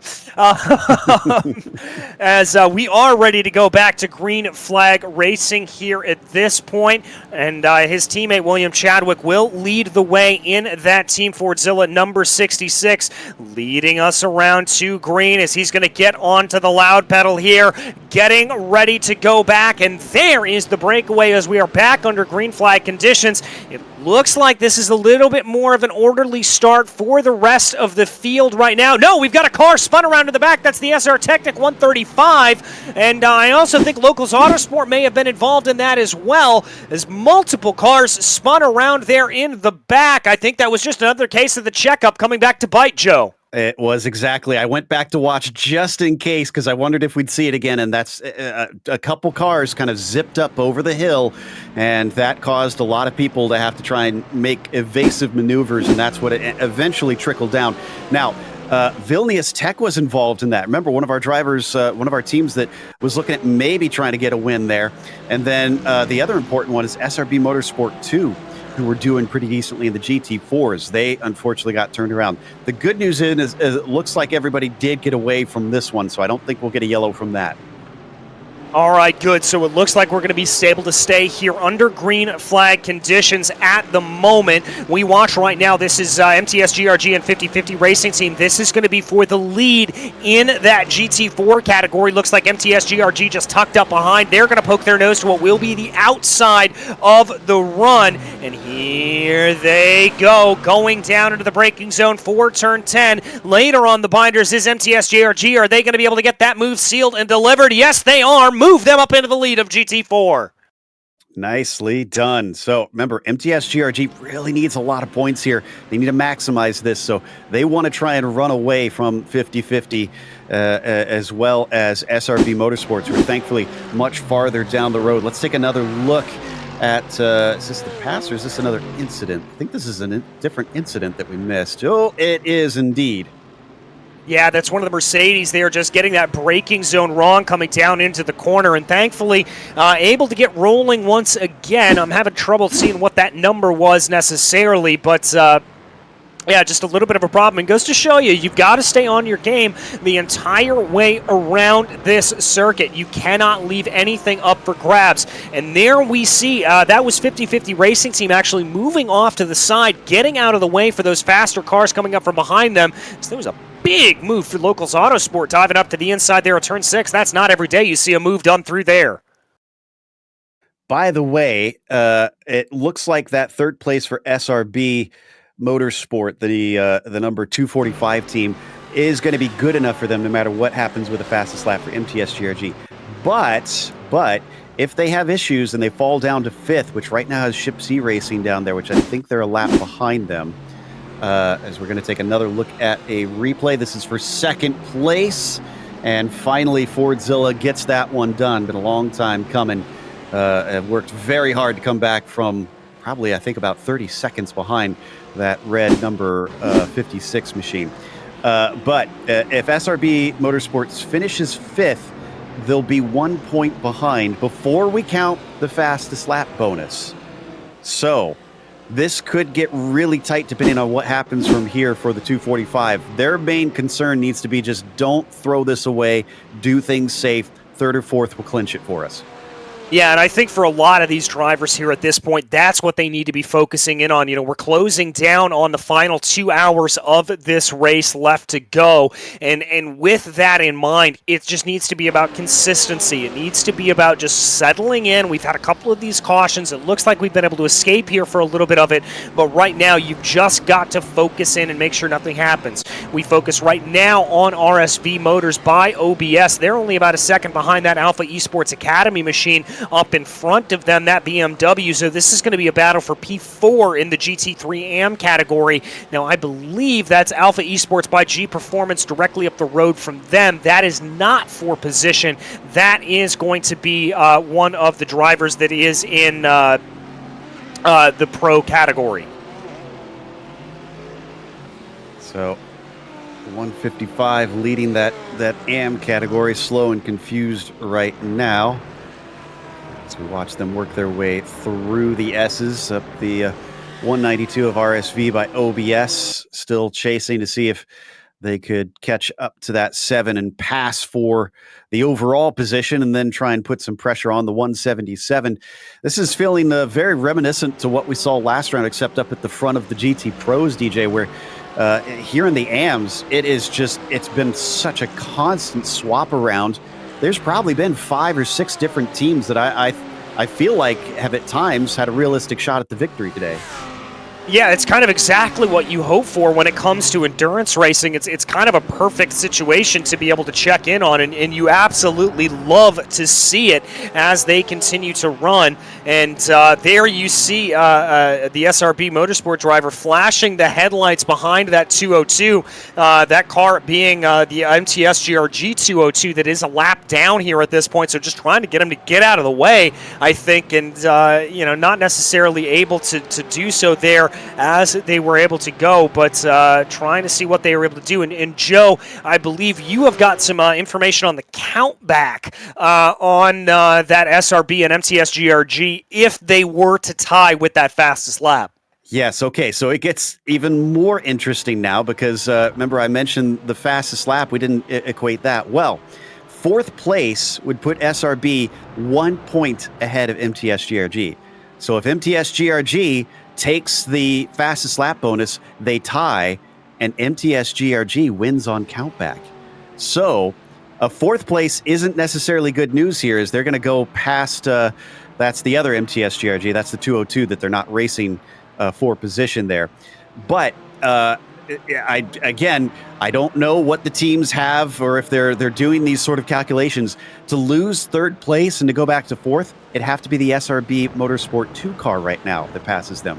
If that happens, I would think that they'd get on the radio and say, hey, please let us have this third place just to be safe here so that we can clinch this thing.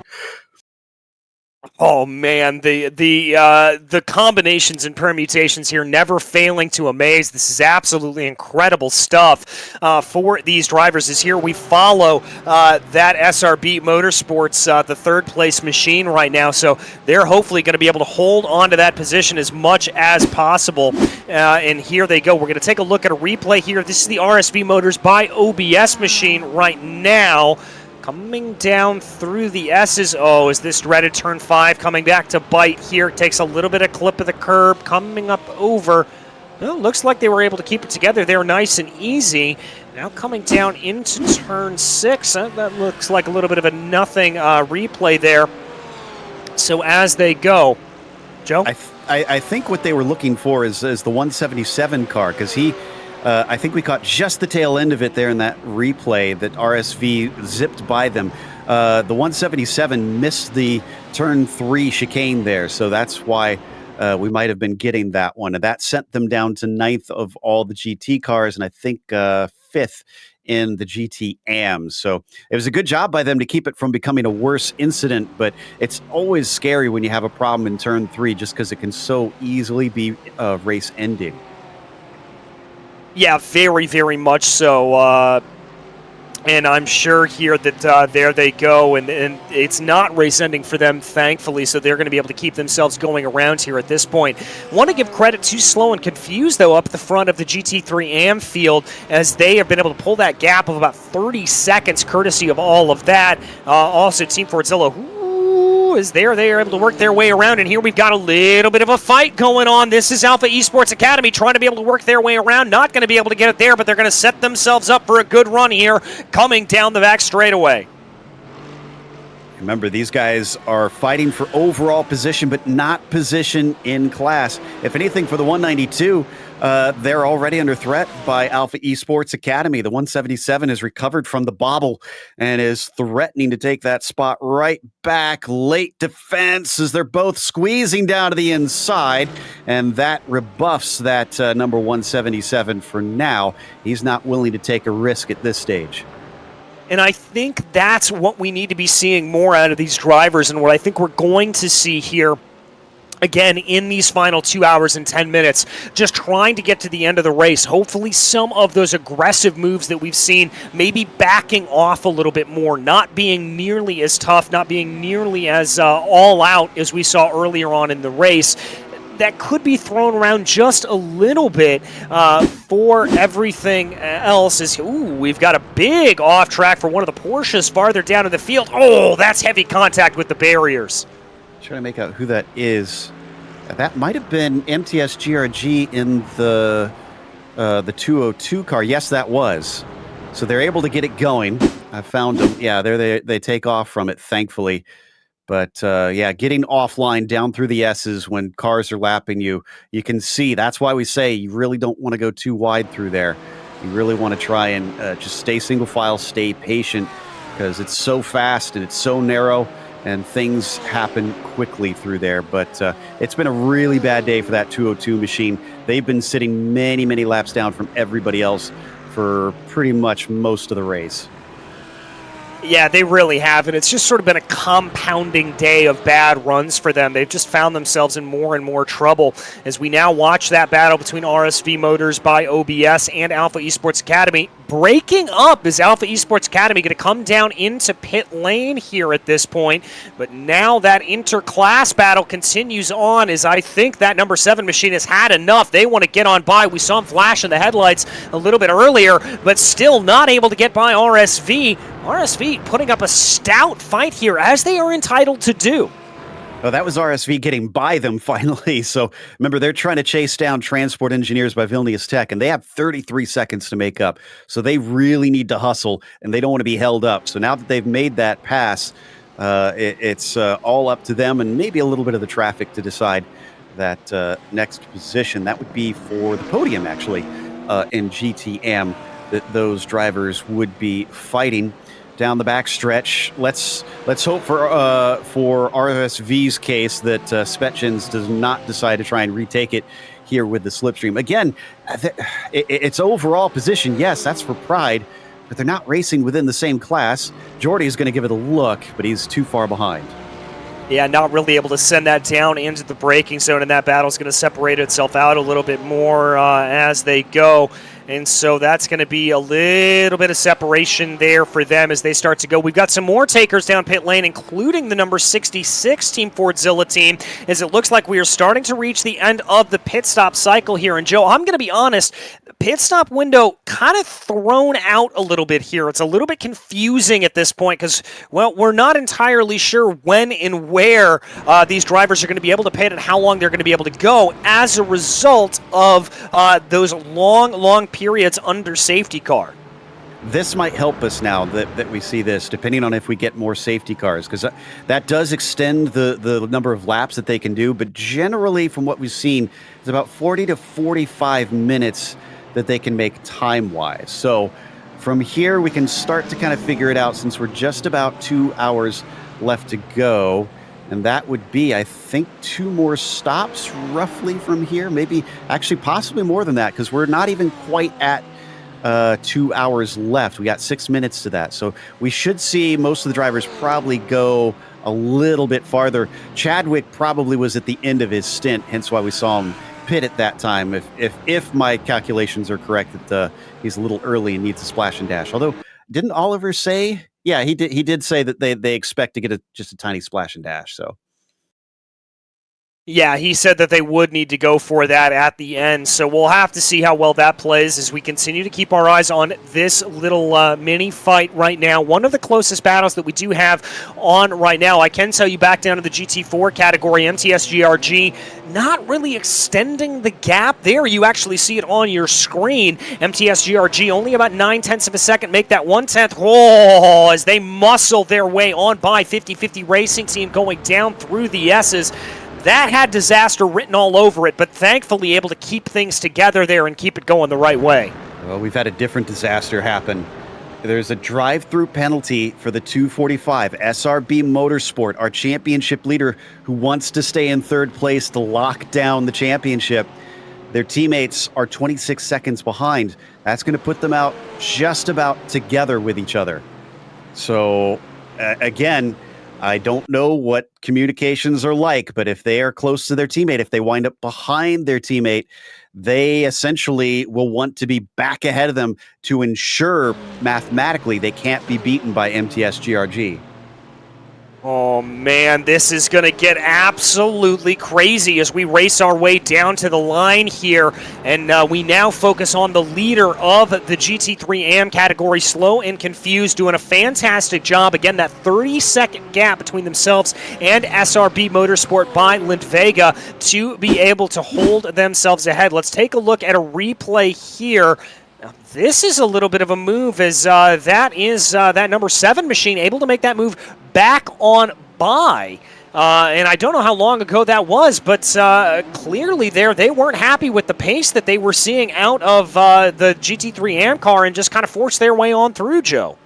I'm almost thinking these two are just having fun at this point. Maybe they're not as worried about interclass stuff because they've been back and forth like that. Whoa! And, oh, big problem for Dilettante.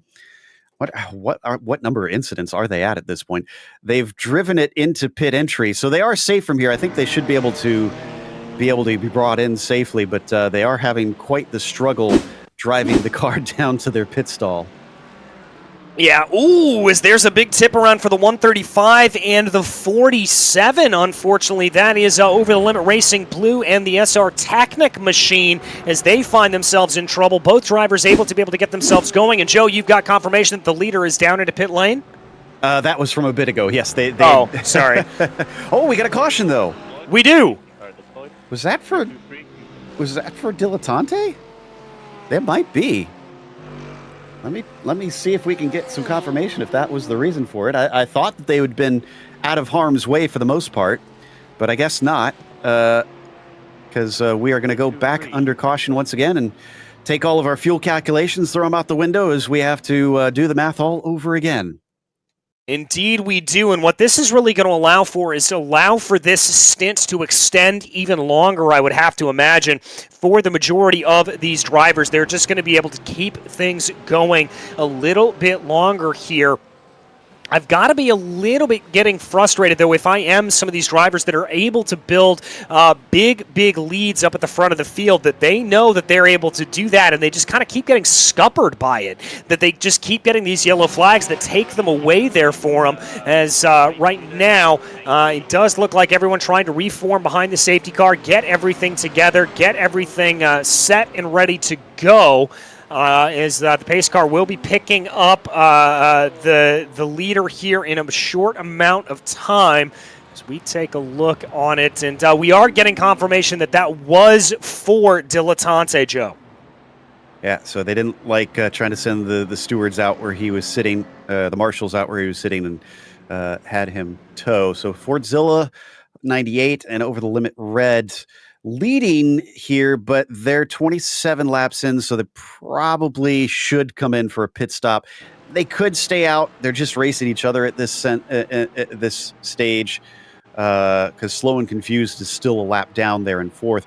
Nobody except for the top three have been in on the lead lap since I think about the end of hour one, wasn't it, that we saw them go down a lap?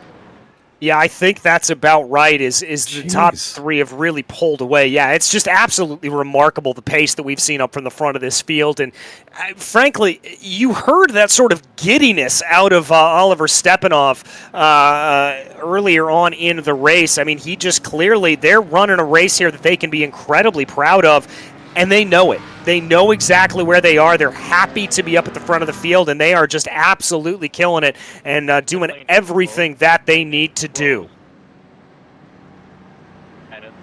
Okay, so waiting for the stewards. So somebody's in pit lane, I guess, for emergency service. SR Technic 135. Unless, did they open the pit lane already, actually? I must have missed it. I was looking for other things, and I got distracted on that one. Yeah, we got at least one car. They are allowed to come down pit lane when the pits are closed, but obviously they'll be given an end of line. And usually that's for emergency service if drivers are either out of fuel or if they had an accident and, they're going to be stuck in there getting repairs anyway. So, but generally, until they say that the pits are open, you are not allowed to go in there for regular service. So has SRB Motorsport served their black flag? Yes, it looks like they have. I'm going to double check on that, DJ, and see if they serve that officially. Okay, and as Joe checks on that, we continue to circulate here under yellow flag conditions and officially cross over with 2 hours left to go in the race. It still is Team Fordzilla absolutely dominant at the front of the field, and they do have a pit stop in hand, having just come down into pit lane here at this point. Slow and Confused, the leader in GT3 AM, has found their gap diminished, but they still have a couple of cars in between themselves and SRB Motorsports by Lind Vega, so they'll be sitting relatively pretty there at that point. The real battle that we've got to keep our eye on here is for that top spot in the GT4 category, with MTS GRG and 50/50 Racing Team separated only by about 0.8 of a second here, and that gap certainly will come down, I have to think, when the drop top of the green flag comes out. We saw them battling there earlier on. We saw 50-50 getting passed by MTS GRG, and so that will be the battle to keep our eye on. Elsewhere, there's some other good battles to be able to watch, particularly, I think, Transport Engineers by Vilnius Tech and SRB Motorsports Leyland Vega. That could be a good one to keep our eye on, and plenty up and down through the field as these yellow flag periods just continue to bring the field closer and closer together. I believe we have set the record. I'm going to double check for the most cautions we've seen in any of the races yet. This has been very plagued here in the middle of the night. Also, I did get some information here. SRB Motorsport did. I went and checked. They did pit in before the caution and did their drive-through penalty, so they lucked out a little bit there. And they are actually still ahead. They came out a few seconds ahead of their sister team, so they're still in the clinch position for the championship. And even more interestingly, they've put a lap on Ship Z Racing, or they've kept a lap on Ship Z Racing, despite serving that penalty. So they're still well ahead of fifth place, and they're ahead of their sister team in fourth, probably sitting good. I can't imagine the 255 is going to fight them that hard coming off of this one. MTS GRG still doing everything they need to do, but I haven't looked at the fastest laps yet. It does look like they do hold that right now to 25.3 over everybody else. Yeah, nobody else has run a faster lap at the 292. So they've got the bonus point, but they need that 245 car to now fall one position.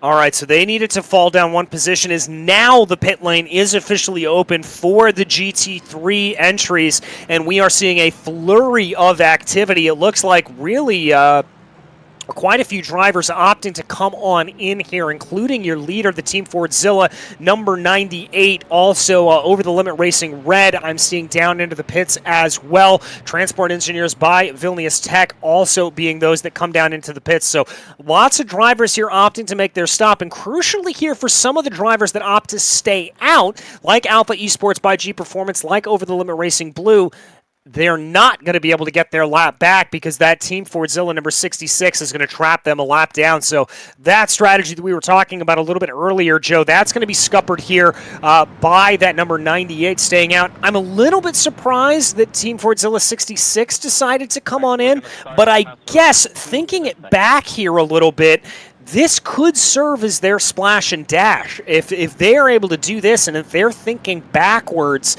they may be able to make it now on what would be 3, maybe 4 more stops.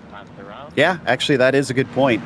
It saves them from having to make it a little bit awkward there and spend less time in pit lane. But in and out, they're still in the lead, and Over the Limit gets... was overtaken actually quite some time ago for that second position.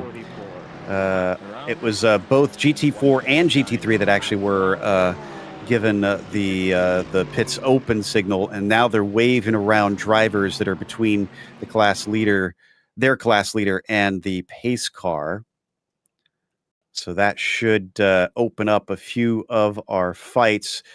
And in fact, the plot thickens. Slow and Confused finally managed to get themselves the wave around, and they are going to be back onto the lead lap. So for the first time for many hours, we'll see 4 cars racing on the lead lap in the GT3s. Ooh, that is very interesting indeed to be able to see if they'll be able to capitalize on that, I think, in particular, and see how that will go for them. Now, that's not going to serve them necessarily a lot of good for the interclass battle necessarily, because they're still going to be about 38 seconds ahead of SRB Motorsports by Lint Vega. But when we look at that, we are going to have a fair number of drivers that will be able to be back on there, and they will have to try to catch their way back around. But nevertheless, good for Slow and Confused to be able to get themselves back out on to the lead lap, such as that. We take a look here at your leader, Team Fordzilla, behind the pace car here at this point. working their way around as right now we are expecting those lights to go out on the safety car. I believe that is the call that we just got over the radio here, and so that does mean that we will be back to green flag racing here in just over a lap's time. All right. Down under the 2-hour mark. So we have to remember, too, it's not just the championships. It's the end of the season here. So drivers who are looking to end on a high or just want to achieve, a goal and haven't been able to make it in any of the other races, this is getting to be down to the wire of whether or not they're going to be able to make that today. So you could see some desperation start to raise its head even more as it gets closer and closer to that 0 on the clock, or 6 hours in the case of the upper left that you can see there. But drivers have got to try and weigh that and temper that to make sure that they get to the finish. Slow and Confused still trying to catch up to the back of that field. I think they're just about there now. I think there's going to be a few cars between themselves and over the limit, but I don't think it's going to be all that many. I do think that's going to be a decent battle for the podium positions now if they've got pace to keep up with the 56. Yeah, I think you're right about that as well, and I believe here that Slow and Confused actually will be, I stand corrected here, Joe, I think they will be a lap up on the rest of those GT3 AM finishes, so that's going to be absolutely huge there for them, and I also stand corrected because we've got one more lap of caution here at this point. Yeah, the timing and scoring just hadn't updated itself there, but they will have a lap over the rest of their compatriots, and so that is going to be absolutely mega for Slow and Confused.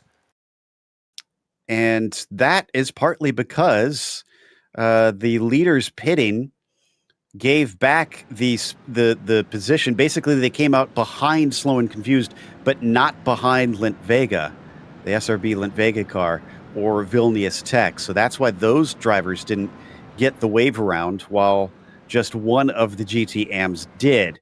Interesting stuff in there, and that was perfectly played by the 155.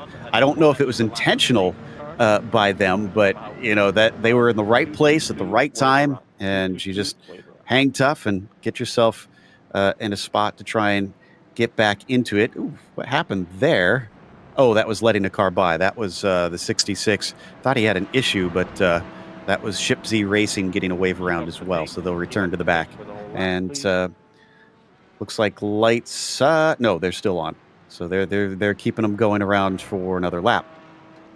Yeah, we should have the last, I think on the backstretch is the point of no return where there is no more time on that. But we'll have to see what plays out for these drivers. I think they're still sorting out a few more of these wave arounds here at this point as they try to be able to get themselves up and on forward right now. Looks like we will have one more lap under green flag conditions. And, Joe, I got to say, even with the proliferation, there we go, of yellows that we've seen, this has really been a fantastic race and really great strategy from everyone. That's the thing that's really surprised me out of this, is just all of the different ways that you're kind of thinking about the strategy here today, when to take those pit stops with all of the yellows that have come out. It's made it into a different race than we've seen from some of the other ones, but certainly absolutely fantastic to be able to watch, and it's been a real treat to be able to call here. When it's been green, the racing's been awesome. So yeah, I agree. This has been a great race today.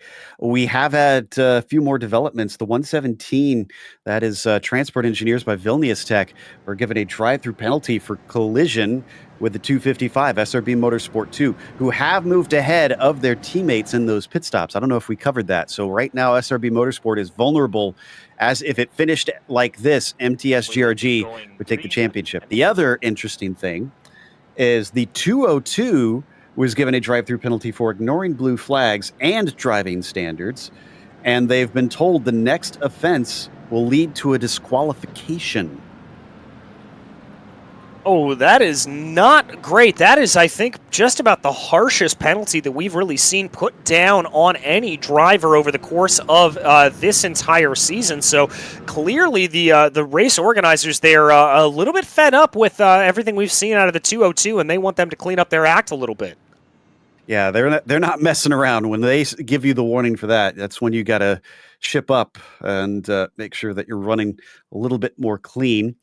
Now, who have we officially lost here now after that? Because Roadster Racing obviously is still gone. I think we can count Alpha Esports Academy out of this probably by now. They haven't been back on the track. Tramos Yellow, likewise, they haven't been out there for a long time. So that's probably about 3 cars. SR Technic has also been missing for quite a while, so they're probably out of it. They could still try and come back into the race and go from here. Once you go over an hour of repairs, which is about how the maximum you'll see for even replacing an engine for most cars. Once a car is past that, we can pretty much count it as done for the day. The drivers have decided that they're not going to get back out on course. Yeah, that normally tends to be what we see there in iRacing or a lot of times in real life as well for everybody to go here. So there we see that weaving taking place. If that wasn't enough of an indication that we'll be headed back to green here, certainly the lights being out on that iRacing safety car are that indication as well, as everybody working their way around right now, weaving back and forth, getting temperature into those tires. Remember, it is getting on in the day here. It's just past about 10 o'clock. It's about 10:18 p.m. virtual standard time, so temperature's starting to cool out on track most certainly. And now we're going to watch William Chadwick bring this field around down through turn 11 and in through turn 12. He's going to back the field up again. We've seen him do that a couple of times. Now gets onto the loud pedal as the green flag flies once again, and we go back racing here from Road Atlanta for the final hour and 45 minutes that are left to go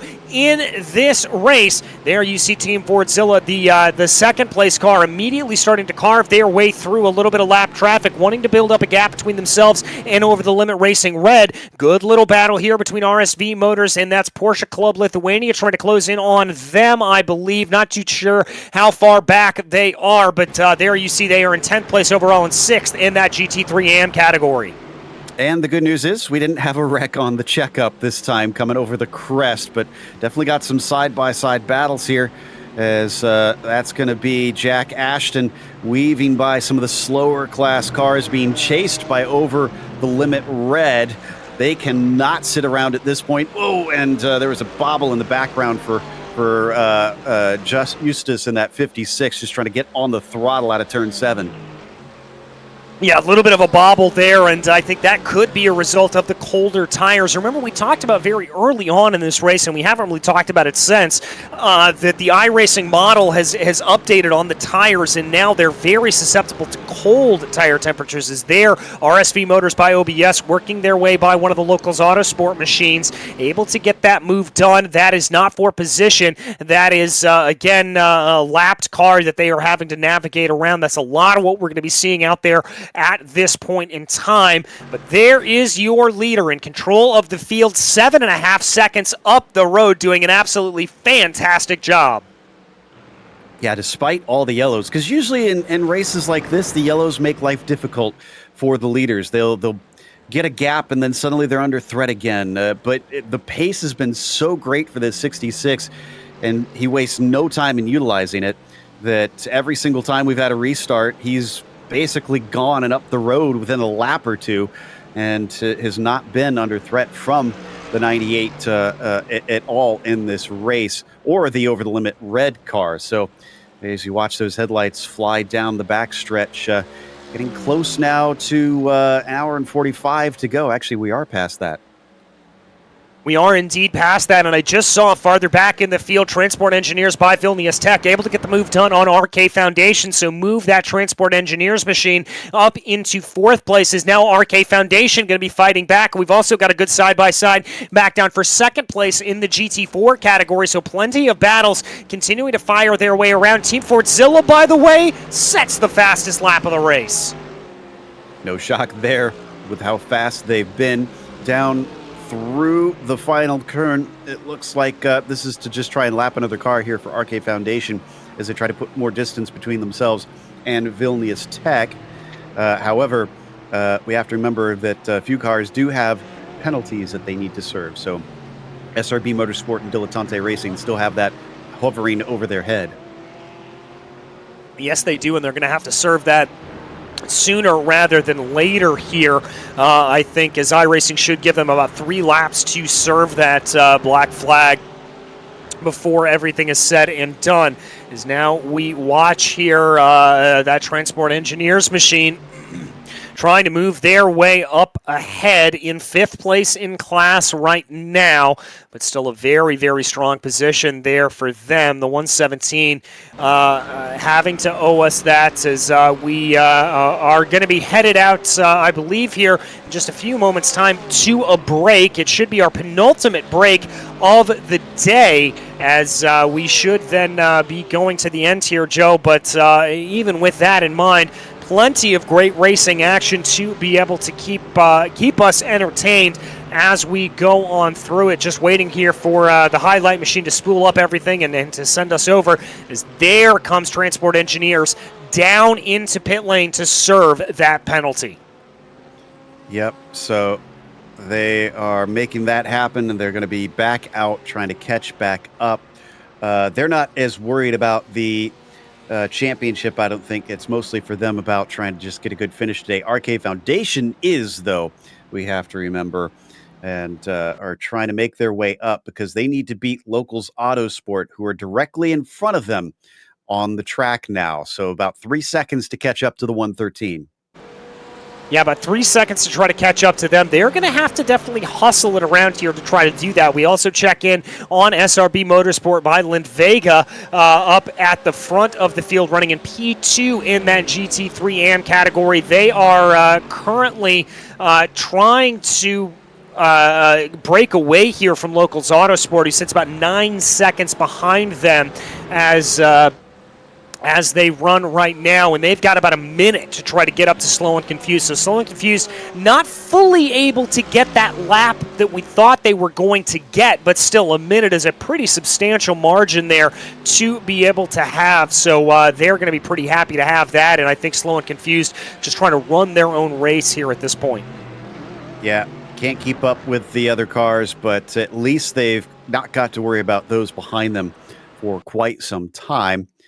But continuing to watch here down through the S's and turn 5 as this carries on between this is Autosport, Locals Autosport Black, so it's not the one that RK Motorsports needs to worry about, as Fordzilla wants to try and lap them. And we'll take a short break now. OPTIBET. OPTIBET. Dalyvavimas azartiniuose lošimuose gali sukelti priklausomybę.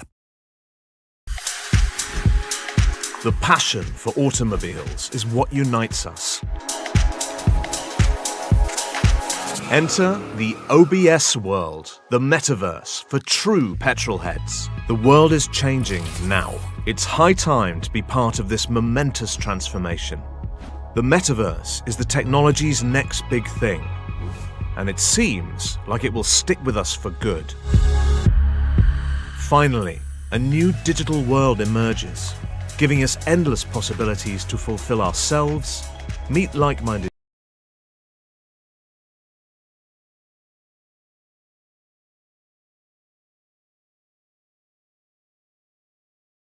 their passion in diverse ways. Build your garage. Spend time with friends, display your car collection and other NFTs, and host free or paid events in your garage. Enjoy using cars. Collect, customize and sell cars, and use them in games and sim racing events. Host and join events. From private garage meetups to world-renowned car shows, everything is possible in the OBS world. Enter the NFT gallery and marketplace. Buy, sell and trade unique NFT assets, from cars, garages and car elements to art and digital avatars. Play games. dive into an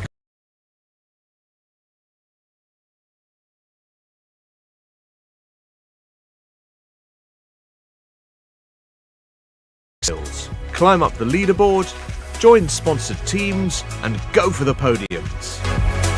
Enter the expo and event area. Promote your business's products and services. Organize events to boost brand awareness and attract customers. Join the Founders and Investors Club. Become a member of the exclusive club with 911 seats only and enjoy its perks. Each seat is backed by a particular founder's or investor's NFT with robust benefits and opportunities. Take a metaverse ride with the OBS world. Pursue your automotive passion, thrive, and make money.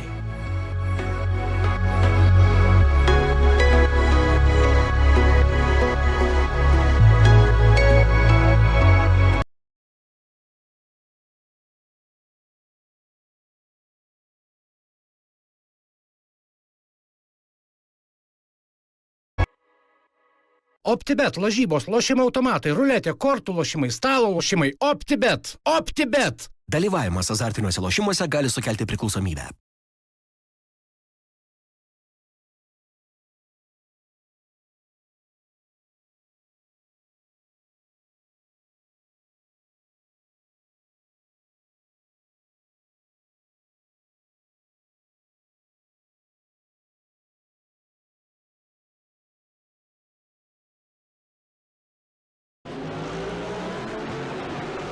Welcome back to the 6 hours of Road Atlanta, the finale of the OBS World Endurance Cup, sponsored by OPTIBET. We'll run you through some highlights here of what has happened early on. And of course, the big talking point today has been the cautions. There have been quite a few, and they have been kicked off by that opening lap kerfluffle there involving Roadster Racing and the Team Fordzilla number 98 that then sent much of the field scurrying back down through the order. A big coming together there. We'll take another look at it here in just a second or two. As you can see, Roadster Racing was immediately put out of the race as a result of that. Heavy damage to the rear of the car, and then more suffered as a result of contact there into the barriers. The number 98 Fordzilla machine was able to recover quite easily and keep theirself around, but certainly had to try to regain their positions as they went around and on through. Now, as they try to be able to get themselves back around, we saw Dilettante Racing having a big problem. They've had a very rough day out there, and they certainly haven't had it all to themselves. As then we saw here the SR Technic number 135 Lamborghini having a big spin, narrowly avoiding as much as possible, and then the 245 Tromos machine also getting in the way that they go, and they had that backing into the barrier there as well. That brought out another caution as that car was unable to move forward, and then still leaving the Team Fordzilla number 66 up into the control of the field with nothing really to have to worry about. Dilettante Racing then having another coming together a little bit farther back in the field, as did the 202, that MTS GRG machine, getting stuck on the barriers there, and that would bring out our third caution of the day as a result of all of that. And then that would lead us into our third yellow flag period. Another rough run here for the Lamborghini coming down into the corner, as there you see the 292 MTS GRG machine just getting things spun around a little bit to go. And then we had this moment coming down through turn 12 for the 112, getting passed there by the BMW as they crossed over the start-finish stripe. With the sun starting to set here at Road Atlanta, things looking good and then looking rough for the number 171 with heavy damage there to the front end of that car. They had to turn themselves around. The floodlights recently installed here on iRacing starting to come on and bringing their way up through the field, but that wasn't enough here for the 117 who tried to power their way along here. We then saw a pretty good battle between 50/50 Racing Team and Shipsy Racing as they raced their way down into turns 10A and 10B, working their way down down into the corner, the two Aston Martins in a very fierce battle. Then that was all led out by 50-50 Racing Team, getting into the side of one of your leaders there and sending them around. The number 191 caught a little bit of air coming up in over a turn 5, and that was enough to send them spinning around in cars scattering on either side of them. A very, very rough day. And then we saw some very good moves going on through the field, but then this was another very rough one here. Oh, with the big impact following that, the 191 absolutely worse for wear. That would bring out another caution, and thankfully our leader there, the number 66 Team Fordzilla machine, able to work their way on by without any major problems. As then we saw a little bit more fierce passing as RK Foundation there passed by over the limit racing blue after they had suffered their early incident on later on. Then heavy contact, therefore, riding high onto the inside wall, brought out yet another caution flag as the Ferrari had to limp its way home and back around. Team Fordzilla continued to lead, though, coming down into pit lane, sacrificing a little bit of its lead time, but at the same time, it was able to then continue on. We did have a big engine blow up there for the BMW on your screen, as that caused them to have smoke billowing from the front of the car, and that would bring out yet another caution flag. It's now working their way down into turn 10. You see here the battle on screen and a little bit of contact, sending the Mercedes just spinning around, and luckily that did not bring out a yellow, and that brought it around. But then heavy contact again here for Dilettante Racing. Just caught that tip of the grass, and then the 135 Lamborghini again finding the outside barriers. Yet another unfortunate run there for them. They've had a very rough day out there, as we've said. And that brings us back to right now is the number 245, which is the SRB Motorsport team, having a crash out there, Joe, and that's certainly bringing out yet another yellow flag and stacking us up behind the safety car once again. We take a look at that replay, as this is exactly what brought out that yellow flag. Yeah, the 50-50 team got a little sideways, coming up and over the hill, bounced back, and the SRB team is right there in the wrong place at the wrong time, and they couldn't go anywhere. Neither car could go anywhere. They were stuck, hence the yellow, and so they were allowed to tow. Now, it once again causes things to be very interesting here as we take another glance at it, and that was a massive, massive hit. No wonder they couldn't get the cars rolling after that. SRB Motorsport is now down to 4th and multiple laps down from 3rd. Extremely vulnerable because MTS GRG still holds the fastest lap and they're leading. If that would mean they tie and MTS GRG wins on countback. I do see that Ship Z Racing has had some fuel problems, but I don't think that's going to send them down 3 laps. They had to come in and take a pit stop just now. So that's pretty much things running as normal. No big craziness going on there. For SRB Motorsports, I don't know what they can do except hope that maybe Ship Z has some problems, or somebody such as themselves or their teammate can manage to take that fast lap away. That would give SRB Motorsport the championship. But they're in a really tough position because they've gone from having things in their control on winning this to suddenly it's out of their control on if they can win this. Well, what do you do if you're in that position? I mean, how do you talk to your driver? How do you console them? Is it merely a matter of you just tell them to push like hell, and that's what you've got to do to be able to try to go, or do you maybe put them back into a conservation mode? What attack do you go with? I think making up the 3 laps is going to be extremely tough. At this point, I'm telling them, how are your hot laps? Let's go get that fastest lap bonus. That's our best hope.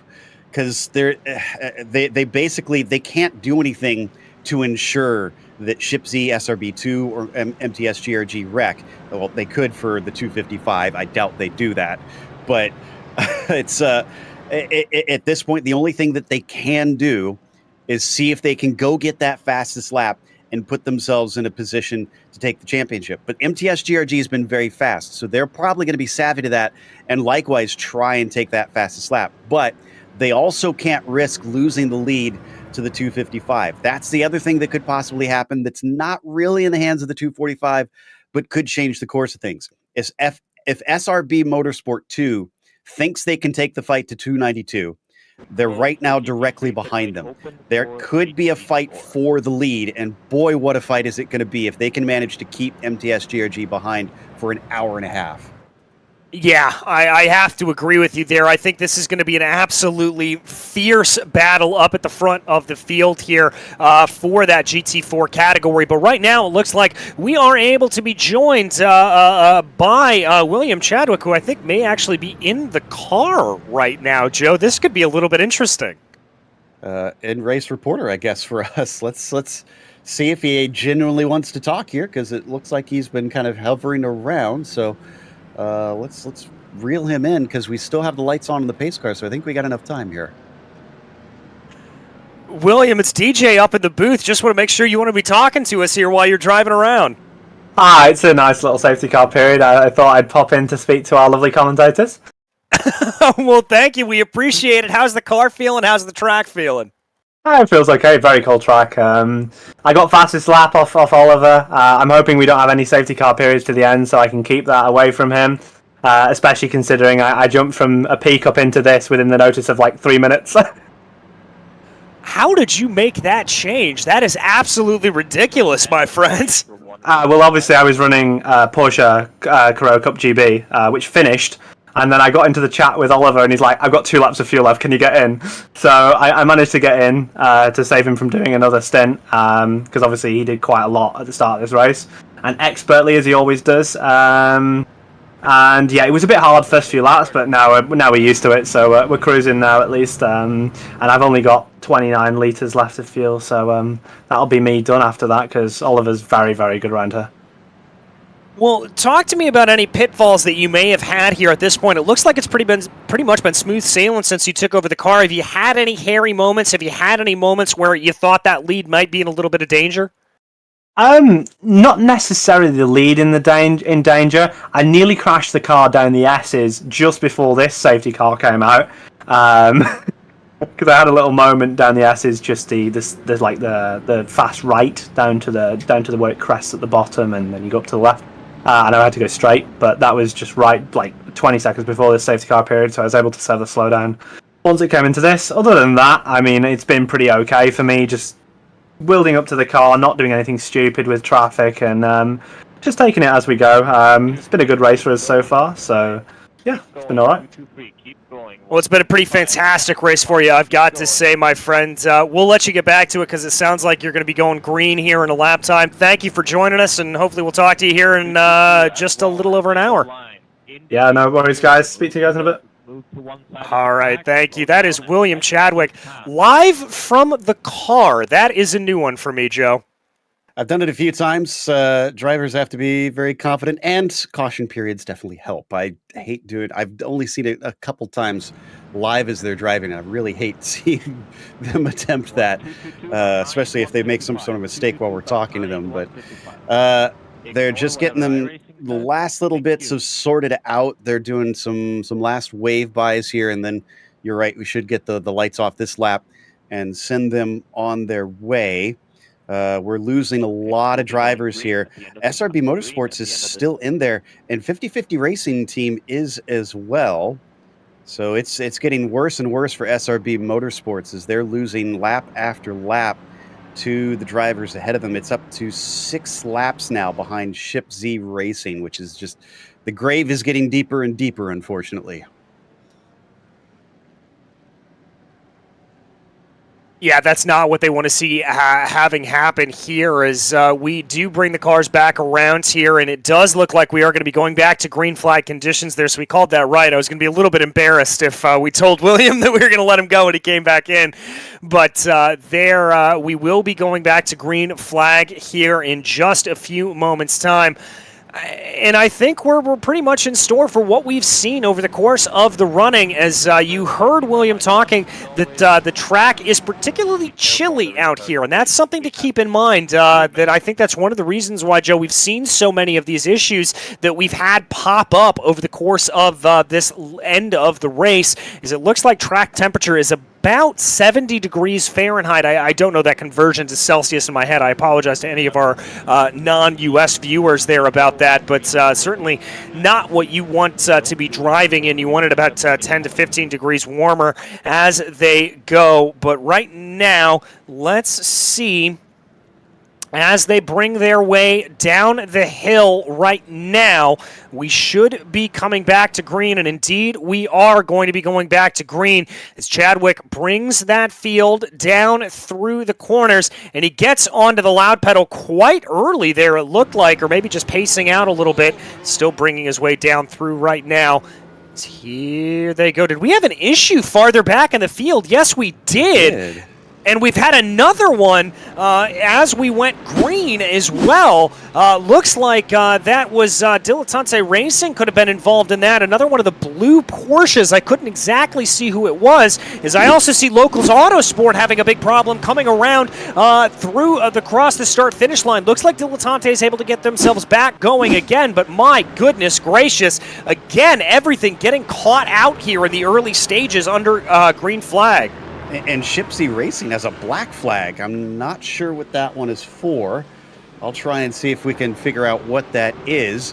But, man, this has caused it to be all sorts of weird up there now. And I can report that in the GT3 AM Championship, it might also come down to fastest lap, because right now Slow and Confused is behind Locals Autosport by 1 point. If Slow and Confused takes the fastest lap, they'll tie, and the Slow and Confused folks will win on countback. Oh my goodness. And by the way, for our non-US residents, it's 21 degrees Celsius out on track. Thank you to Joe for getting me that calculation. We watch right now the 192, the RSV Motors by OBS, trying to pull a little bit of a gap here and trying to close in on RK Foundation. I can tell you that William Chadwick up at the front of the field was just able to set the fastest lap of the race with a 1:16.149. As we're getting some reports here that Locals 113 may have destroyed their suspension with that last incident and everything being out of whack. We expect to see them coming down into pit lane here in just a few moments. Yeah, so that was on that restart. They hit up against the wall. Here's an interesting point, though. They don't have a black and orange flag. They're not required to come in. If they think they can handle the handling of the car, they can stay out there. And right now, actually, I think it looks like Locals Autosport is not going to lose out, because I think they're fourth. Yeah, they're fourth in the GT AMs. They need to be fifth to lose the championship on that tie to Slow and Confused. So that, I'd say, if you're Locals Autosport, stay out until the next pit stop. It's going to be a while, but right now it's better for them to just try and drive the car, as long as it's not chucking them into the wall, just trying to hold on to it. Yeah, I think I'd have to agree with you there about that, as they certainly are going to try to do everything they can. We keep our eyes on RSV Motors by OBS. There is behind them, that looks to be the number 98 Team Fordzilla machine, slicing and dicing their way through right now, as they are able to hold off here a little bit, but RK Foundation certainly starting to push a little bit on the back here of that Porsche, and they're certainly looking like they want to try to get a big attack here, as this is one of the closest battles we have out on track, certainly very intense as we watch it. It's been tight up here at the top, over the limit red, trying to keep up with Fordzilla as we jump farther back down to the battle in our battle for the lead, actually, in our GT4s, and they're going to get interrupted briefly. Oh, my goodness, SRB barely made the apex over OBS Motorsport. That's a GT3 car that's many laps down, so they have not retired. They've managed to get the car back on the track and are going to try and finish this race, but boy, I really hope they don't spoil this battle for the lead. I hope they don't either, as, oh, there goes the 192. We were watching them earlier, and that was just a result of RK Foundation putting pressure to the back of the 192, carried a little bit too much speed coming down through turn 6, and that was just enough to be able to spin them around, and that sends them the wrong way. Now we check back in on that battle for the lead of the GT4 category. MTS GRG, 0.6 of a second over SRB Motorsports 2. That's going to be enough to be able to hold them at bay for now, but I'm not sure for how much longer they're going to be able to keep that gap as big as it is. Yeah, you got to think that SRB 255 has been given a big hurry up from their sister team. Have they actually gotten back out on track yet? Yes, they have. So looks like the 245 is out on track. They're still in 4th, though, sadly, and 5 laps down from Shipsy Racing. But if they can make it past like they're going to try to here, they're going to look down to the inside. They're flashing their lights to try and distract them, but no dice, unable to make the move on MTS GRG. 255 has to take the lead to deny the championship for MTS GRG. Yes, they do, and are they going to be able to? That's the next big question here. Can they be able to do this? As here they come, working their way down through the S's, trying to push as much as possible. There you see a little bit of a clip of the curb, Aston Martin versus Aston Martin. Oh, that was a bad run there for MTS GRG. The gap has come down under 0.3 of a second. Right behind him, this is exactly where SRB needs to be. They're going to try and go to the inside. Oh, and they come together. They're going to get away with it. Nobody goes off course. That was a rough one, but it looks like the 255 is in P1 now. Yes, it does. So there you go. 255 up into the lead, but how long is that going to stick? That's the Locals Autosport number 113 that's going to work their way on by, trying to steal a little bit of a draft. There is MTS GRG as they're going to be able to pull back into the lead now. My goodness, swapping back and forth down the back straightaway, but a big dive coming down into the corner for the 255. They've got to bail out of it. It's not enough to be able to make it play. I wonder if they were just redressing the position, that they didn't feel like they would be able to get away with it cleanly, that the stewards would penalize them. So MTS GRG now once again in the defensive position instead of the attacking position as we look a little bit farther back here, coming up into turn 7 and onto the back stretch. This is the fight between Vilnius Tech and SRB Motorsport Lent Vega. This is 6th overall in the GTs. 6th overall in the GTs as they try to fight their way up forward a little bit, trying to see what they was able to do. You just see that Transport Engineers, the Vilnius Tech machine, holding down to that outside line, trying to hold it in. It doesn't look like SRB is going to be able to make that move here at this point, but a good run there off of turn 10B, but I think a little bit of wheel spin, and that's going to scupper them a little bit and cost them a couple of tenths of a second. Yep, just a bit far back now. By the way, the other MTS GRG, the 202 car, was given a black flag. I didn't see for what, but it was a 3-lap stop and hold for the penalty. So they got away without the disqualification that they were warned about, but they still got a pretty harsh one there. Whoa, and off the course goes Vilnius Tech with a monster hit into the tires out of turn 3. Oh my goodness, we're going to go back and take a look at the replay here. You see that Mercedes, as they come on through, it just speared out of the way there. I'm not sure entirely what happened. I think they got up and over the curbs, and that was enough to just send them. Joe, that almost looks like a hardware failure, the way that they went. I mean, it happens pretty often that you could just bounce wrong off that curb, and I think that's what happened because, again, we're dealing with a Porsche there, so if the rear end was already swinging around and it hit the ground badly, that could be what sent him into the wall. Amazingly, the car is running and it's steering straight from what I can tell. I don't think they're too off the pace. We'll see if they have to come in. Nope, they do have a black and orange flag, so they are going to have to come and get repairs. All right, so they are going to have to come down into pit lane here at this point. That's not entirely surprising with just how hard of a lick that was. That's going to separate out our battles here for the moment as everything starts to spread itself out a little bit. Coming into the glow of the floodlights, though, is William Chadwick, able to grow that gap up to about 14, 15 seconds up at the front of the field. And Over the Limit Racing Red, I'm keeping an eye on them. There's a little bit of an ebb and flow here for this battle for P2. I think Team Fordzilla's got this, but Over the Limit Racing Red keeping this competitive, I've got to say. Making sure they can't have any big slip-ups out there.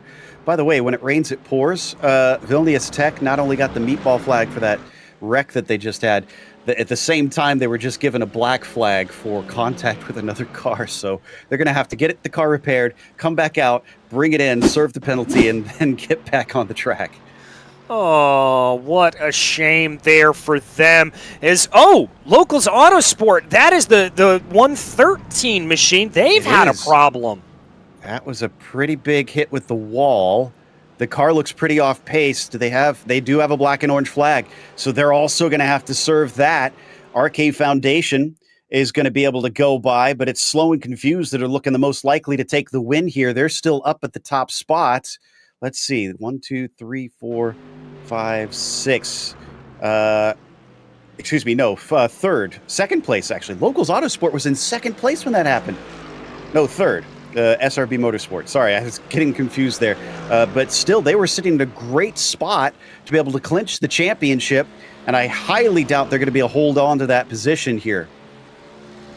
Yeah, I mean, if they've got to come down into pit lane for a meatball flag, that tells me that's either engine or suspension damage, and that's not going to be a quick transition there. As we're in the chat here behind the scenes, one of the race directors clearly saying, "What is happening?" And I have to agree with him, Joe. This is the most bananas final hour and a half to a race I think I've ever seen. It is not short of drama. We're getting our money's worth, that is for sure. And ahead of it all, the one that doesn't have hardly any drama is the 66 car that just has been kind of plugging away, and they're now 15 and a half seconds ahead of their sister team, so no threat from behind whatsoever. So Slow and Confused up. RK Foundation, I think, moves into third for that. I wonder if this means RK Foundation might now take the championship. We'll have to do some points crunching behind the scenes here to see what this is going to do to all of this. And for SRB Motorsport 2, unfortunately, because they had to take a pit stop, they are now way behind MTS GRG. But it looks like that 292 needs to serve theirs, so that should come back together soon. Yeah, it should. And as we watch the RSV Motors by OBS, Joe, I'm noticing just how twitchy these cars are looking coming around these corners. And I think they are really starting to struggle here with these tire temperatures. We mentioned it earlier. 21 Celsius, 71 Fahrenheit out on track right now, and it's only 69 degrees Fahrenheit out in the ambient air. This is a cool track, and a lot of these cars are set up the way that it's all thought about is for probably daytime running, and I think a lot of these drivers are struggling to adjust here for the darkness that has set down.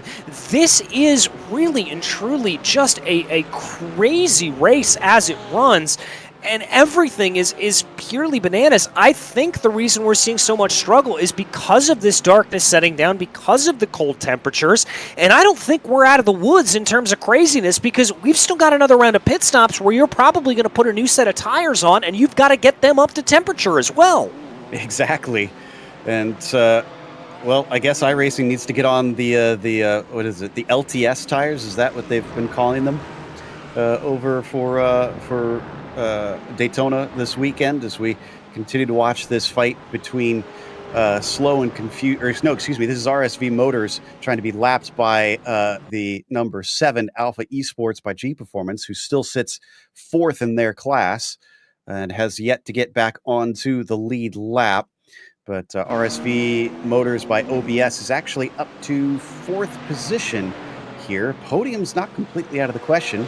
Next one up is RK Foundation, about 8 seconds up the road. Yeah, about 8 seconds up the road here, and I mean, really, we can't count anything out. By the way, Locals Autosport has fallen down to 11th overall right now, and Transport Engineers down into 13th at this point. So they continue to fall down through the order as they lose laps, getting those repairs done in pit lane. As we watch right now, that was another car making their way into pit lane. That's the leader in GT4. That was MTS GRG. I believe that's a scheduled stop for them, but they're coming down into pit lane. Yeah, we already saw the 255 take their stop. So now it remains to be seen where they'll come out in regards to their rivals there, because let's see, it was 34.6. So that's a pretty standard stop there for Hertzai in the car right now there for the 255 team.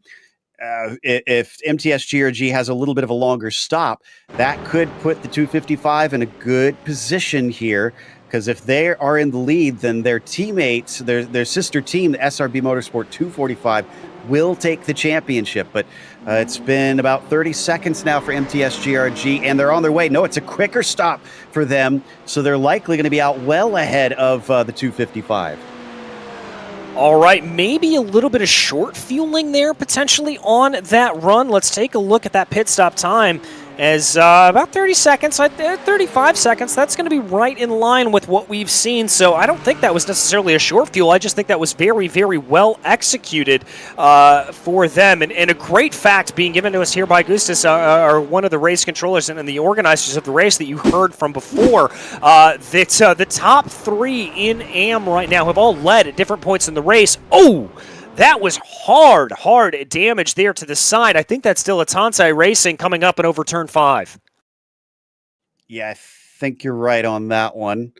I can't believe how much punishment that car has been taking, but that seems to be the end of it for now because they're getting a meatball flag and will have to come in and get it repaired. They could get back out there, but this is going to cause them to have to sit down for a moment. Also, Stepanov... Wait a minute. Why is Stepanov... it was a pit stop. Excuse me. I thought for a second we had lost connection there to the 66 car because they disappeared for a moment. So Stepanov's in the car, and he's taken over. He's back down in third. But he's definitely got at least one more pit stop to go because hour and 8 minutes left is too long for a single stint. Yeah, it's too long for a single stint, so he's going to come down into the pits here at this point, just get everything swapped out. We watch the RSV Motors by OBS machine that currently runs 4th in that GT3 AM category as they work their way around. Directly behind them, by the way, that is a lapped car that they don't have to deal with. And Team Fordzilla, as they've come back out of the pits here at this point in 3rd place overall, they actually have a little bit of pressure from Slow and Confused from behind them. Obviously, that's not for position or anything like that, but certainly something there to deal with. I can tell you, by the way, that we have seen a couple of drivers coming out of pit lane here at this point. Locals Autosport still in the pits as they continue to plummet down through the order. So not good running there for them. I'm thinking here as I look up, we should be able to see Ashton and Peranukas there in the Over the Limit Racing Red Machine and the Team Fordzilla number 98. They should, if they're able to run the same laps that we saw William Chadwick run, or Oliver Stepanov run, excuse me, we should see them within about 5 laps coming down into pit lane.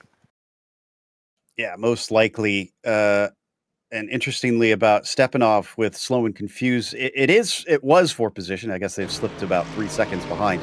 But because they're on different strategies, the 155 also needing to be in pretty shortly here. They're 17 laps into the stint, but ahead by 58 seconds over the next car behind. So probably not. They probably won't even lose that position. We see a couple more down pit lane. That looks to be RSV by OBS and Vilnius Tech as well. And I think, yeah, that's the drive-through for Vilnius Tech. So they're just serving the penalty that they had needed to. Yeah, I think we're also seeing 4SR racing down into the pits as well. That Mercedes AMG coming in to serve their penalty. Here is SRB Motorsports 2 trying to get that charge on. It's able to work their way up through the field as much as they can and close down on MTS GRG, letting one of the cars out and on by them. Now that directly behind them is SRB Motorsports. That's going to be a lap down from them, it looks like, or a couple of laps down from them, I think. So they are not having to worry about really anything. They've just got to focus on the road up ahead of them and try to close down on MTS GRG if they can. Yeah, that's 5 laps between them currently. It might even be 6, actually. That's 6 laps between them currently. They're basically just trying to do what they can, keeping up with it so that they don't fall to 5th place, make it even easier. They are on the same... No, they're not on the same lap. They're 5 laps ahead of Trabos GT4. So as long as they just keep putting laps in, they're not going to be caught by that next car behind. But really, this is just kind of them probably trying to hot lap, like I was saying. Let's see what their last few were. Not even close. Oh, my goodness. Yeah, they haven't even gotten within a second of MTS GRG's fastest lap time. Yeah, it's going to be a tall order, I think, for them to be able to come in. By the way, Over the Limit Racing Red coming in out of what was second place overall. That should see them deposited back down into third place overall, if I've got my math right. Although Slow and Confused is ahead of them here at this point. But that is merely because Slow and Confused still owes us a pit stop. There, it's a real traffic jam coming down into turn 7. Back behind everyone, that is going to be the 111 machine of Porsche Club Lithuania that's going to be working their way on by. And now Team Fordzilla number 98 is going to come on into pit lane, so that should give the lead of the race back over to the number 66. All right, so with the sun now down under the horizon for a little while, we come to that 1 hour to go mark, and our drivers are clearly showing the signs that they're getting pretty weary. We've been seeing more and more mistakes out there. Cars are not handling as well. Ashton handing over the lead to Stepanov as he takes his last no, not the last stop, second to last stop. Stepanov going to go on by. And Slow and Confused stays out because they don't need to take a pit stop probably for another 10 laps or so. And the 155 team, at least briefly, is going to put that AM car onto the overall podium. I mean, that is an impressive run from Slow and Confused. They've, kind of ping-ponged a little bit up and down through the order here today, but they are looking very, very strong, and I think they're going to be able to do this really as a result of some fantastic running and some fantastic ability to call pit strategy right and just stick-to-itiveness. I mean, they're up 6 positions from their starting spot, and as you said, looking like they may be able to find themselves in an overall podium. It's going to be pretty impressive here if they're able to put that together.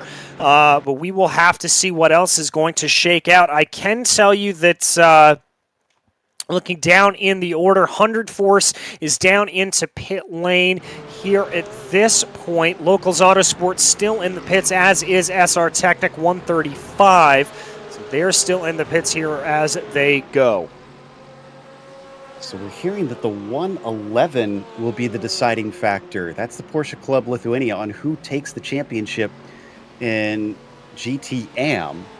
So apologies if you've already covered this. I was trying to look at a lot of things here, but they're sitting in 3rd in the GTMs right now. No, 4th, excuse me. And it's between Locals Autosport, RK Foundation, and Slow and Confused as to who winds up our champion at this point, because 100 Force has been way down the order. They haven't really been in the hunt for much of this, but okay, I'm gonna have to do some crunching to figure out how exactly this works, that they decide this. I'm going to leave that one to you, Joe, because I was told there would be no math. But as they go right now, we'll figure that out, and we'll let you know exactly how this is going to shake it out and what can happen here. I think what it'll come down to is that if RK Foundation lose a position here to Porsche Club Lithuania, which is that number 111 machine, then they will fall out of it, and that it will default over to Locals Autosport. I think that's what it is. We'll kind of figure that all out and be able to get that math for you here. There is the 111. That is Porsche Club Lithuania. So from what we understand here, depending on if they're able to catch in on RK Foundation, and if they catch that number 112 up ahead of them, they will pretty much decide whether the 113 or the 112 is the second in the championship. That is what that's going to come down to. So that'll be for second in the championship. I believe if Slow and Confused wins this race, that means that they will win. Yep, they'd be up by about 7.5 points over RK Foundation. Whew. This is going to be an interesting one, no doubt, as the drivers are probably having to do similarly to try and figure out, okay, where do we need to be? What's the iterations? What can we get away with at this point so that we don't have to risk the car? We can just bring it home with a nice, easy victory. But I think what I'm most impressed about is the fact that Slow and Confused is still running second overall. They're going to have to hand it back, and when they do, they'll probably still fall to about 4th place or so. But we're up to, I believe, 6 cars on the lead lap. Some of that is because of the pit stop cycle getting a little bit crazy with a few different cars. And so some have been able to get the lap back. What they need right now probably is a caution flag so that they can hold on to that lead lap. But I'm guessing most of the drivers are probably a little sick of the cautions at this point, probably don't want any more. Yeah, I think you're right about that. I think they're pretty happy to be racing up to speed here at this point. And now I think that we've been able to escape some of the pit stop cycle and that we're able to get running here up to speed with all of these cars. It's going to be a little bit easier for all of these drivers to be able to get themselves into a good position, to be able to not be making any of those silly mistakes necessarily that we saw that were causing quite a few of those incidents. But I say that with the sheer fact in mind that Road Atlanta, sorry, it's been a long race for us up here in the booth too. That Road Atlanta is such a difficult circuit and that it is ready to catch you out at mere notice, that it's going to be very, very hard to be able to try to keep everything together. I can tell you, by the way, that it does look like Amazing Stuff was just able to send the move there on Transport Engineers by Vilnius Tech, and it does look like they are up into 12th overall. I think that replay that we just saw might have been over the limit blue, and that looked like a hardware failure. They went straight on at the first turn and then disappeared. So most likely something went wrong with whoever was in the car at that time, and they are probably out of this race waiting for maybe if they've got a teammate who can hop in and take over the car, but haven't seen them return to the track quite yet. So sad to see over the limit blue kind of have things go awry pretty early and never really be able to recover, as it looks like, Fordzilla's 98 caught and passed 155. Yes, they did. Just the outright pace there of that number 98. They're going to have a gap of about 3.5 tenths of a second here, and they'll start to pull away. That's really of no never mind, though, too slow and confused. You know, that's not their race to run. They just need to be focused on what they need to do here at this point. And they're thankfully going to be able to get a little bit of the slipstream, I think, off of Team Fordzilla as they come down through the corners right now, finding themselves slotting into line here at this point. But Cybus doing a good job to be able to keep his way up and behind. And yes, I can confirm, by the way, that I think over the Limit Racing Blue there was just as Stakiokas. There was a disconnect there from them, and just showing that they reconnected now, and that was due to upload packet loss, which does mean it was an internet mechanical issue there. Well, that's one of the frustrations that comes with sim racing. Is this Stepanov we've got on screen? No, this is...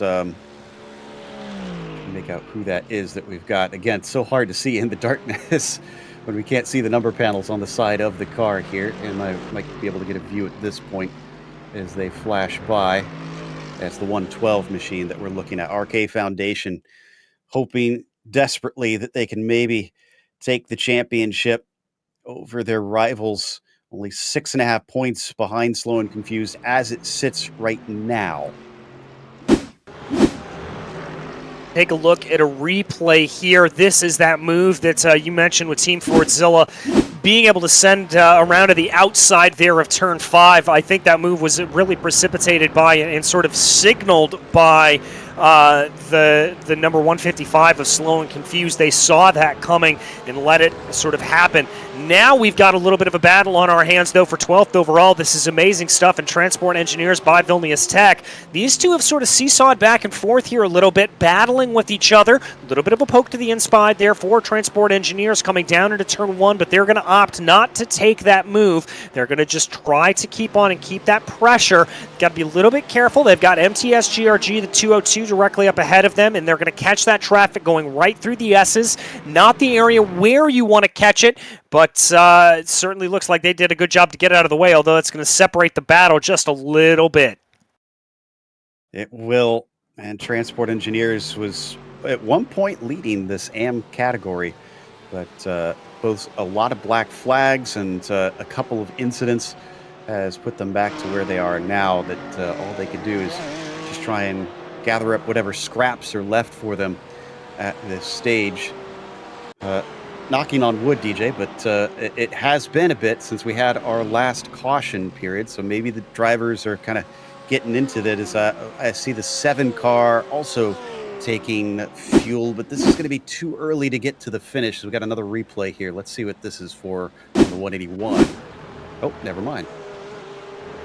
Yeah, I think the number 7 is going to owe us at least one more stop there. And frankly, I think the team that's going to call this just about right very well may be slow and confused. They may have called this to absolute perfection here, as I do think both Team Fordzilla cars are going to owe us an extra pit stop, as is Over the Limit Red potentially. So we'll probably see another pit stop there from them. But right now, we focus on transport engineers by Vilnius Tech as they work their way around. They've lost a little bit of time up to Amazing Stuff in that Porsche up ahead of them. And I've got to say, I'm taking a look at the Porsche as much as I can for Amazing Stuff through the darkness that is surrounding us. And I didn't realize, Joe, just how much damage is on the front of that car. It is completely missing that front clip on the front end of that car, which makes their effort here for Amazing Stuff all the more impressive, that they're able to not only keep on keeping on, but to be able to keep on with enough speed as they have. Very, very impressive. Yeah, it was a while ago that we had, I think it was OBS Motorsport, that wrecked up at turn 5, and Amazing Stuff was the one that plowed into them and took a huge amount of damage, but was able to get back out on the track. But yeah, sitting 12th overall of the GT cars is pretty amazing, considering the state that thing is in. As we're watching up through the S's here once more, and up and over the crest of turn 5. This is Stepanov catching up to Lent Vega and the 181 machine. We saw that replay of just a little bit ago. We're going to jump back, though, down through the S's for the car. I think that is Slow and Confused here that we're watching now. So I think an overall 3rd place is looking very possible for that 155 team. Yeah, I think it is as well, with as much as they have to spare here and as much as they have, especially if that pit stop cycle is able to work out as well as we think it may for them. As here we've got a little bit of a replay. This is coming out of pit lane. Whoa! That got a little bit hairy there for the 111. That's Porsche Club Lithuania getting spun around and almost having a little bit of a problem there, but they were able to maintain it and keep everything together, but just barely were they able to do that, Joe. That puts them out of reach of RK Foundation, which is going to make somebody very happy. I lost track of who it was they were helping by trying to make the pass there. I think it may have been Slow and Confused that they would have helped in that situation, but it's all jumbled up out here. Sounds like we're getting close to our last break as 3 wide there coming down for Fordzilla OPTIBET, into лажібос, turn лошими 6. автомати, рулети, We'll see it in a moment стало for our лошими. last stint. OPTIBET, OPTIBET. Dalyvavimas azartiniuose lošimuose gali sukelti priklausomybę. The passion for automobiles is what unites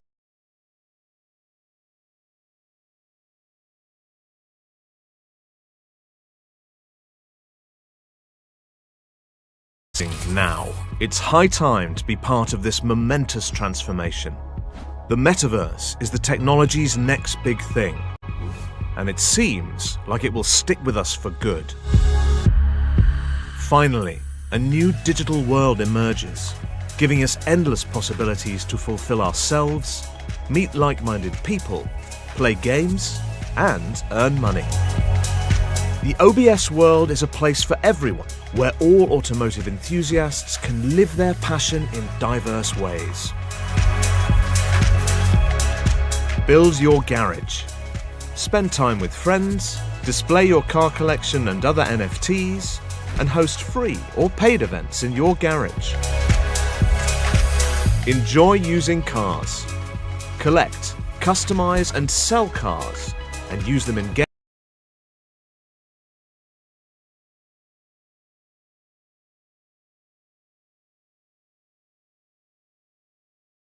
car shows. Everything is possible in the OBS world. Enter the NFT gallery and marketplace. Buy, sell and trade unique NFT assets. From cars, garages and car elements to art and digital avatars. Play games. Dive into an exciting world of automotive games. Use your NFTs to play and earn money. Train and race. Improve your racing skills. Climb up the leaderboard, join sponsored teams, and go for the podiums. Enter the expo and event area. Promote your business's products and services. Organize events to boost brand awareness and attract customers. Join the Founders and Investors Club. Become a member of the exclusive club.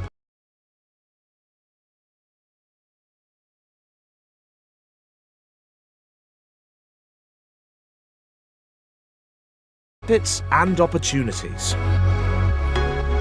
Take a metaverse ride with the OBS world. Pursue your automotive passion, thrive, and make money.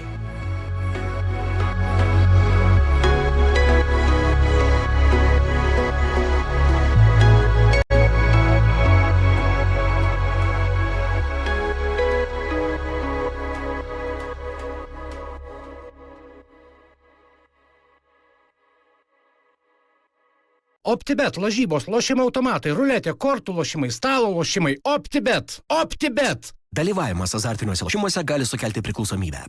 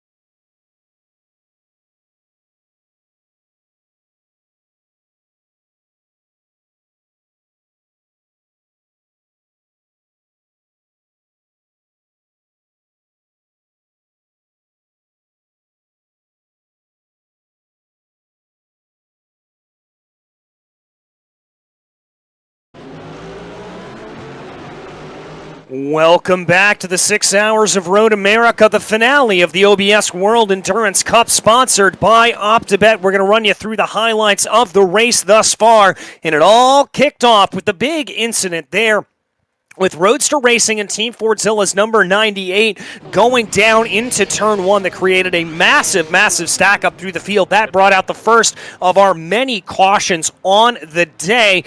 But the one story that hasn't changed throughout all the cautions has been this car, the number 66, which has led the entire way through. But as we take a look back here at a couple other angles of that first incident there, you can see the number 48 Roadster Racing just getting it wrong there. The contact with the number 98 sending them spinning around. The 98 was able to avoid getting any massive damage, but they were served with a drive-through penalty as a result of, actually, there was a stop-and-hold penalty as a result of that incident. Dilettante Racing in the number 223 has had a pretty rough day out there, and it was really all started off by that big impact there into the wall. We then saw the Lamborghini of SR Technic number 135 working their way down through the corners, and they're getting things a little bit wrong, just a little bit of over-rotation there as they brought their way through. No damage that received on that spin for the SR Technic machine. It was then Tramos GT4 that got things wrong there. The 244 just getting it wrong, and that brought out our second caution flag on the day as that car was unable to limp its way back down into pit lane. And there you see the field starting to form up back behind the iRacing safety car. As then we got back under green flag conditions, but again, it was short-lived as we had a third caution shortly thereafter after a couple of incidents caused everything to go, including this one. This is the one that brought it out, the 202 2 for MTS GRG. Heavy impact there into the tire barriers, and getting caught in the tires was what brought out our third caution of the day. Night began to fall here around the rest of the circuit, and that led to some more incidents and accidents for our drivers. This was a hard one here for that SR Technic machine and the number 292 MTS GRG machine. Then we saw a little bit of good passing here coming down through turn 12. A very, very good run for the BMW, able to get that move sent down to the outside. 100 Force trying to work their way up forward. They currently run in 10th place overall, but the spin right after there brought them into the outside wall, and that's what saw them fall down through the order. Then it was Transport Engineers by Vilnius Tech as they tried to work their way around, working their way on the back of the cars. They were leading up at the front of that GT3 AM field. But farther back down, 50-50 Racing and MTS GRG have been having a battle really pretty much the entirety of this race session as they went. And they went side by side going down into the braking zone, but then contact there with the Mercedes, forcing 50-50 to come back, and they were penalized for that a little bit later on. Some more incidents here, this time for the 191, which caught a little bit of air and then bumped up into the air, and cars scattering to avoid the stricken Porsche in the middle of the road. That's the OBS Motorsport machine. We then saw a big move up to the inside and big damage as drivers tried to avoid, couldn't make it work, and there was the big kathunk in the middle of the track on the exit of turn 5. Working their way on through it, though, were your leaders, the Team Forzilla number 66. They were able to escape without any damage, being clearly aware of what was going on in front of them. Then we saw a good pass there by getting passed by RK Foundation. That was over the limit, Racing Blue getting a lap back from them. A little bit more scruffiness here at the start of the race. At the start of the next green flag period, as Riding High caught it wrong and found themselves to the outside of the track, picking up a little bit of the grass and having a heavy impact into the wall there on pit lane. Another yellow flag was then issued, and Team Fordzilla had to line up behind the safety car. A little bit of a strange incident here with the 131 as they found themselves blowing the engine after making contact with the wall as well, and that would bring out yet another yellow flag for us here in the session. Then we had a little bit of a traffic jam coming down here into turn 12, and that was, or turn 10 rather, and that was enough to be able to send that car spinning around, the Mercedes facing the wrong way around. Dilettante Racing again catching things wrong, catching the barriers there on the bridge, and then the 135 having problems right again. That car has just really had a rough run of things out here today. The 155, though, slow and confused. They've been a little bit of the story of the race as they currently find themselves up in 4th place position overall. But I'll tell you what, for 50-50 Racing, it was pretty much race over there as they made heavy contact under the bridge, and that was enough to end their race and scupper their chances. We take another look at that incident, just running a little bit too wide and making that heavy impact there with the barriers and catching one of the Aston Martins as well, and that was our last caution period that was put out on track. And the way things stand right now, as we watch now the 117, heavy impact there into the outside barriers. We believe that was a little bit of maybe oversteer there coming in, maybe a little bit of problems, but that did not bring out a yellow flag whatsoever. Team Fordzilla, though, continues to lead up at the front of the field, but I think the big story here, Joe, is what we are hearing on Countback, because GT4 currently tied on points, and it would be MTS GRG that would lead the way on Countback and Countback alone. And that was affected by that wreck we saw in the highlights there, where SRB Motorsport and 50-50 came together. That sent SRB down to 4th place. If they were in 3rd, they'd be okay right now. But they had to take so much repair, that they had no way of staying in that 3rd position. Their only hope is that if one of the top 3 wrecks at this point, giving them the spot back and moving them up, or taking the fastest lap. But they've been way off the pace, nowhere near to getting close to the fastest lap that MTS GRG has set earlier on. I mean, I'm talking with about a second away from their fastest lap. So it's not looking very likely that they'll be able to do it that way. The hope is kind of slipping through their fingers. And speaking of things slipping through fingers, Locals Autosport's got to be feeling the same way, because we got to remember as we watch another replay up out of turn 5, and a big hit there for what I think was a Mercedes coming over the crest. Yeah, that looks to be the 188 machine there, or maybe, yeah, that's the 188, but that's the Locals Autosport black machine. That's who made that impact there. Yeah, their sister team, Locals Autosport, came into this race leading the points. As it stands right now, if it finishes as it is, they'll leave third in points. That is just how volatile the championships have been here today. It's absolutely incredible. We take a look at a few more replays here. Dilettante Racing, woo, getting it wrong there, coming out of the corner. And I've got to say that is very, very lucky that they weren't having some bigger damage there. We have seen multiple times drivers getting it wrong coming out of that corner. That's exactly what caught out Riding High a little bit earlier on in the race. And certainly here it could have happened to them. As we take a look now down back at Live Pictures, we follow RK Foundation as they try to work their way around and see what they're able to get. Yeah, so it seems like things are pretty solidly in the hands of MTS GRG at this stage. They just need to hope that the 255 and 222 do not wreck from here to the end. They only got to last 38 more minutes, and it's in the hands of that 292. And can't be taken away. It's tight, obviously, but it's there. And then if you are slow and confused, man, they deserve so much credit for this one, because they didn't seem like they were particularly good compared to everybody else. They didn't seem extremely fast, DJ. I wouldn't have earmarked them as being a serious threat for the GTM win. And yet here they are, once they got that lap back, which they have lost again. They are a lap down now. They've not been under threat from any of their rivals. They've just been cruising around, ready to take that win that's just about to get them a championship. Yeah, and it really is a true case here, Joe, of just absolutely being consistent and allowing for that to lead the way. Consistency. They haven't really put a tire wrong over the course of this running, and when you've had a race like this where so many drivers have made little mistakes, made little blips and bobbles, they haven't done it, and that's what has allowed for them to be up into the lead of this GT3 AM field.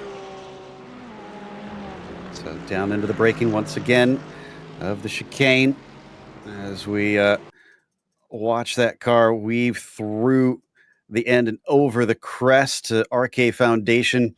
Going to wind up just shy, and that's over the limit Red, who's trying to put a lap on them. So that's not for position that you see on screen here.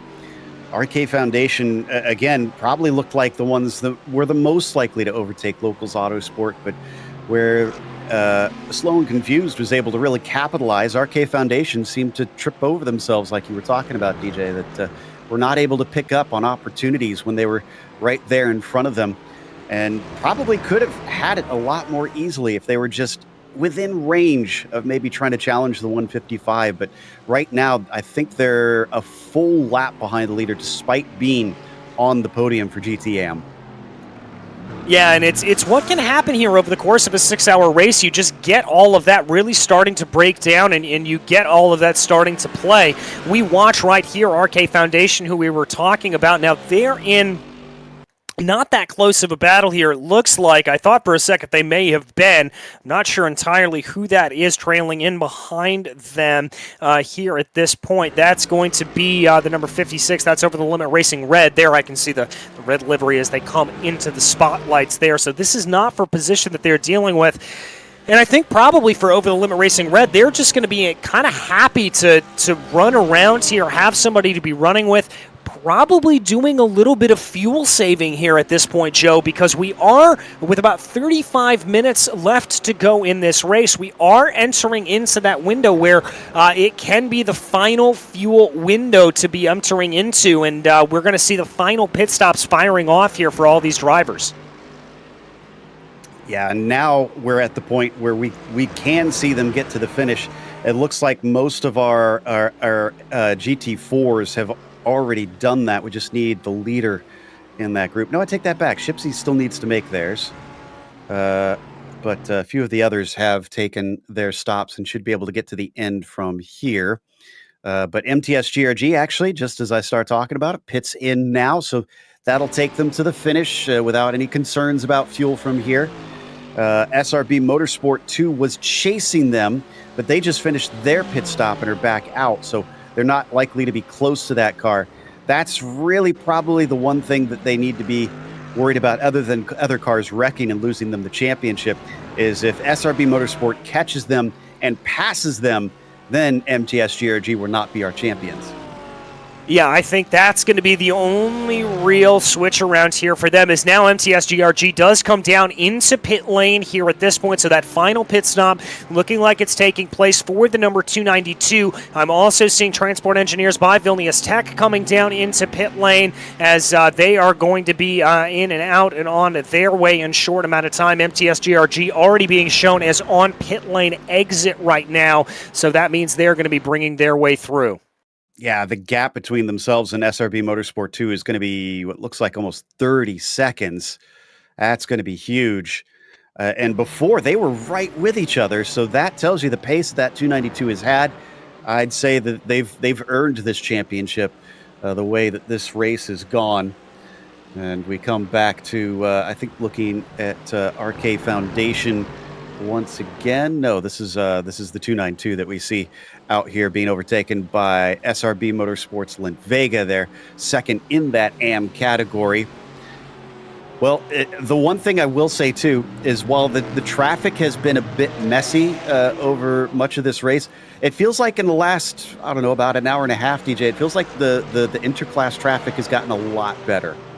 Yeah, it really does. And this is kind of what I expected in the middle of the race, Joe. You know, I mentioned that we'd get into that sort of calm rhythm section of the race where we would see this really start to calm down, really start to be in a position where we would see everybody backing down and just focusing on trying to put in some good lap times. I thought we were going to have that about 2 hours ago. Clearly, the drivers and the teams here had a little bit of a different play in mind for me, and that didn't exactly play out the way it is. But now, everybody being very, very careful, very cautious, is now it looks like our leader, Team Fordzilla number 66, coming on into pit lane.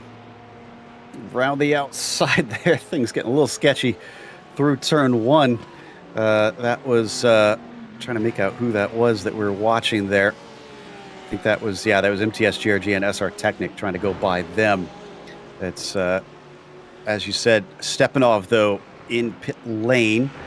And Jack Ashton is going to pick up the lead, at least temporarily, but we do believe he needs to bring the Fordzilla 98 down for its final fuel stop. In fact, they absolutely do. I'm seeing 24 laps on that stint, and Over the Limit Racing Red in the same boat, but way behind Team Fordzilla, at least the 98 car they are. They're going to be ahead of the 66. Actually, no, they're not even going to be ahead of the 66. They're going to be right behind the Team Fordzilla 66, but they're not racing for position.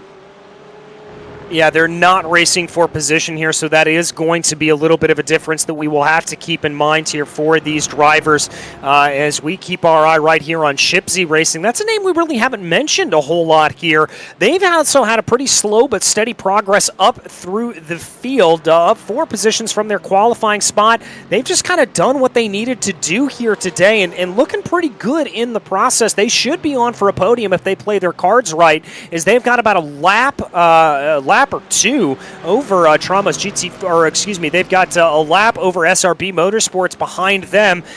Probably not going to be able to go too much farther up on the road, as it's still about 1 minute and 30 seconds up to their closest rival of SRB Motorsports 2, but a good run here. It certainly has to be said for the 222. Yeah, it hasn't been completely clean. They've also gotten a few black flags. They've gotten in trouble with some incidents throughout there, so they've been set back themselves, but they're looking at a podium as long as they can just keep it together. And I can't imagine they're going to be pushing it that hard, since it is 4 laps over SRB Motorsports, and I don't think they want to be the ones that play a part in losing this championship for MTS GRG, so they're not going to want to wreck out at this stage, since that's one of the things that could cost the 292 the top spot in the points here. And half an hour now left to go on this thing, and this is perhaps the longest calm period I think we've seen all day. Yeah, I certainly think it is. By the way, Over the Limit Racing Red coming down into pit lane here at this point. So we've got another one of the leaders coming on in. I would anticipate here probably the last pit stop to be taken by Slow and Confused. That's who I think is going to be the last stopper out of that leading group. And looks like Team Fordzilla number 98 also coming down into the pits here at this point. So both of those teams opting to come down and get service on the car. And so that's going to be the move there for them as we wait to see here. Waiting to see what it is. Over the Limit Racing Red's going to come out directly in front there of Slow and Confused, only about 0.6 of a second up the road as we take back a look here at Team Fordzilla number 66, as they are going to be the ones that are going to inherit the lead of this race once again from their teammates, as there they go on by and they reassume that position up at the front of the field that we are so accustomed to them seeing where they are in the lead of this race. Yeah, so we're back to the top 3 being all pros, and Slow and Confused, unfortunately, just a little bit too far back. And they are going to need just a tiny little splash and dash, but all these other drivers are going to be good to the finish from here, so they're not really going to be able to catch back up to them, unfortunately. Been clinical today from Stepanov and his teammate William Chadwick. Unfortunately, the other side of the Fordzilla team has had a dramatic day, but you got to give credit to the 98. Things started out with quite a bit of that drama, like I said, DJ, and yet the 98 really buckled down. I don't think, have we seen them in trouble since they were given that penalty? Because I don't think we have. No, we haven't. They have absolutely just put their nose to the grindstone and said, okay, we have this to deal with, and we're going to try to fight our way back around it here at this point, and that's exactly what they've done. They have not shown any breaks in the armor after that first lap incident. They received the penalty for it, obviously, served that penalty after a lengthy conversation with the race stewards, came on in, got it done, and then just focused on the road ahead of them and really have put in some pretty startling laps here at this point. And dare I say, it's a little bit of coulda, woulda, shoulda of what could have happened had they not had that penalty. I mean, they're only 17 seconds behind the number 66.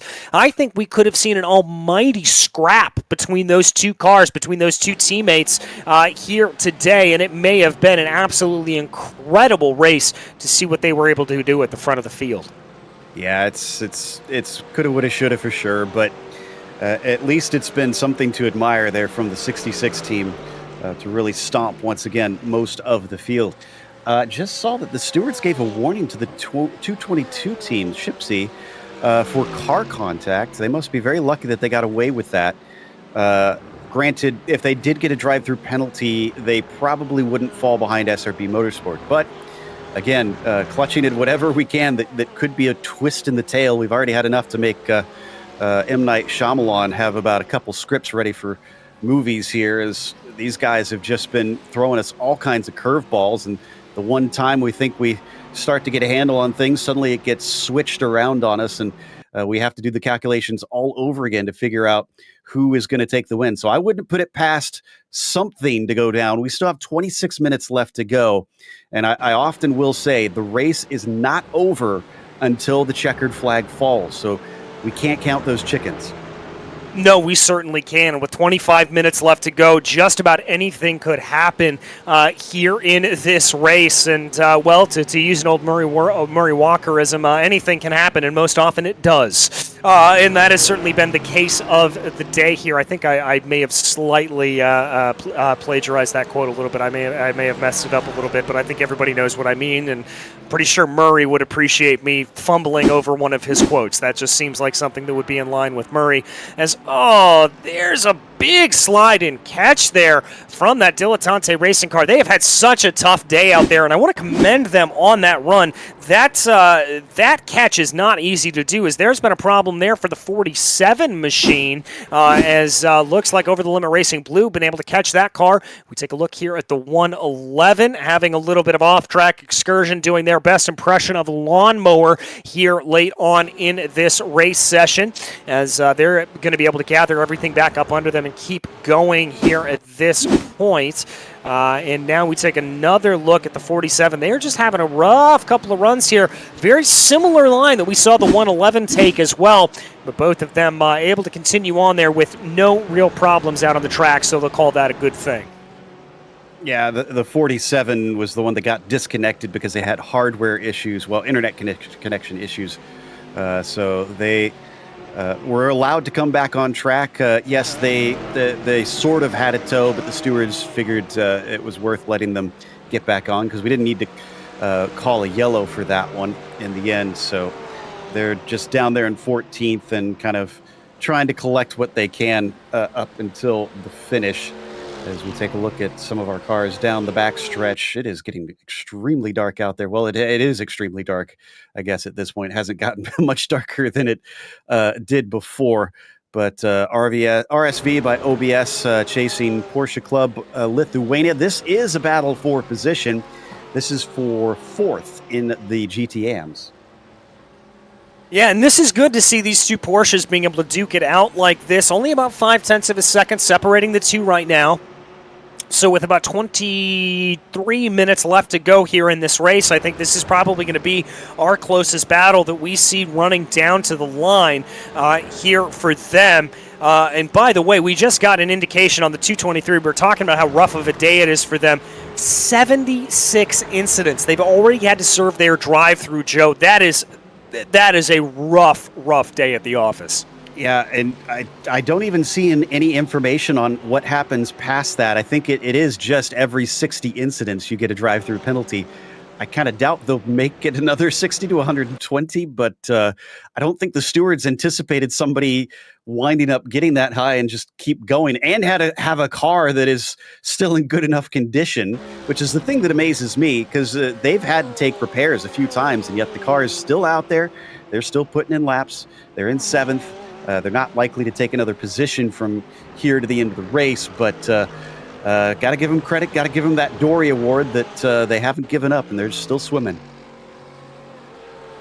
Yeah, they're still swimming, still just keeping on here, and you kind of love to see that for them. I do have a lot of respect for any drivers that are able to do that and just to keep themselves pushing around as much as they can here at this point. But trying to see what they are able to go right now. We keep our eyes fixed on this Porsche Club Lithuania and RSV Motors by OBS battles. It looks like RSV Motors starting to close in a little bit more. Now that's a little bit of lap traffic that they're going to have to deal with up ahead of them. That's amazing stuff. Another one of the Porsches. Remember, that is the Porsche that has that pretty substantial damage to the front end of the car. The complete front clip is missing from it. And so here at this point, they're going to have to try to see what they can do. You can really see how much wheel there RSV Motors is having to put into that car and really wheeling it around here. Looks like that cost them a little bit coming off of turn 7. I don't think they're going to be able to be close enough to get the attack going down into the corner, but they're certainly going to do everything they can here to hassle that Porsche Club Lithuania car. Yeah, and this is the only battle that we have on track directly right now. So this is perhaps the most interesting one. Love these onboards at night. Really show you the difficulty and visibility that the drivers experience. Not so much right now, because when you have multiple cars in a line, it's kind of all the headlights work together and light up a much bigger area than it would by yourself. But it's very hard to pick out your markers when it gets to be this dark at tracks like this one. And still kind of stuck behind Amazing Stuff, who is not racing with them. Wonder if he's going to let them through, especially if they get any closer than this, because he could be somewhat holding them up. The aero weight could prevent them from passing, and I'm sure Mantis in that Lithuania car is kind of saying, please, let me through. I don't want to have this car in my rear anymore. Yeah, I'm sure he does it as well. He'd like to maybe be able to let him on by and let something go through there for him, but I don't think that's going to be playing out necessarily here for him, unfortunately, as he certainly has plenty of room to try to be able to get his way up forward here at this point. Now as we wait and we see what exactly is going to play, whoo, a little bit of an Atlanta traffic jam coming down there, and that's a pretty aggressive line being taken by Snuck through there, so the 111, that's what happened. We kind of heard some information in the background that he needed a pit stop, so he was trying to get across to the inside, and thankfully he did find an opening. That could have been a big wreck if they came into each other as he tried to steer into pit lane. Yeah, that could have been particularly nasty there for them, but fortunately, they were able to make it work and no real problem there. And so he's able to get on by. So thank goodness that no real problem there being taken care of. And now we're able to just kind of get back to racing terms here. RK Foundation, Porsche Club Lithuania back down into pit lane here at this point. And we're going to continuing on as we take a look at RSV Motors by OBS as they've got to continue going along here. And there is RK Foundation down in pit lane from third place in that GT3 AM category. Yeah, so RSV now going to have a much easier time without Lithuania, Porsche Club Lithuania behind them. 8th place handily. Doesn't need another stop. I think Slow and Confused and SRB Motorsport Lynn Vega might owe us one more, but I do see that they're still a lap ahead of RK Foundation, who sits in third. So not likely going to see them caught up and passed. Oh, we got a car off here on replay. Is that the 191? Yes, it is. That is the 191. That is the OBS Motorsport machine. They are well down the order, 24th overall here at this point, and they certainly had a little bit of a problem there. Looks like they may just carried a little bit too much speed there coming up through turns 1 and 2, and that was enough to be able to send them around. Yeah, didn't hit anything. I was a little worried because they were still sitting stationary on the exit of turn 4 down to the S's, but they were just waiting for the clear and have now found themselves some space. Speaking of space, RSV by OBS and amazing stuff have still not figured out this little back and forth between the cars that are not on the same lap, because it seems that the 133 is not interested in giving up the track position. No, certainly doesn't look like he is at all. They don't want to give it up whatsoever, and so that means they're going to try to continue along here at this point, trying to see what they are able to go for. As there's that other look into the corner, they're going to look for the little bit of the crossover coming out of 10A, and it doesn't look like they're going to be able to get by. I got to say, I'd be pretty frustrated here if I was RSV trying to get by this car. I would too. I mean, it almost looked like a little bit of defense there from amazing stuff for a moment. Now he's going to look to the inside, and we have seen penalties for ignoring blue flags. I kind of suspect the 133 is going to get a little bit of a talking to from the stewards here in a second. Yeah, I certainly think they might get a little bit of a talking to, as you said. I think that may be what we see there from them. But right now, Porsche Club Lithuania, or rather RSV Motors by OBS, I think, may just want to back off here. If there's not going to be that move to go, don't try to force it. Don't try to work your way around. Just be smart about this and don't try to force your way into the corner. I always try to take the opinion while I'm in the car that no matter what the rules say, self-preservation trumps it all. If something is risky, no matter if what they're doing is against the rules, you just kind of have to look after your car, look after your equipment, and try not to get yourself into trouble. He's still flashing his lights at him. He wants by, but he is not being relinquished the spot by amazing stuff. No, he's certainly not. He's not letting any of that go by, and I think that's going to be a big frustration there, obviously, in front of him as they try to go and work their way through the corner. But we are ticking down, just about 15 minutes left to go here in the race. Not a whole lot of time here left to play out, and I certainly think that means that these drivers are probably counting the clock down, counting as down as much as we are, and they are getting eager and anxious to be able to get this race back and under control. Let's not forget, though, that it is possible that they could have a caution from here. So that's not completely out of the question. And I was kind of thinking about that when we saw the 191 by the side of the road, that, oh, we could still get a yellow, and that'll shake things up tremendously here. Slow and Confused still needs to take their pit stop, but SRB Lit Vega has now taken their final one. They're good to go to the end. Let's see, we're 14 minutes. Yeah, okay, Slow and Confused can definitely not make it from here. They need a pit stop to be able to get to the finish. I wasn't sure if they were close, and actually they're coming in right now. It's not on screen, but the 112 still up here in 7th place overall, but in 3rd in that AM category, about a minute back from SRB Lit Vega after that pit stop. So that tells you how far ahead the top 2 were from everybody else in their class. Yeah, they really and truly are here as they go, and it's starting to pull away here a little bit. Here's RK Foundation, 3rd in that GT3 AM category right now. Slow and Confused is coming out of pit lane here as they speak. Looks like it's going to be about a 40-second gap in between them, so that's going to be a very, very good run for them.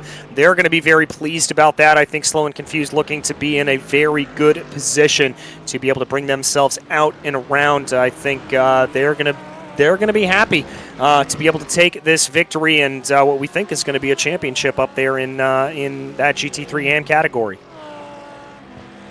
Yeah, just phenomenal stuff there from that 155 team and what they've managed to do today, because it is not an easy thing to get the championship. It's not easy to simply win in this series, in any series, and try and get up there and take the top step of the podium. But to do so by the end of a full season takes so much commitment and time and consistency, and a little bit of luck too, you have to admit. That's a big part of racing I think we sometimes gloss over, is sometimes you just get a little lucky with things that are out of your control. But speaking of which, who was that one of their Ford Zilla cars just hit? It's the 165. That's the 4SR Racing Mercedes AMG.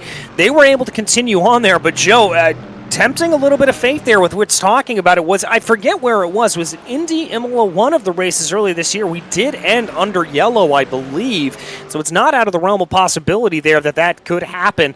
And I think here for the Team Fordzilla drivers, they've just got to hope that nothing bad happens to them and that they're not going to run into any problems. That was the Team Fordzilla 66 car that made that contact.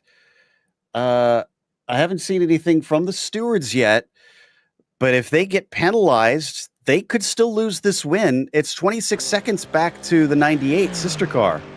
So it could be a shock victory for Jack Ashton, which will not go over well in the Roadster Racing team, I can tell you that. There was definitely some bad feelings brewing after that opening incident. I've seen a bit of the back and forth chatter over text between the teams, and it's definitely heated, I'll put it that way.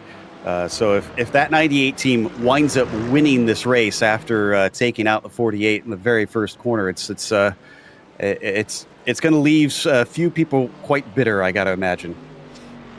Yeah, I've got to agree with you there on that one, but I don't know if we're going to see a penalty being issued or not, and it may be a situation where the penalty is enough that, or is not enough, that they're going to be able to do anything about it. It may be a situation like that where they may find themselves having a little bit of a problem, but we will have to wait and see once again as we tick closer here. About 11 minutes left to go in the race as Team Fordzilla now works their way around to come across the start-finish line here as we basically wait to see what the stewards are going to say about that incident there for them. Because that could be the final screwball being thrown into this race in what has been an absolutely insane race full of twists and turns, lefts and rights, and just about anything you can imagine. Kept us on our toes, kept the drivers on their toes as well. I knew this is a difficult track. I always know it is, but this is definitely the wildest race that we've seen all season long. They've all been exciting. We've had great races all throughout, DJ, but I did not expect this to be the one that really just caused us all kinds of chaos for an entire 6 hours, which is the other crazy thing, is we've had a few lulls and a few periods where less things have happened, but it's not gone on for very long. There's always been something that happens at least within like a half an hour of each other. We get some crazy twist in the tail.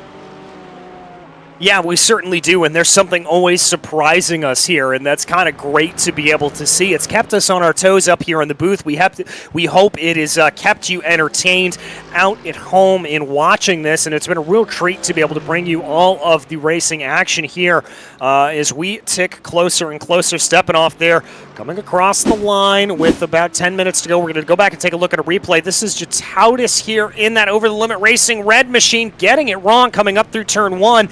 Nice control of that number 56 machine to be able to gather that back up under him and not have a bigger incident through turn 1, as it looks like there Dilettante Racing having another problem there in the 223 and picking up another off track there. Doing another naughty thing. I'm checking math here on how many laps we have left on this this right now. So should be. Ooh. That was a big hit for the 171. That's 100 force. As we watch them, they're limping around here at this point.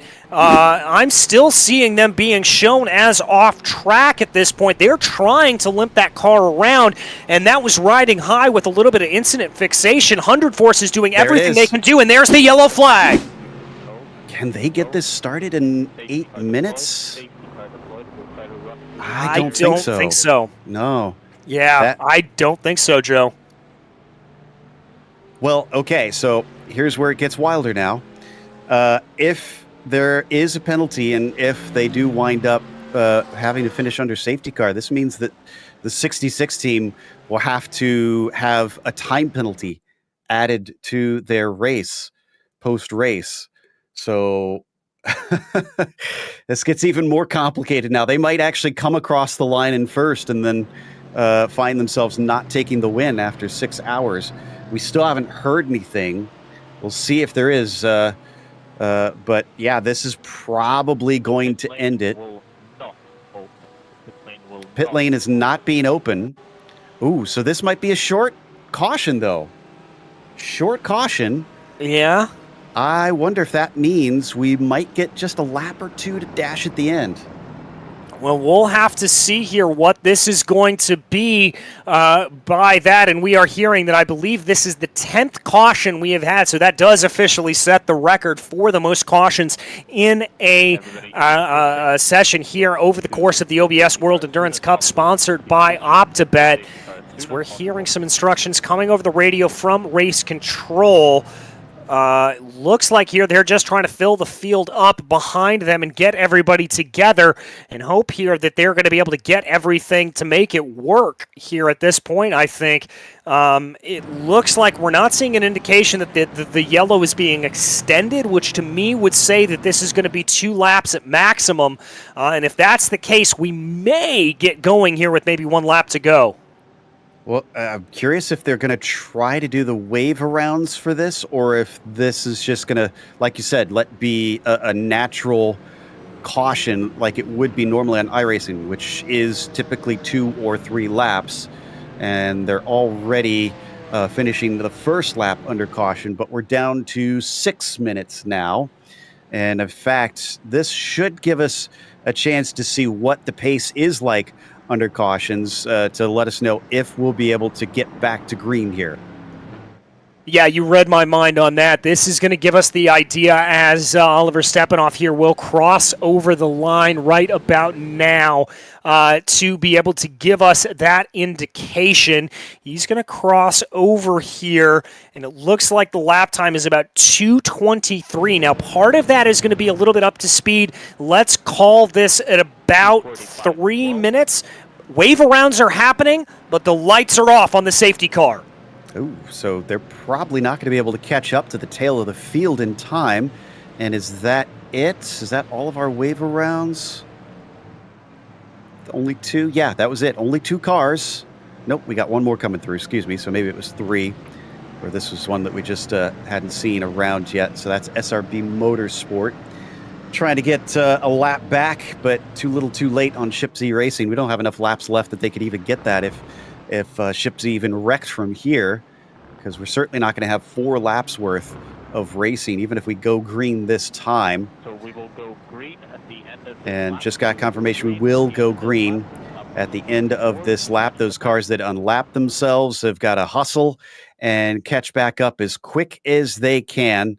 And there's about 3 of them that are out on track as we got synchronized weaving to heat the tires.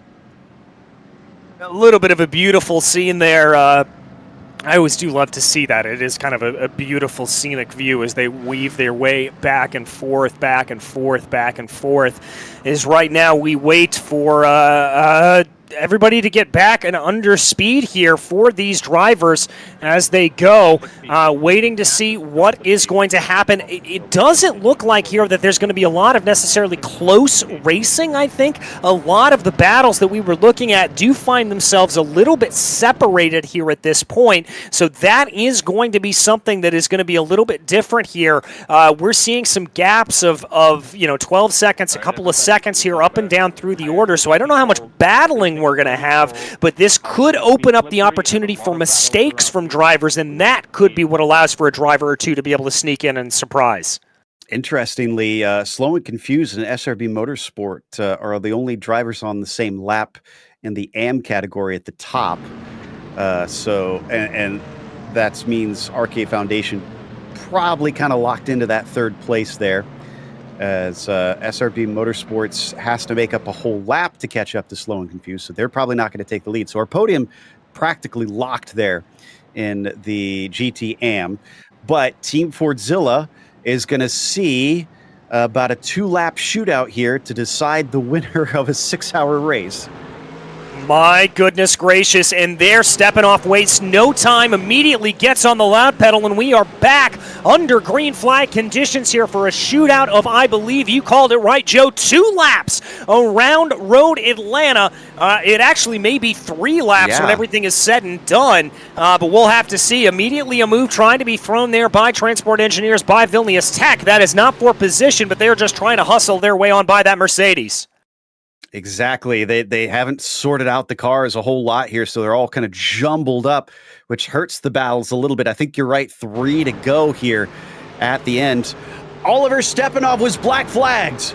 It is a penalty for the 66. The 98 might see this win fall in his lap. Oh my goodness gracious, you called it when that happened, Joe. Can you believe it? They are going to have to serve that drive-through penalty here, I think, on this lap or next. Is there we see that is amazing stuff, getting it a little bit wrong there out of turn 7. And you know what? It may have been at least a little closer. I don't think they could have kept ahead, but if that yellow hadn't happened, they'd have had 26 seconds of buffer to their sister team. Now it's nothing. The yellow flag erased that. That's going to make this one hurt extra bad as they're fighting to go by lapped cars. I wonder if the 98 even knows that they need to just preserve things now, because they don't want to wreck. They're still on the same lap as Over the Limit Red. That would be an even crazier twist if there's a penalty for the one Fordzilla and the other one takes a crash at the end to hand it over to the 56. But we're down to 2 to go now. My goodness, is there you see Over the Limit Red racing no time as they tried to get their way on by, as there was a little bit of bumping and banging farther back down in the field here, and Over the Limit Red really pushing. Oh, there's contact between them and Team Fordzilla, and that's Over the Limit Red off into the grass. And unfortunately, more cars making contact in the process. This was them coming together, just barely. I don't know if that will cause a penalty or not. So, my goodness, that's twice at the very end of the race. The 66 has looked absolutely flawless, and it just goes to show you can be flawless as much as you want, but you can still throw this away at the very end. Yeah, you certainly can. And look at that. That's going to put Team Fordzilla back into second place. And Joe, looking at that incident again, I'm not entirely sure that there was contact in between the two. I think it may have been a situation where Over the Limit Red dove into the corner just a little bit too much, and that mid-engine Lamborghini just over-rotated. White flag is out for Team Fordzilla and Jack Ashton. I cannot believe this, that after 6 hours and looking like we had this one sewed up, that it is going to change at the very, very end. Here's another replay real quick before we get to the finish here, DJ. Yeah, taking another look at that, I'm not convinced that there was contact there. Looked like there may have been a little bit of breathing room there, but nevertheless, here's RK Foundation a little bit farther back down in the field as they try to push their way around right now, seeing what they are able to get. As now I'm keeping my eye on Team Fordzilla as they work their way down into the final couple of corners here, working their way on through. That's a little bit of side-by-side with the 165. That's 4SR Racing, and now it's going to be a clear path in front of them, Joe. And Over the Limit Red, by the way, is having trouble. Here's the replay. The car is struggling to get to the finish. I'm not sure if Slow and Confused will be able to get by them, because I think it'll be that the 56 will be the last one on the lead lap here. So yeah, Slow and Confused is a lap down. Here we go, DJ. 6 hours of racing, and it comes down to this. Hours of racing, and it comes down to this exact moment as there comes Team Fordzilla across the line to take victory, and that is going to be the 98 taking it across the line. Fantastic stuff, Joe. Wound up only 8 seconds ahead of the 66 team. Over the Limit Red is back out on track, and they will manage to get onto the overall podium, but I'm sure they're going to be quite aggrieved. I haven't seen anything from the stewards after that one. How about Slow and Confused here, though? Yeah, an absolutely stellar run for Slow and Confused. And let's not forget about MTS GRG as well as they cross over the line to take victory in GT4. But to me, the story of the race, Slow and Confused, calm and consistent, is what I think that team needs to be named from now on. Yeah, fantastic. I agree. I know it's tongue-in-cheek, but they need to give themselves some credit for a fantastic race out there. And MTS GRG as well. That means that both the classes that were still up for grabs, DJ, changed hands at the final round. Absolutely remarkable stuff for that GT3 AM and GT4. You couldn't have asked for a better run for that, Joe. I'm still a little bit breathless. I can only imagine what's going on behind the wheel of that 292.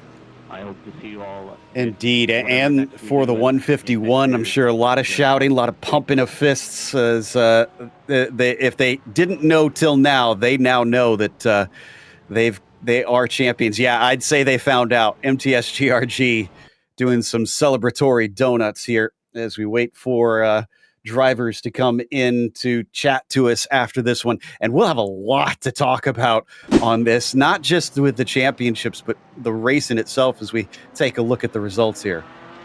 Team Fordzilla, a 1-2, but not in the order that we thought it was. Over the Limit Racing Red still able to make it around in time, and there you saw all of it coming on through. Alpha Esports by G Performance, a lap down. A good, consistent drive there from them. They had a little bit of trials and tribulations over the course of the day, but to me, Joe, Slow and Confused, absolutely the story there. Remarkable, remarkable drive from that 155. And again, back down to the GT4s, MTS GRG, just storybook endings there in GT3 AM and in GT4. I'm sure they're incredibly chuffed as we're still watching them in the background behind our graphics here, working his way down to pit lane. They do have to drive the cars back to pit lane after the race is over. And I'm sure that they'll be talking to a lot of friends and a lot of other people before they're able to come to us, because this has got to be beyond their wildest dreams coming back from that far. As here is your champions unofficially, the Slow and Confused drivers in the number 155 for the GT AMs. A well-deserved victory there for them. Slow and confused. They surprised us in the first round. They had a little bit of a lull mid-season, but they were able to come back and absolutely power their way ahead. Fantastic stuff to be able to see them to put themselves into that position, and they are going to be on the top of the world, Joe. No doubt. Does look like we have our overall winners ready to talk to us. So do we want to have a little chat here with the 98 team? Yeah, let's go ahead and bring them in. Jack Ashton and Javier Roman. A little bit surprising of a finish there for you guys, but you've got to be feeling pretty darn good to be able to take victory here at the 6 hours of Road America, or Road Atlanta. That's the third time I've done that.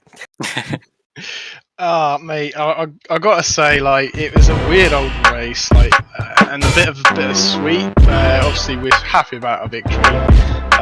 We didn't want that to happen at the start. Lap 1, turn 1, it's definitely not something we need to do. We just got caught out with the early brake. We tried to avoid it with the hard braking, which I can take full blame for the incident, because I was the one that hit it in the back. It wasn't intentional at all. I think that showed in my inputs, and the stewards saw that too. So hence why it was just the stop-go penalty. But yeah, it was unfortunate that happened, because that would have been a good race between us and Roadster. I think they'd had great pace here today. We just struggled to be honest. So bittersweet on that front. And yeah, P2 was looking like our best opportunity. And our teammates decided to bin a amateur car and get the penalty, which gave us the win. So we'll take it. We haven't got a win this season, and we'll finish on a high and get a win. Why not? Well, I mean, talk to me about the recovery drive that you had to do, Javier. I mean, was it just a matter of kind of putting your nose down and going like the clappers to try to get yourself ahead? Was that pretty much what it is after you knew you had that drive-through, and was that what you were able to do? Well, I think Jack made an excellent work after the incident. We were down in P10, and after the first stint, I think we were P2 again, or P3. So great work from Jack. Then we have to serve the penalty. But overall, the feeling with the car in this track in particular was really good from him and from myself. So it was just a matter of not making any mistakes and focusing on extracting the best of the car, and I think that we did that. And also the penalty at the end also allow us to take the victory, but I think our pace was really strong today. Your pace was certainly strong, but talk to me about, very quickly, about sort of mitigating any sort of complacency coming in during the course of those yellows. How did you guys kind of keep yourself focused, as that had to be really tough, breaking you out of your rhythm again and again? Well, in my case, I think I had 4 safety cars, and it was tough, but we had very clear when to pit and when to stay out, and focusing later on traffic, so it wasn't that difficult.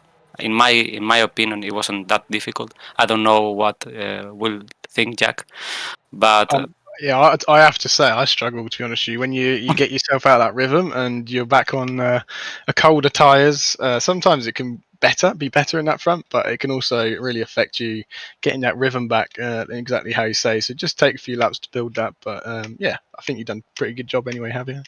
Yeah, thank you. Well, I'd say you guys did a pretty darn good job. A victory here on the day. Any shout-outs you want to give? Who makes this possible for you? Yeah, of course. As always, thanks the team for the support, and also to Will and Oliver for also the support and everything they gave to us to be this good today. So yeah. Exactly that. Yeah, Oliver's put in numerous amount of laps behind the scenes, and we haven't really had the time to do that. So having his advice short term was pretty good to help us get on pace quite quickly. So massive shout outs to Oliver on that front. Well, massive shout-outs to you guys both for being able to take the victory here today. Congratulations, and enjoy the celebrations. Thank you. Thank you very much. All right, well, Joe, that was Javier Roman and Jack Ashton, your victors overall. We've also got the winners in the AM category, Sergei Grabun and Tomas Sibis, and the 151 Slow and Confused machine. And got to think that this feels pretty good for these guys as well, because you came in third in the points. Did you even dream that you'd not only be able to take the win today, but take the championship? We hoped, we planned. You know, it's been a long season, and we were preparing for it kind of tirelessly. And I personally am chuffed with this win. It's kind of one of the bigger ones for us, for our team, and for me myself in sim racing. And I'm very, very glad Thomas is my teammate for such a long time. We raced together, like, I don't know, 2-3 years. So, you know, it pays off. We knew it was gonna be we knew it was gonna be tough because the opponents had to have issues, and unfortunate for them, but they did. So we just, for once, we took advantage of the safety cars and not the other way around. Exactly, and obviously it looked like that helped to a certain degree with you guys getting back onto the lead lap for a little while. But I mean, other than that, did you feel like your pace was all that good today? Because I have to admit that until you guys suddenly showed up in the lead, we didn't really kind of notice you as being one to look out for. No, the pace was pretty much nowhere. We knew we weren't really gonna be able to match people on pace, so we planned to try and get The them long on game. fuel. Yep, try and get them on fuel, and then we got one lucky safety car. Then we got one unlucky safety car, but it all worked out in the end. Yeah, we were also lucky to avoid all the major crashes. I mean, turn 1 was unlucky for us. Everyone in our class got past me, but then from then on was a battle up, and we were climbing slowly but surely. Yeah, and I mean, regarding pace, like we knew like from maybe 2 hours to go that we just needed to finish. So I was just cruising, like no pushing, no nothing, just cruise. Do not crash the car. Do not end up in the wall, and that's how we got here. You know, we had been saying that from up above, that there's a number of situations for certain teams out there that's all they needed, and yet here we are. They didn't follow the advice. Talk to us though about the craziness of this race itself. We were kind of shocked that this was as wild as it was. What do you think made the difference at Road Atlanta that we didn't see so much insanity at the other rounds? I mean, it's Road Atlanta. Yeah, it's Road Atlanta. Like there's nothing, like there's so much stuff going on here. Like you have to be so careful to not die in turn 1. Then you have to be so careful to not kill somebody in the SS, like the slower classes. And then on top of all of that, you have GT3s, both AMs and pros, just diving out of nowhere. It was just a race to survive. I knew it was going to be crazy, but I really thought it was going to be crazy because of the mess that was the GT3 AM table. Like I thought we were going to just completely slug it out with each other, but it turns out we just slugged it out with other cars instead. Yeah, there was no direct battle with any of our opponents for maybe I raced 2 or 3 laps close to someone from RK or locals, but other than that, I think it's a combination of what Thomas said. The track is narrow, it's bumpy, it's uneven, cambered, and also it's 6 hours. People got maybe tired, I don't know, but you see the results. Yeah, we saw it all from up here in the booth. Again, congratulations. Who do you guys want to thank for a championship and a win to close things out? Me personally, just my teammate. We basically spent a lot of time preparing for it, and kind of long relationship as a teammates really pays off. We're not the fastest, as I mentioned in one of the previous interviews, but I just thank Thomas for all the time spent together, and yeah, and also I want to wish happy birthday to my wife. It's a little present for her as well.